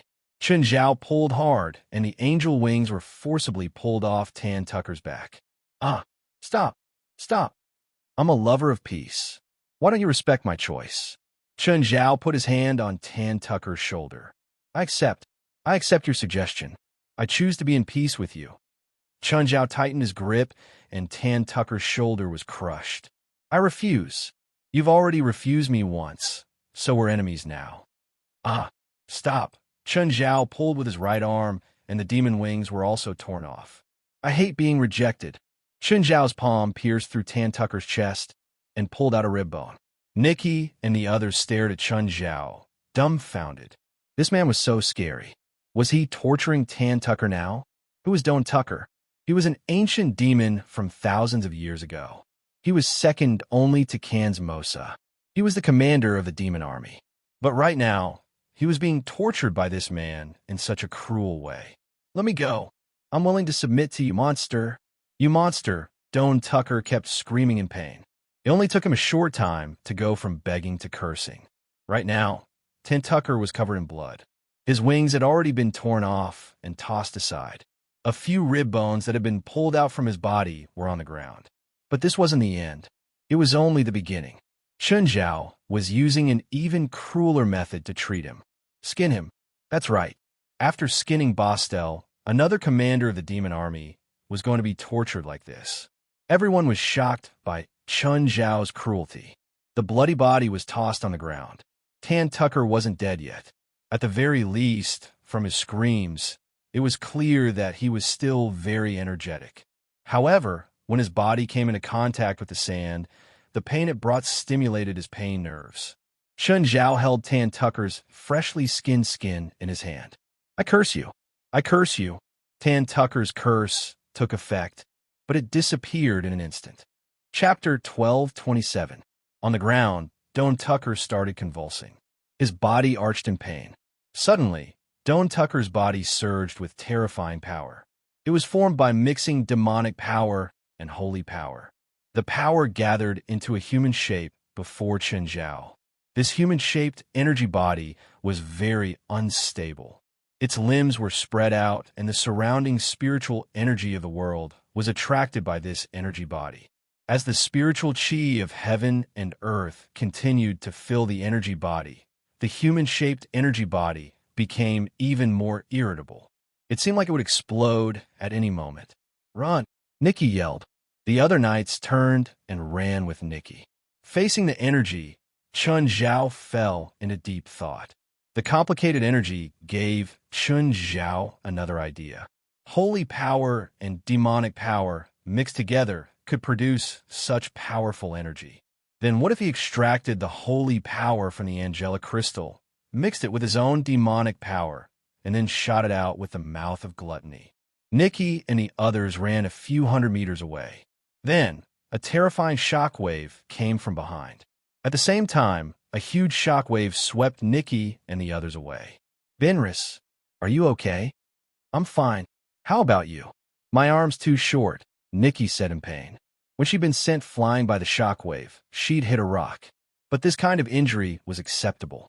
Looking back, the explosion had already stopped. The explosion had come and gone quickly. That guy's not dead, right? He was so close and didn't try to run at all. I'm afraid he could have run away, Nikki said. That guy was too arrogant. They'd had more than 10 seconds to react. Nikki and the others could run more than 100 meters away. There was no reason the guy couldn't. Should we go take a look? Let's go. When they arrived at the center of the explosion, there was a 10-meter wide crater. One could imagine how terrifying the shockwave had been. It was impossible for humans to survive the impact of such an explosion. There were no signs of life here, which proved their speculation. The guy was dead. He died because of his arrogance. However, the person they thought was dead had already left the scene. Chun Zhao went to the headquarters at night and pulled Jolig and Padalu out of their sleep. The two of them complained incessantly, but there was nothing they could do. The smell of blood still lingered on Chun Zhao's body. They didn't even dare to let out a fart. He could only follow Chun Zhao's request. For the entire night, Chun Zhao either stayed in the workshop with them or helped them with their work. It was not until early in the morning that the three of them came out of the workshop. Let's go and have some breakfast. The headquarters cafeteria started serving breakfast very early, and the ones in charge of breakfast were all evil spirits. They were very active at night, and they didn't stay in bed like humans. However, West, who came for breakfast, was surprised to see Chun Zhao.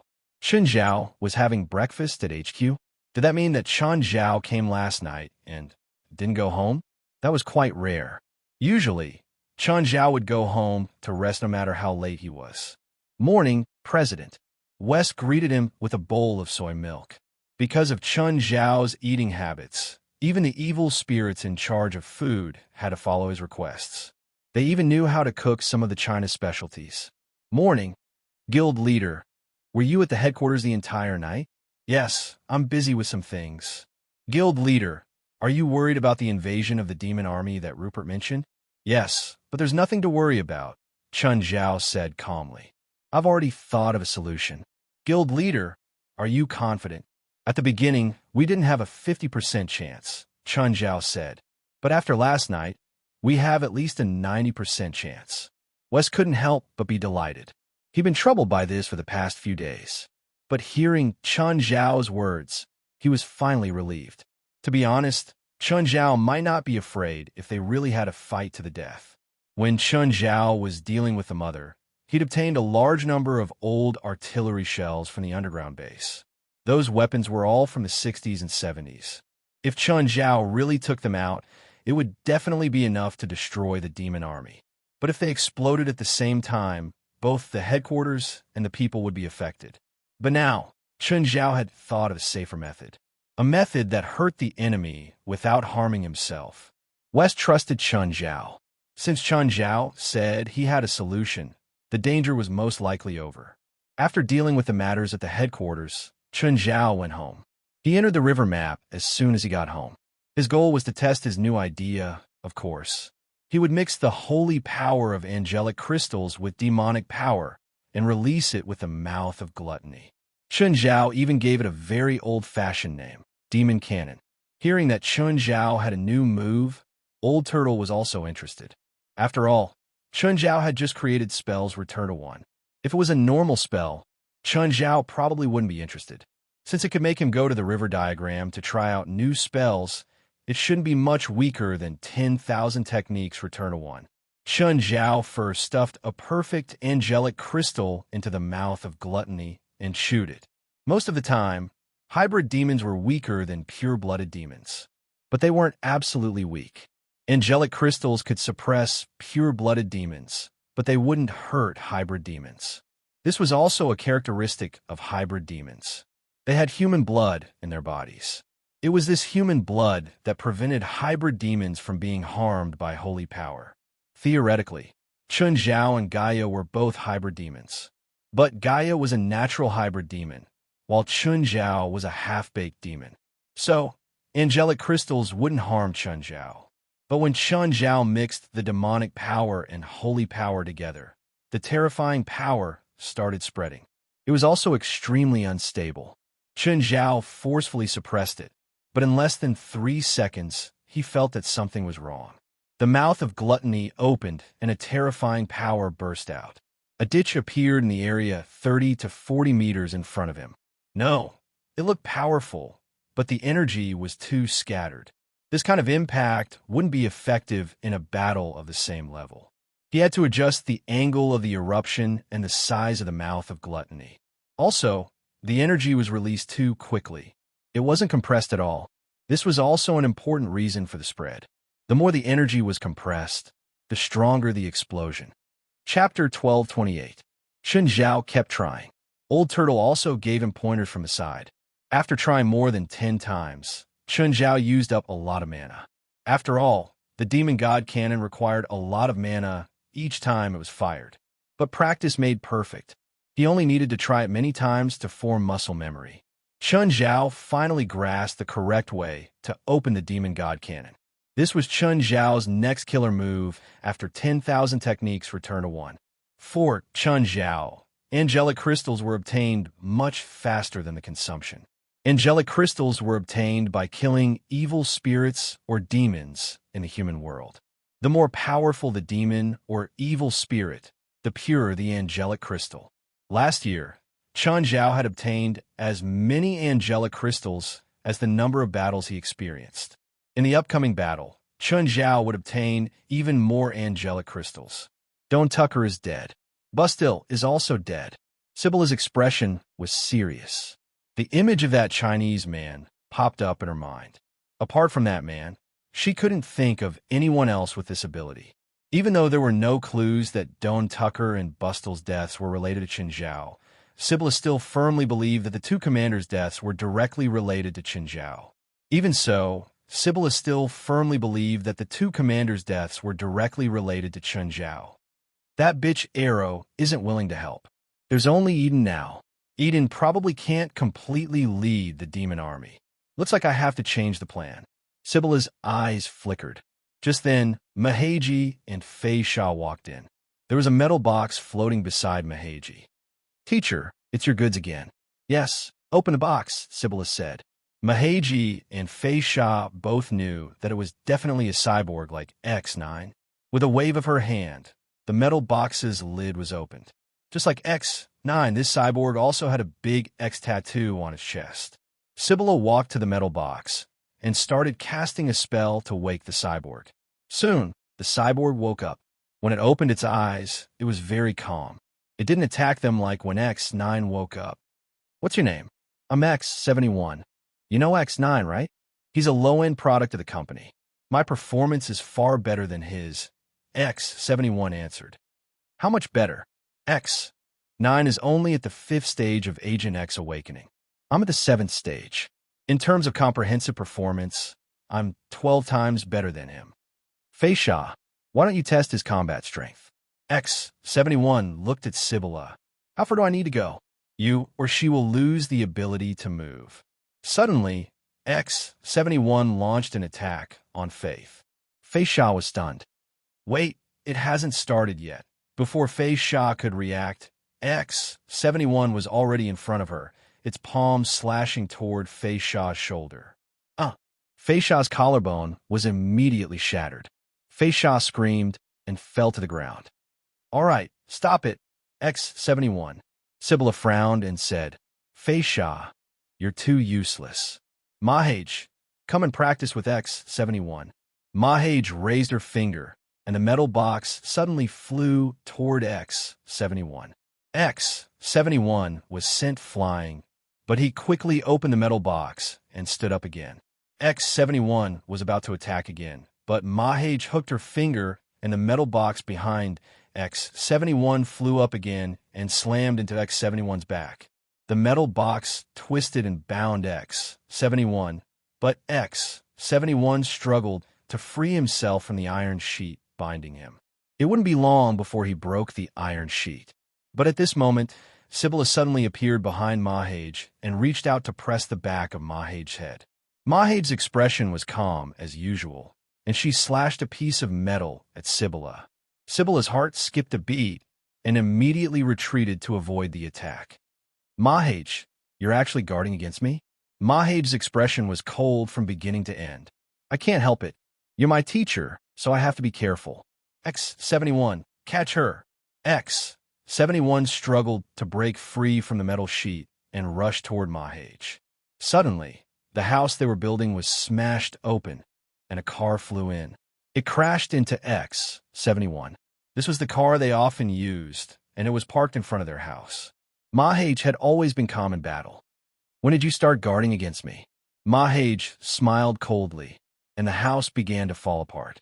Steel beams shot toward Sibylla from all directions, and Mahage took the opportunity to escape. Sibylla was her teacher, after all.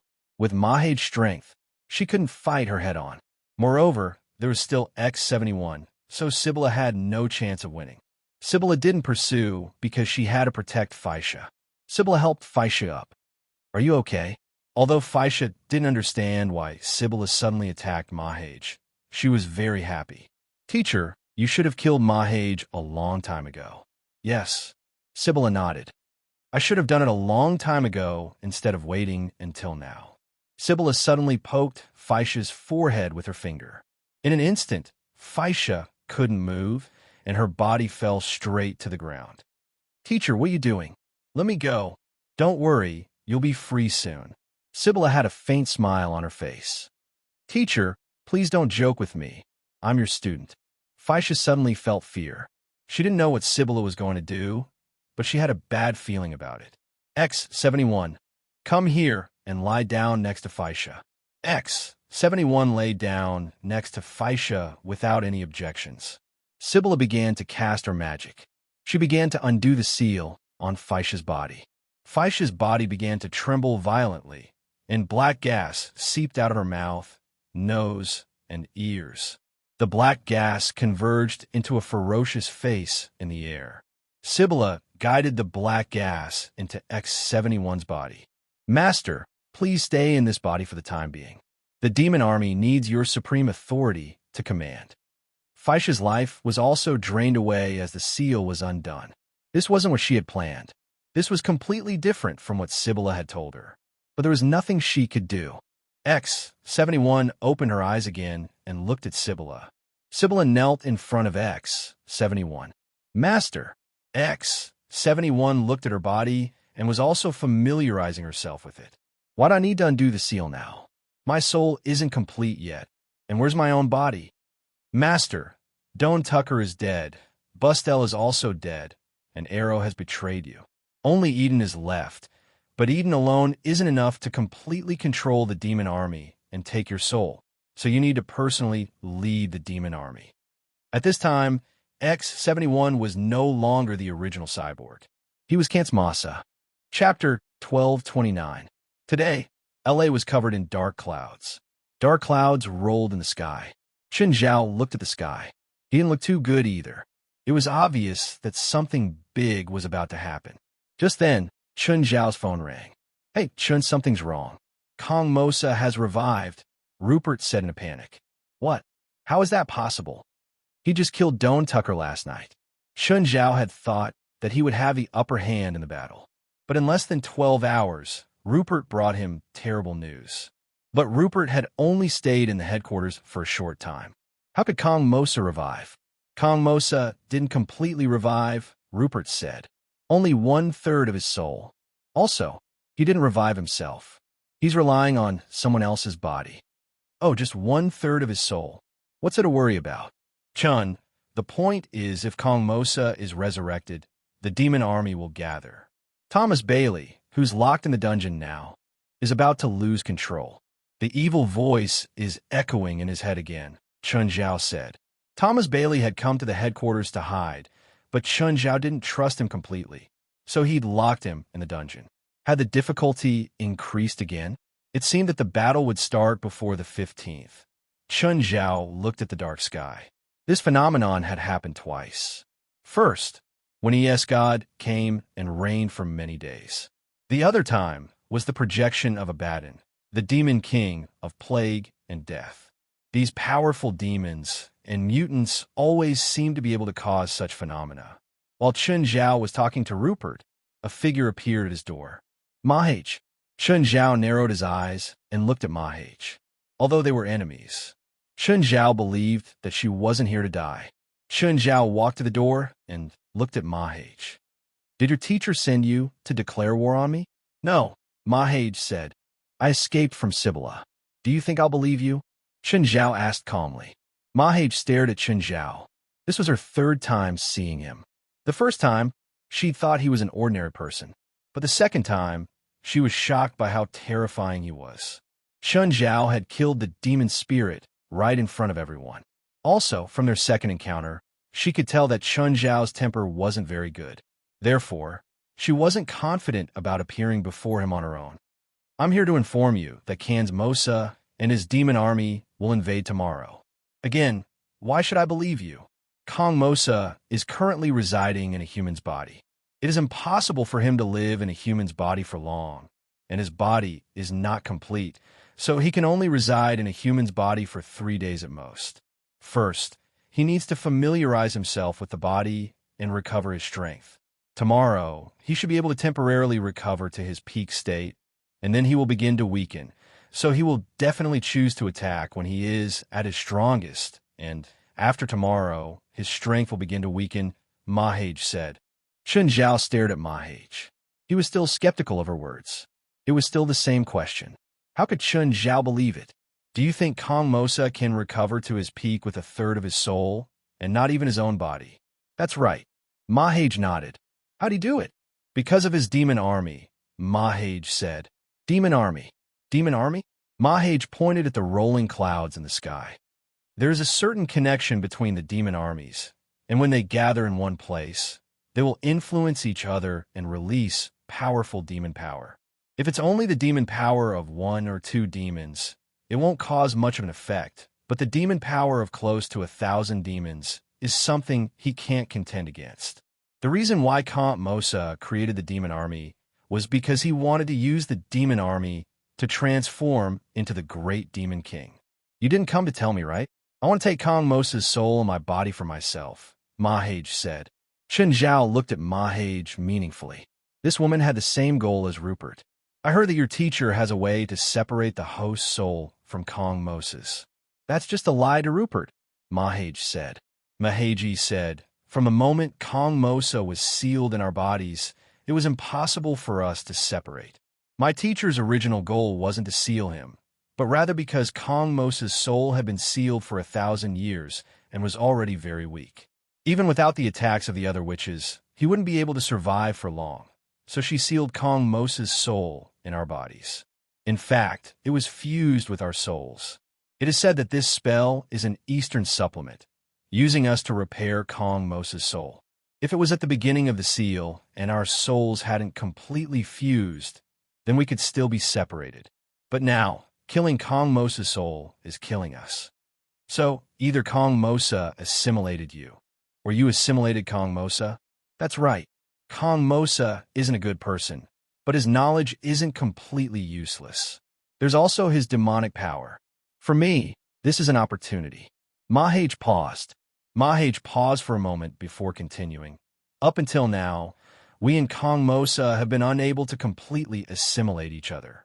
This is because our bodies are ours and we have our own wills. Kong Mosa's soul is too powerful, even if it's only a third of his soul.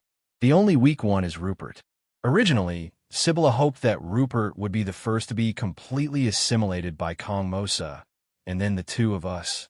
However, Rupert was frozen by her teacher for 20 years, and even Kong Mosa's soul in her body fell into a deep slumber for 20 years. This caused Sibylla's plan to be delayed for 20 years. Then how are you going to assimilate Kong Mosa? You haven't been able to completely assimilate him in 20 years. Can you do it now or in the future? As long as you kill the part of Kong Mosa that has been resurrected, once his soul is incomplete, the other 2 parts will also weaken. Then, Rupert and I will have a chance. What's in it for me? I know where Kong Mosa's body is hidden by the demon army. I can use the hiding place of Kong Mosa's body in exchange. What do you think I'll use the body of a demon for? Chapter 12:30. She left. Chun Zhao didn't stop her. She didn't provide much information, but she didn't provide much either. Chun Zhao looked at the sky. Suddenly, a thought appeared in his mind. Chun, isn't that woman a guest? No. Is she an enemy? I'm not sure. Is something going to happen? Fei Lai asked. Chun Zhao and Fei Lai didn't hide anything, so he told her about Rupert. Is that girl already in her 20s? Fei Lai's focus seemed a bit strange. I'll go to the headquarters with Jerlin, so you don't have to worry about both sides. Chun Zhao was stunned. He hadn't thought about this before. Subconsciously, he thought that a war was about to start. No matter the outcome, the headquarters wouldn't be safe. But Fei Lai's words were indeed a solution. At least, he would be more at ease if Fei Lai and Jerlin were under his watch. Okay, Chun Zhao thought for a moment and agreed to Fei Lai's suggestion. The pets at home were also not to be underestimated. Of course, if Fei Lai and Jerlin were at the headquarters, he had to be more careful and treat the upcoming war more seriously. The underlings started helping Fei Lai and Zhilin pack their luggage. Chen Zhao also brought some underlings to the headquarters. After arriving at the headquarters, Chen Zhao brought Zhilin to meet Evans. Evans, come and meet your sister, little Zhilin. Hi, brother Evans. Little Zhilin had a cheerful personality. Comparatively speaking, Evans, who was slightly older, was much more shy. Hi. Little Zhilin took the initiative to run to Evans and held his hand. Brother Evans, let's go play. Okay. Chen Zhao also hoped that Zhilin's cheerfulness could help Evans walk out of the darkness. After all, he and Gaia were both adults. They had their own worldviews, so they might not be able to help Evans. Little Zhilin might be a good breakthrough. Chen Zhao went to check on the preparations of every member. Just then, Chen Zhao's other phone rang. It was the handsome boy. Chen Zhao picked up and the boy asked, Chen Zhao, when are you coming to hell? I'm going to face a great enemy in the next 2 days. After dealing with this enemy, I'll go to hell. Oh, then you'd better hurry up. The Manatide is coming soon. If you miss it, the next Manatide will be 13 years later. What is the Manatide? This is a natural climate in hell. Every 13 years, there will be a magic wave that covers most of hell. During the magic wave, the elements here will be dozens of times denser than usual. Every 13 years, a large number of demons will have a significant increase in strength. This is also an opportunity for you. By the way, let me ask you something. My cultivation system is Taoism. Right now, I'm in the emptiness of heaven and earth. In our Taoism realm, we'll form a small world. Do you understand? Of course, a small portion of intermediate demons have a similar realm, but we call it the demon domain. The handsome boy said, but not all demons can enter because the bloodline of many demons determines their height. They might never reach the demon domain, so some demons will use special methods to enter the demon domain. The enemy I'm facing right now first created many demons, and then he can form a connection with them. This is the most common way to enter the demon domain. In terms of levels, the two of you should be in the same realm. However, the other party relied on external forces to reach this realm, while you relied on your own strength to enter. So, there is still a fundamental difference between the two of you. You should be able to kill the other party easily. The key problem is his demon army. Do you remember the destructive power you absorbed through that spell last time? You can release the destructive power, and the demon army can be easily killed by you, including your enemy. But I still have my family, friends, and subordinates by my side. Then there's another way. I've thought of one, the handsome boy said. The handsome young man said, receive the magic I'm giving you. This magic is a passive magic. It doesn't do any damage, but it can erode this unstable demonic domain. By the way, you have the bloodline of gluttony, right? Yes. Okay. I've already created a spell for you. Chen Zhao was speechless. He'd been cultivating for so long and had to think hard to think of a suitable spell for him. But the handsome boy only paused for a moment and had already thought of a suitable spell for him. When Chen Zhao opened the file the handsome boy had given him, golden, red, and black lines shot out of the screen and entered Chen Zhao's forehead. Instantly, a lot of information appeared in Chen Zhao's mind. Oh, the tower trials I made for you is also a weapon. At least, it's harder than most weapons in the human world. Chen Zhao's heart jumped. This meant that he could use the Tower of Trials as a weapon if he shrunk it to a certain size. After communicating with the handsome boy, Chen Zhao was even more confident. After hanging up, Chen Zhao continued inspecting the headquarters and the surrounding Fangyu. Just then, Pan En and Eric dragged a demon out of the forest. The demon was more than 3 meters tall and strong. It had a green face and sharp fangs. It kept struggling in Pan, En, and Eric's hands. President, look what we caught. Chen Zhao was surprised. Where did you catch it? In the forest. Lowly humans, my master has already descended. You're not far from death. The demon roared. Chen Zhao had an idea. He could use it to try the spell the handsome boy had taught him. Chen Zhao tapped the demon's forehead with his finger. In an instant, the demon's soul was extracted. Then, the evil spirit's soul started disintegrating in Chen Zhao's small world. President, why don't you keep it for interrogation? Pan In and Eric didn't expect Chen Zhao to kill the demon directly. Chen Zhao also didn't expect the spell to kill the demon so easily. But the demon was really weak. Chen Zhao's small world absorbed the demon, but didn't feel anything at all. Increase the vigilance. The demon army is coming, either today or tomorrow. Then we'll go patrol again, Pan In said. Be careful. If you can't beat them, run to the headquarters. Actually, the headquarters defenses were already very tight. Apart from Pan In and Eric, there were all kinds of equipment in the surrounding forest. Chapter 12:31. A car was driving on the road in the woods under the night sky. There were several university students in the car. Jill, where are we going? The only woman in the car asked the student who was driving. A few days ago, someone found a big footprint here and posted the picture on the internet. I think there might be a Bigfoot monster here. They were all students from California Institute of Technology, and they were also members of the Paranormal Society. To put it bluntly, it was a concentration camp for a group of Chinibu patients.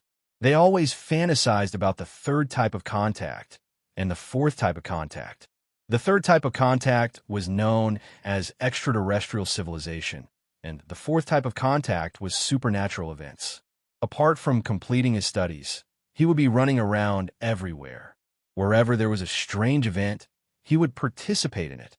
Could it be another prank? I analyzed the footprint with LA calculation. The pattern is clear and doesn't seem to be man-made. LA calculation was mostly used by the police to investigate cases. Through LA calculation, they could calculate the height, weight, and even physical condition of some footprints. Everyone knew that Jill was a computer expert.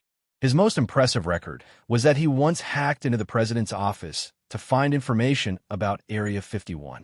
But he failed. Of course, although he failed, he escaped unscathed. Although Jill wasn't the best hacker, this was enough to make him proud. It's so dark tonight. There's no moonlight at all. There aren't even street lights on this road. Jill stopped the car and picked up the map. That's strange. Logically speaking, this should be the end of the road. Ahead should be the woods. Why is there still a road? Let's go forward and see, Prague said. What do you think? Let's go forward. We've already gone so far. We can't turn back now. Everyone had the same opinion. They all continued forward. But after the car stopped, it was difficult to start it again. Jill's car was secondhand. It was already very old when he bought it. He bought it for only $1,000. Usually, members of the Paranormal Society relied on this car to travel around. They often had problems, but they didn't expect that there would be a problem here. The car couldn't start. Let me go and take a look. Jill got out and opened the front cover to check. But after 20 minutes, he still found nothing. Hey, you guys, can you come down and help? I can't do it alone. The 4 people in the car also got off. Prague, do you want a cigarette? Prague shook his head. That's why I rejected your pursuit. I hate men who smoke. All right. Sorman shrugged helplessly. Neither of them knew how to repair cars, so they stood by the side of the road and looked at the dark forest. Suddenly, Prague took 2 steps forward. What's that? Sorman scrutinized the dark forest. It looks like a wild beast. Maybe it's the Bigfoot monster we're looking for. Prague laughed. The car is fixed. We can continue our journey, Jill said. Everyone returned to the car, and the car continued to move. But after a few steps, the car suddenly jerked. A black shadow slammed heavily into the car. The car immediately veered off the road and crashed into a tree by the roadside. What's going on? How are you guys? I'm fine. What happened just now? We were hit by something. Fortunately, they were driving very slowly. After all, it was an old car and had just started, so it couldn't go fast. But just then, there was a sudden thud on the roof, as if something had landed on it. The roof was dented, and a few sharp claws pierced through the dent. The claws were slowly tearing open the roof. Everyone in the car was shocked. Soon, the roof was cut open by the thing above, and the roof was completely lifted. Everyone finally saw what it was. It was a 3-meter-tall monster. The monster's head looked like a Shar-Pei, and its mouth emitted a foul stench. Its eyes were red, and there was a tail behind it. What scared them even more was that there was a human face on the monster's tail. The monster's tail reached into the car. The face on the tail looked at the martial artists and revealed a strange smile. The 5 people in the car were so scared that they almost peed their pants. 5 humans, not bad. The face on the monster's tail made a horrifying sound. Suddenly, Jill took out a gun from somewhere and fired at the face on the monster's tail.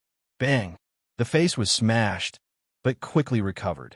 But the monster was furious. It grabbed Jill, dragged her out of the car, and bit her neck. Blood splattered on the people in the car. Everyone was scared out of their wits and immediately ran out of the car. But they only ran a few steps when they saw a few more monsters appear in 2 directions. Each of these monsters had a different form, but each one of them was terrifying.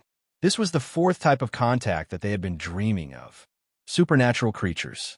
They were right in front of them, but at this moment, they didn't feel any joy or excitement. There was only fear, because they weren't as good as they had imagined. They ate people. Just then, a rustling sound came from the darkness. The monsters also heard this sound and looked in the direction of the sound. The monster on the roof dropped Jill's body and looked warily into the darkness. Suddenly, a 10-meter-long purple python rushed out of the darkness and bit the monster on the roof. The other monsters wanted to escape, but a green lion rushed out from another direction and slapped one of the monsters to the ground. It was Payne and Eric. They were in charge of night patrols around the headquarters. Then they received an order from West, saying that a few children were attacked by demons lurking nearby. The purple python was transformed from Pan in, while Eric transformed into a green lion. The 4 people who didn't know what was going on were so scared that they curled up on the ground. They watched the 2 terrifying beasts fight the monsters. However, it was obvious that both the purple python and the green lion were stronger than these monsters. But they weren't normal creatures either. At least, there were no wild African lions in the American continent, and they were green. Payne swung his tail, and a demon was sent flying. In just 2 or 3 moves, these monsters were almost wiped out. Seeing that the situation wasn't good, another demon turned to escape. Chapter 1232. Everyone looked and realized that it was a tall woman. Gaia had just gotten off work and was on her way to the headquarters when she saw the battle. She saw Payne and Eric fighting, so she came over to help. Prague and the others all looked at Gaia in shock. The woman was tall, but compared to the monster, she was half the size. However, she was strangling the monster's neck. No matter how much the monster struggled, it was useless. Just then, Payne and Eric's battle had ended. They each killed a demon and captured one alive. When Payne and Eric turned into humans, Prague and the others were all dumbfounded. Their faces were full of shock. They were humans? What was going on? Was it magic? Who are those people? Gaia pointed at Prague and the others. I don't know. Bring them back for interrogation, Gaia said. After all, it was before the war. Who knew if they had other intentions? These kids didn't look like it. But who knew if they were just trying to hurt themselves? Prague and the others were brought to the headquarters. When they entered, they saw 2 kids riding on giant black and white wolves. They were playing on the lawn in front. Auntie Gaia. Jerlin was the first to see Gaia. She immediately asked Black Ma to rush over. Evans also ran up. When Gaia saw the 2 little guys, she immediately smiled. Jerlin, why are you here? Dad said that Brother Evans has no one to play with, so he asked me to play with him. Gaia's face showed a rare gentleness. She saw that Evans's face also showed a long-lost cheerfulness, which made Gaia even happier. Prague and the others looked at the building before them carefully, feeling uncertain. Why are you standing? Go in. Payne, push a boy. The 4 students were brought into the front hall. Mr. West, when we arrived, 1 was dead. We only brought back 4 and caught 3 demons. West looked at Prague and the others. Tell us your names and identities. Sir, we're students from Caltech. I'm Prague. I'm Philip. Zoe's. Griffin. Why are you here? West looked at the 4 young people. I don't want to hurt you. West said, but if our president doesn't get a satisfactory answer, he will intervene. You definitely don't want to see our president. We're really students from Caltech. We're from the Paranormal Society. We're here to find Bigfoot. What proof do you have? Everyone looked at each other. What proof could they have? They had never thought that such a thing would happen. No, they hadn't even considered the possibility that they would encounter the 4th type of contact. We've already told you our identities. What else do you want to know? Although the four young people were very anxious and their emotions were a little out of control, but West was still unhurried. He asked the same questions over and over again. At this time, it was already late. It was quiet outside the headquarters. Let's stop here. West stood up and said, I'll take you to your accommodations. When can we leave? Not tonight, not tomorrow. Before I confirm your identities, none of you can leave this place. We are just students, but you intruded into our territory. We intruded by accident. We didn't know. Everyone has to be responsible for their own actions. You're all adults. The four of them spent the night anxiously. The next morning, they came out of their rooms. No one cared about them. They didn't know that they had actually been accompanied by 4 evil spirits last night. The environment here was very beautiful. There was a huge lake and a sea of trees beside it. If it weren't for the special situation they were in, they would probably be relaxing right now and having a good rest here. Just then, they saw West walking over. Did you miss breakfast? No. Where did you eat? The cafeteria. West brought them to the cafeteria. When they saw the evil spirits floating in the cafeteria, the 4 of them almost peed their pants. You saw the demon last night. Are you still afraid of evil spirits? West glanced at the 4 of them. Sir, when can we leave? If everything goes well, tomorrow. What if it doesn't? Prague looked at West anxiously. Forever. Do you see those bastards? They're the ones who will be locked here forever. Prague's expression stiffened. What did they do wrong? Nothing, West said. They just offended our president. This was the second time Prague and the others had heard West mention their president. Cough, cough. West heard coughing behind him. He turned around and saw Chun Zhao and Fei Lai enter the cafeteria. President. Everyone looked at Chun Zhao, sizing him up. They wanted to see what was up with this scary president that West had mentioned. Young man, don't listen to this old Asterisk Shoals nonsense. He's been ruining my reputation everywhere. I've always insisted on using love to manage the association, Chun Zhao said seriously. They all deserve to die, but the law can't punish them. That's why I locked them here, to prevent them from causing trouble when they get out. If you don't believe me, ask them. Henry, come here. Tell me, am I right? Henry had his head buried in his breakfast. Hearing Chun Zhao's words, he forced a smile. Yes, we're all asterisk souls. The president gave us a new life and a chance to turn over a new leaf. If Henry's answer was the opposite of Chun Zhao's, he would probably have a close encounter with a meat grinder tonight. Oh, I heard that you're students from Caltech, right? Yes. I'm a professor at UCLA. You can call me Chun. University professor? No one expected Chun Zhao to be a university professor. You can visit my school when you have time. UCLA's academic ranking is much lower than Caltech, Griffin said. There's nothing to visit. Everyone's expression froze. Griffin was a firm supporter of his school. He'd always been hostile and belittling other schools. West, I suspect that he's a spy sent by the Demon Army. I think we need to torture and interrogate him. I hope to get the detailed plan of the Demon Army from him before sunset. No one expected Chun Zhao, who had been so approachable a moment ago, to become a completely different person in the next moment. Chapter 1233. Even Griffin himself was dumbfounded. He defended the president with just one sentence. I'm not going to stay here forever, right? After breakfast, the four wandered around the HQ. It didn't look like a mysterious or evil place. They saw several children walking around and playing.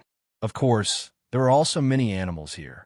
Many of them were strangely big, too. The wind was especially strong today, and the sky was getting darker. Dark clouds seemed to have gathered above the HQ. The low-pressure air was suffocating. Prague saw that pain had returned with another demon. Subconsciously, she didn't think that this was an evil organization. Prague found West again. Mr. West, when can we leave? Didn't I tell you? West said, you have to get the president's permission to leave tomorrow or never. But your president is sleeping by the lake right now. Is he always so free? What do you think he's going to do? But if he doesn't let us leave, he'll at least interrogate us, right? Do you know how he usually interrogates people? Ow! Do you see the meat grinder beside the HQ? Yes. Our guild leader usually puts people in there for interrogation. Prague's face paled instantly. Just then, The HQ's alarm rang. Immediately after, Prague saw many members that he had seen before and some that he had never seen before running out from all directions. What happened? Prague was alarmed. Little Jerlin rode White Ma and ran to West. Uncle West, is there a bad guy? Jerlin wants to beat the bad guys with you.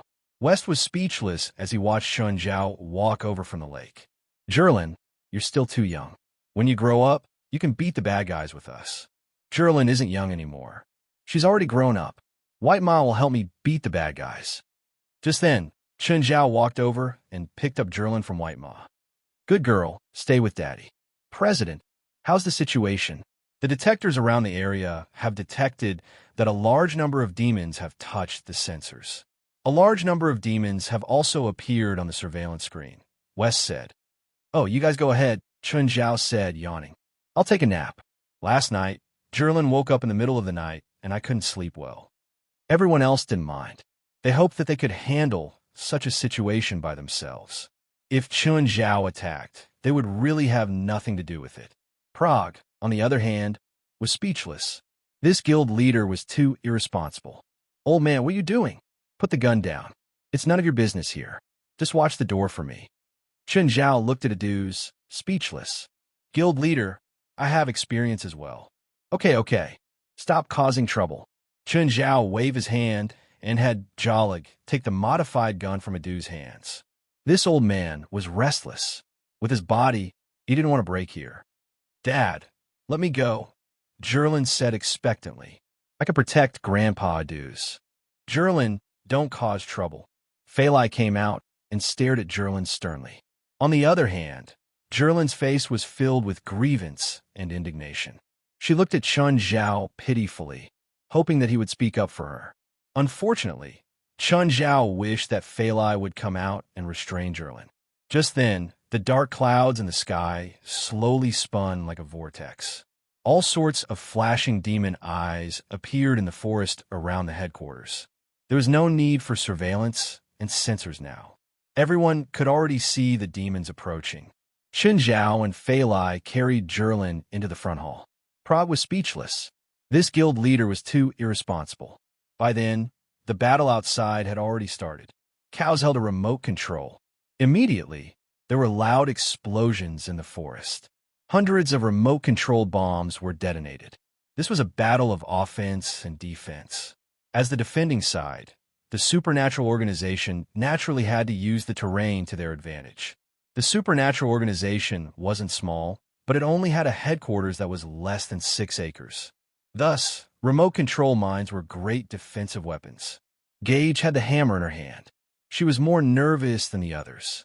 For one, she was weak. For another, she didn't have much battle experience. Gage looked at Donya Tianchi. Japanese, aren't you nervous? I'm a samurai. Samurai are fearless. Donya Tianchi just didn't look nervous. What a joke. What era was it now? There were no proper samurai. Amidst the explosion, 5 huge demons rushed out and attacked the headquarters. The 5 demons were all more than 5 meters long. They looked different, but they were all burning with flames. They were demons that liked to play with fire. The high temperature of the explosion didn't pose much threat to them. Plus, they were huge, so the shockwave from the explosion didn't have much effect on them. Giselle was surrounded by a dozen metal balls. Under her control, one of the metal balls shot toward a pig-headed demon first. The metal ball landed on the pig-headed demon's body. Immediately, it extended a hook and latched onto the demon's body. The next moment, the metal ball exploded. The liquid nitrogen inside also spread out, freezing the demon into a popsicle.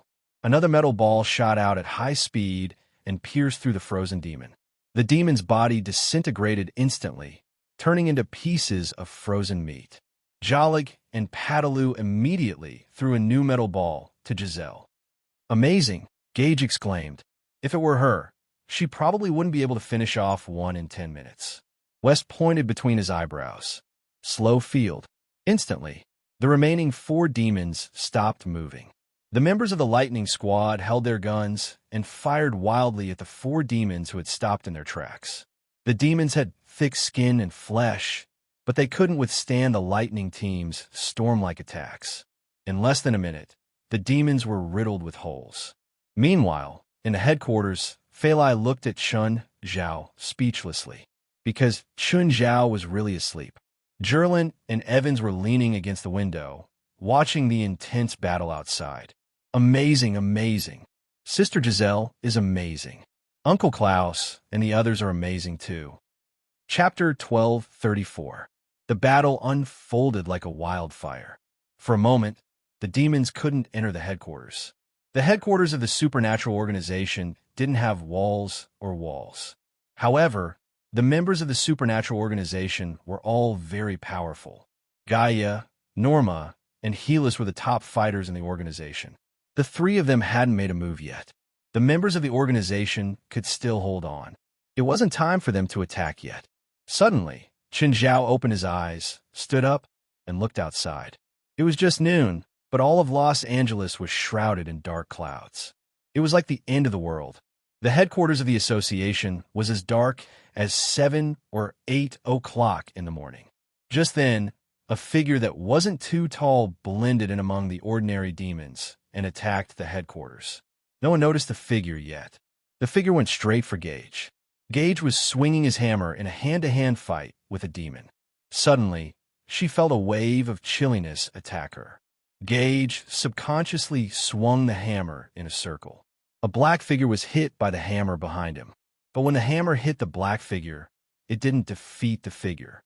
Instead, the hammer bounced back. Getchula felt as if his hammer was hitting a giant piece of rubber. He almost lost control of the hammer and staggered back a few steps. The black figure attacked Gage. It held a dagger with both hands and was about to slit Gage's throat. Suddenly, a hand appeared behind Gage and pulled him back, avoiding the fate of having his throat slit.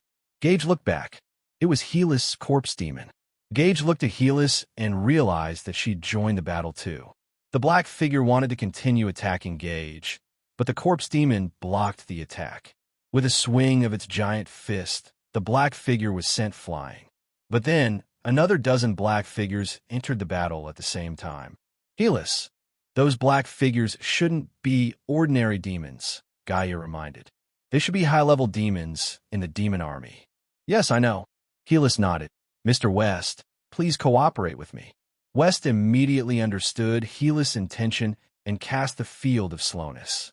Wester was no longer the person in the past, a piece of trash who could cripple himself with a slow domain. His strength had soared, and his magic power had also improved greatly, especially since he knew how to quickly recover his magic power. More than 10 black shadows were engulfed by West's slow field. The 12 undead brothers and sisters of Helis attacked at the same time. Countless spells poured out. It covered an area of more than 20 meters. Suddenly, something in the sky approached the headquarters from a distance in the forest. The one in the lead was huge, and there were smaller ones behind him. Everyone finally saw that those things were a group of bird monsters. The largest bird monster had a wingspan of about 15 meters, while the other bird monsters were about 7 or 8 meters in size. Gaia finally picked up the greatsword. When she grasped the hilt, the greatsword burst into flames. Gaia's figure moved, leaping into the air. In an instant, the flaming sword slashed towards the largest bird monster. Hiss! The leader of the bird monsters was beheaded. Gaia used the falling corpse of the bird monster to jump more than 10 meters in the air and slashed again.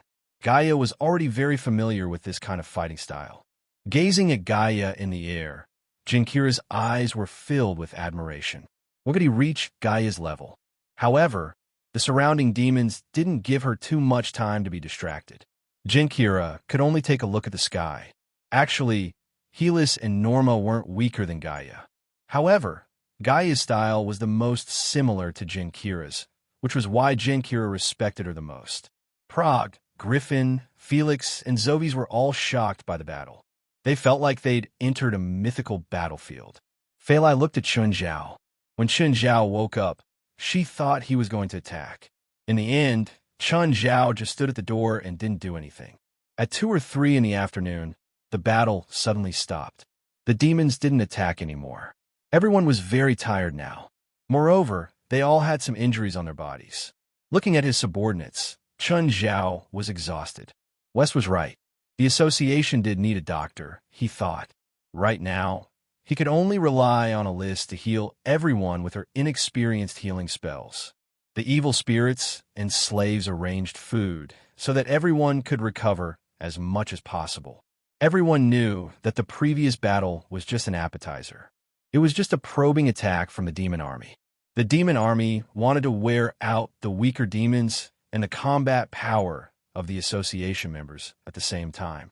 Their goal had clearly been achieved. The association didn't lose anyone, but their combat power was obviously much lower.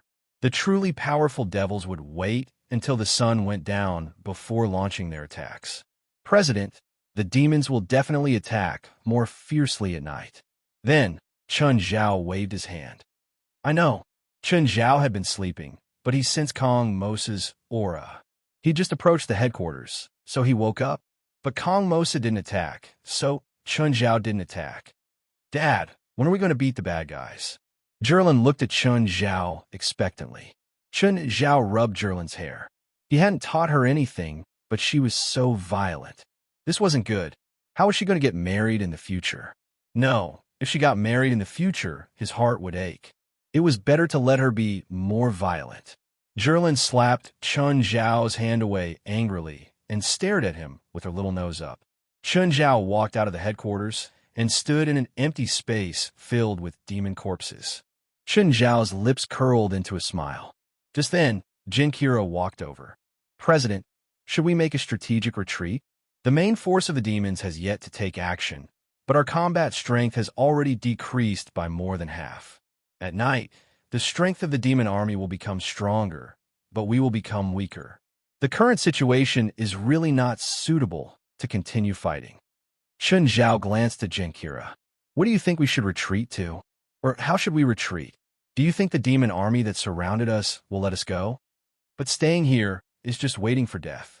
I think we should find a weak point and break out. Chapter 1235. Mr. West, I think we should retreat now. Seeing that Chun Zhao couldn't get through, Gage ran to find West. Retreat? Why? Don't you think we have no chance of winning? I don't think so, West said coolly. Before the president gives the order, neither I nor anyone else will retreat. You can leave, but after you leave, you won't be a member anymore. The Union didn't say that leaving meant fighting to the death. No one had the time. Gage's face was filled with helplessness. All of them seemed to be very obedient to Chun Zhao's orders. As long as Chun Zhao didn't speak, no one would support her. She really didn't understand how that man had such prestige. From the first day she joined the Union, Chun Zhao had been a bit off. Moreover, he'd been in the Union the shortest. Usually, he wouldn't come to the Union at all. Even during the big events of the society, Chun Zhao always hid in the back. For example, when Pamela turned into a banshee, Chun Zhao had been a spectator. He hadn't done anything at all. She really didn't understand how Chun Zhao could manage and command the members. Gage was a bit disappointed. She didn't want to die like this. But she didn't want to be a deserter either. She had the bloodline of a berserker, even though she'd been one for the past 20 years. She'd always lived as a normal person. She'd come into contact with people from the spiritual world, but not much. She had even less battle experience. She had the bloodline of a berserker and the pride of a berserker. The most shameful thing for a warrior wasn't to die in battle, but to run away. When everyone else was facing the enemy, she chose to abandon her comrades. Not only did she abandon her comrades, but she also abandoned her bloodline. A proud berserker wouldn't allow such a thing. Just then, the sky started to darken. If there was still a sliver of light during the day, when dark clouds covered the sky, it was truly dark now. There wasn't a sliver of light outside the headquarters. Just then, Chun Zhao walked out of the headquarters. When the others saw Chun Zhao, they all stood up. When Helis looked at Chun Zhao, her eyes were filled with respect. President. When Chun Zhao walked past everyone, they would greet him. Chun Zhao walked to the door of the headquarters and looked at the dark forest before him. Chun Zhao could sense that there were countless demons hiding in the darkness. It's about time. Master, time's up. Sibylla stood respectfully next to Kong Mosa. Kong Mosa stood where he was and did not move all day. He only opened his eyes when he launched the attack, and when he gave the order to stop the attack. Sibylla waited for Kong Mosa's reply. But after waiting for 5 minutes, there was no response. 10 minutes later, there was still no response. After waiting for 20 minutes, Kong Mosa finally opened his eyes. "I'll out attack you, and all of you attack," Kong Mosa said. Besides Sibylla, there were 3 other demons around Kong Mosa. Sibylla had accepted Kong Mosa's reward. She had now replaced Doan Tucker as the great commander of the demon army. At the same time, he found another powerful demon in the demon army to replace Bastille. The other 2 were the veteran commanders, Eden and Arrow. Arrow was the most unwilling of the 4 great commanders. If Kong Mosa had not been revived, she would not have obeyed the order to get involved in this mess. Kong Mosa also walked toward the headquarters. After receiving Kong Mosa's order, the other demons swept toward the headquarters like a wave. Everyone stared at Chun Zhao's back. Jinkira also stared at him. She did not understand what he was doing. Why was he standing there? Was he looking to die? If the demon army launched an all-out attack now, he would not even know how he died. Suddenly, there was a series of barks in the darkness. Then a group of demon dogs charged out of the darkness. These weren't demons. They were different from hellhounds. Hellhounds were man-made demons, while demon dogs were man-made undead. They were creatures summoned by necromancers. These demon dogs were extremely large and ferocious like tigers. They pounced at Chun Zhao. At the same time, a black shadow appeared beside Chun Zhao. Bastille had appeared. Jinkira's eyes widened. So big. Bastille was much bigger than these demon dogs. Was this his trump card? Gatella thought to himself. Bastille was indeed very strong. With a swipe of his claws, he killed all the demon dogs in a few moves. Just then, Sibylla's voice came from the darkness. "How sad, Bastille. You become someone else's puppet." Bastille had no consciousness. He only stared emotionlessly at the demon army that had appeared in the darkness and the 4 great commanders led by Sibylla. Sibylla could sense the dead members of the demon army. She could also sense that Bastille was dead. Now that he had reappeared in a different form, she could easily guess that Bastille had become someone else's puppet. The new commander, Beast King Rainster, roared at Bastille. Bastille roared at Rainster as well. Rainster was no smaller than Bastille, and his voice was not soft either. Rainster charged forward first, pouncing at Bastille. The 2 demons fought. It was hard to tell who would win in a short time. Rainster had originally been Bastille's subordinate. He was indeed weaker than Bastille. But ever since Kong Mosa had been revived, he'd received Kong Mosa's rewards. His power had increased greatly. Jinkira watched anxiously from the back. Chun Zhao's trump card was being held back by the other demons. Chun Zhao should be in danger. But Gaia and the others didn't seem to want to help at all. Had they disliked Chun Zhao and wanted to use this chance to get rid of him? Jinkira's thoughts kept running wild.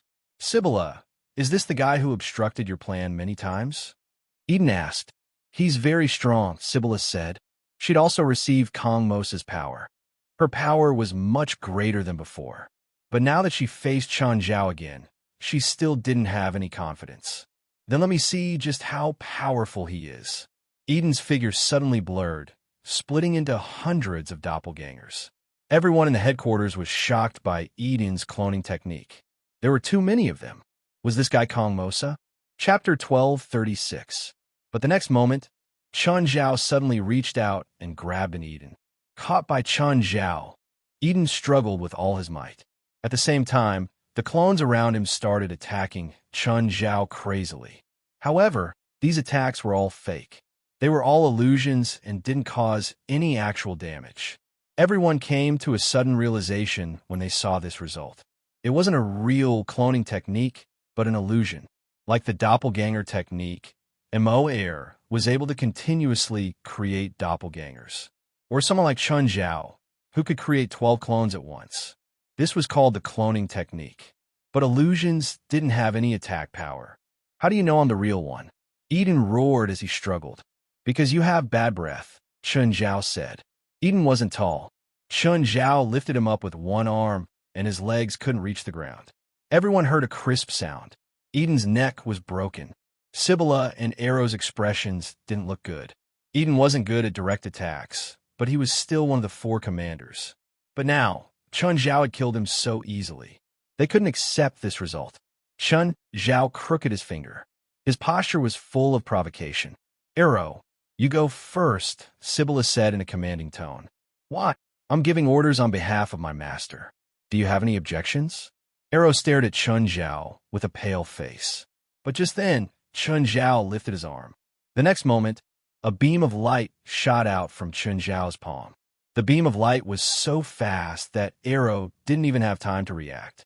The beam of light directly penetrated her body, and it continued to spread to the back. Demon cannon. Wherever it passed, all the demons were instantly annihilated. Sibylla's limbs were cold. This man was even scarier than before. Arrow didn't even have a chance to attack. She was also killed instantly. Gatella also opened her mouth wide. Disbelief was written all over her face. So powerful. This was the first time she'd seen Chun Zhao attack. Just then, Kong Mosa's voice sounded from behind Sibylla. "Go find a second host. Leave him to me." "Yes, master." Sibylla's figure flashed and disappeared. Kong Mosa slowly walked out of the forest and revealed his real body. He had a pair of horns on his head, and his chest was exposed. His skin was black, and he held a steel fork in his hand. His feet were like sheep's hooves. "Human, you shouldn't have blocked my path. Who do you think you are?" Kong Mosa was not tall, but the aura he exuded made everyone feel as if they had fallen into a nightmare. It was too terrifying. Could humans really become enemies with such a monster? Even Blackies, who worshipped Chun Zhao a lot, had some doubts. This demon was much stronger than his mother. Kong Mosa threw his trident at Chun Zhao with terrifying power. It was as if hundreds of demons were attacking Chun Zhao at the same time. Bang! The moment Chun Zhao touched the pitchfork, he released all his power. A terrifying shockwave spread out from Chun Zhao. All the association members standing at the back were sent flying. Everyone looked at Chun Zhao in disbelief. They hadn't expected Kong Mosa to be so powerful. Even though they were dozens of meters away, they could still feel the terrifying shockwave. How could Chun Zhao, who was the first to bear the brunt, escape? The smoke gradually dissipated. Chun Zhao stood where he was without a single injury. Everyone was shocked again. They hadn't expected Chun Zhao to receive the attack unscathed from such a terrifying shockwave. Chun Zhao grabbed the pitchfork, but it started trembling as if it wanted to break free from Chun Zhao's grasp. "Bastard, you don't want to be controlled by me? In that case, don't even think about getting it." Chun Zhao immediately controlled the mouth of gluttony and bit down on the pitchfork. The pitchfork was clearly not an ordinary weapon. The mouth of gluttony actually couldn't bite it into pieces immediately.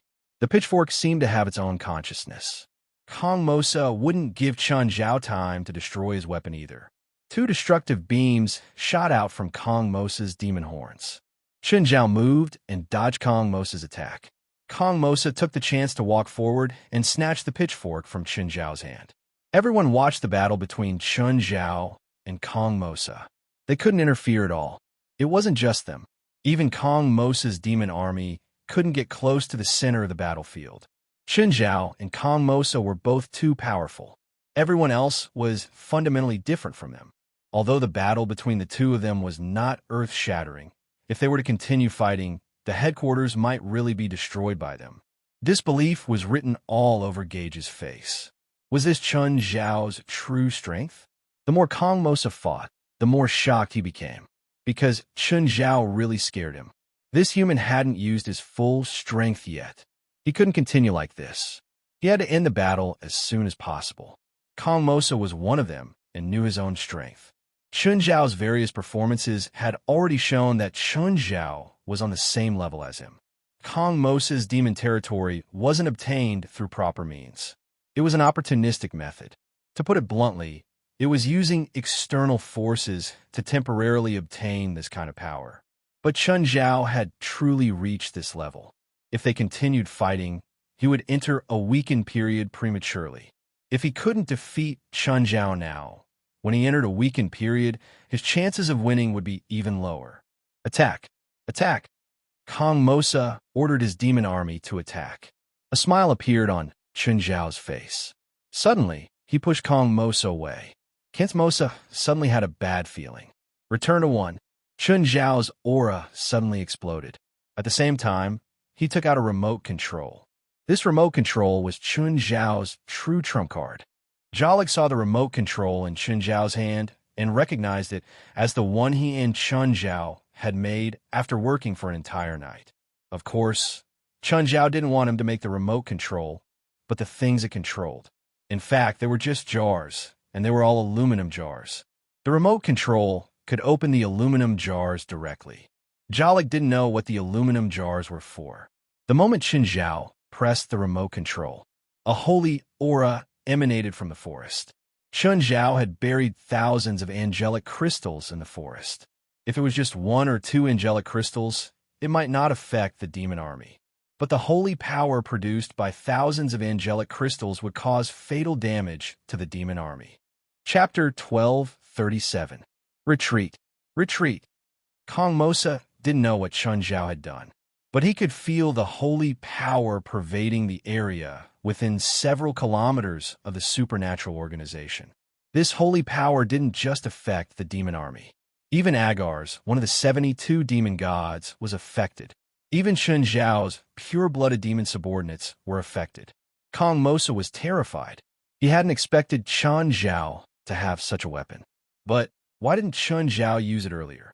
Why did he only use it now? This was something he didn't understand. Actually, thousands of angelic crystals seemed like a lot. But when they were scattered around the headquarters, they realized that there weren't that many. So, Chun Zhao could only use the angelic crystals to draw a line around the headquarters. Of course, this line wasn't just a line of defense. It was also a line of obstruction.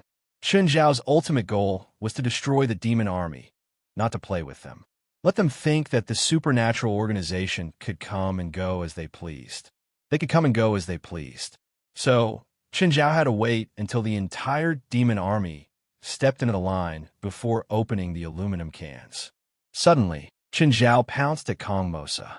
Kong Mosa was already somewhat suppressed at the moment, but Chun Zhao didn't weaken. Instead, he became stronger. He was so strong that Kong Mosa couldn't block it. He couldn't even block it once. This was the true power of a demon. Chun Zhao pressed Kong Mosa to the ground and dragged him a dozen meters. Kant Mosa tried to resist, but Chun Zhao was too strong. He couldn't move Chun Zhao at all. Do you know how big the difference between us is? Theoretically, Kong Mosa and Chun Zhao were on the same level. But there was still a gap between them that Kong Mosa couldn't close no matter how hard he tried. That was a spell or magic that belonged solely to him. Chun Zhao had returned to 1. He'd created it himself. Because Chun Zhao had entered a state of emptiness, he could comprehend it himself and create his own spell. But Kong Mosa didn't. He didn't have his own magic. The principle of 10,000 techniques returned to 1 could be said to be simple, but it could also be said to be difficult. But no one else could copy it.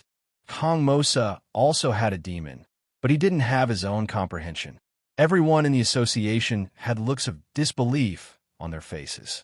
They had thought that there would be an even more intense battle between Chun Zhao and Kong Mosa. However, the situation seemed to have changed in an instant. Just a moment ago, they were evenly matched.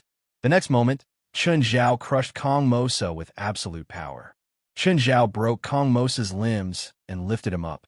Chun Zhao wanted to devour Kong Mosa's demon territory.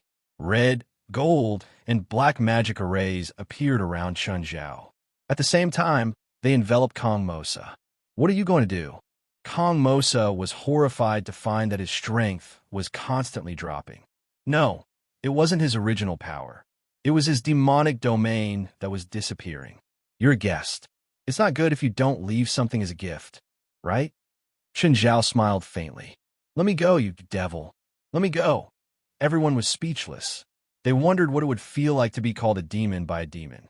However, Chun Zhao's previous actions could indeed be called a demon. Just then, Rupert suddenly let out a cry of surprise. Everyone turned around and saw Sibylla appear behind Rupert.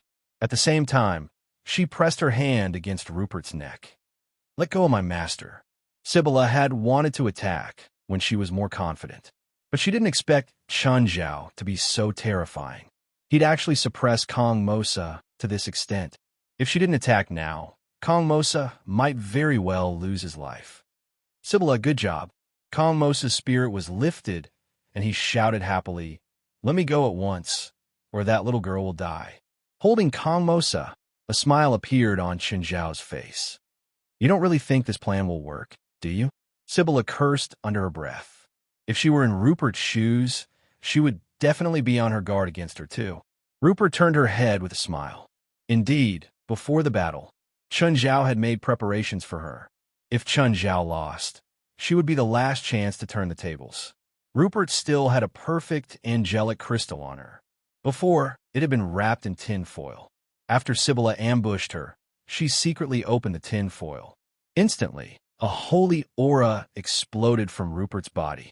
Sibylla had just been transformed by Kong Mosa.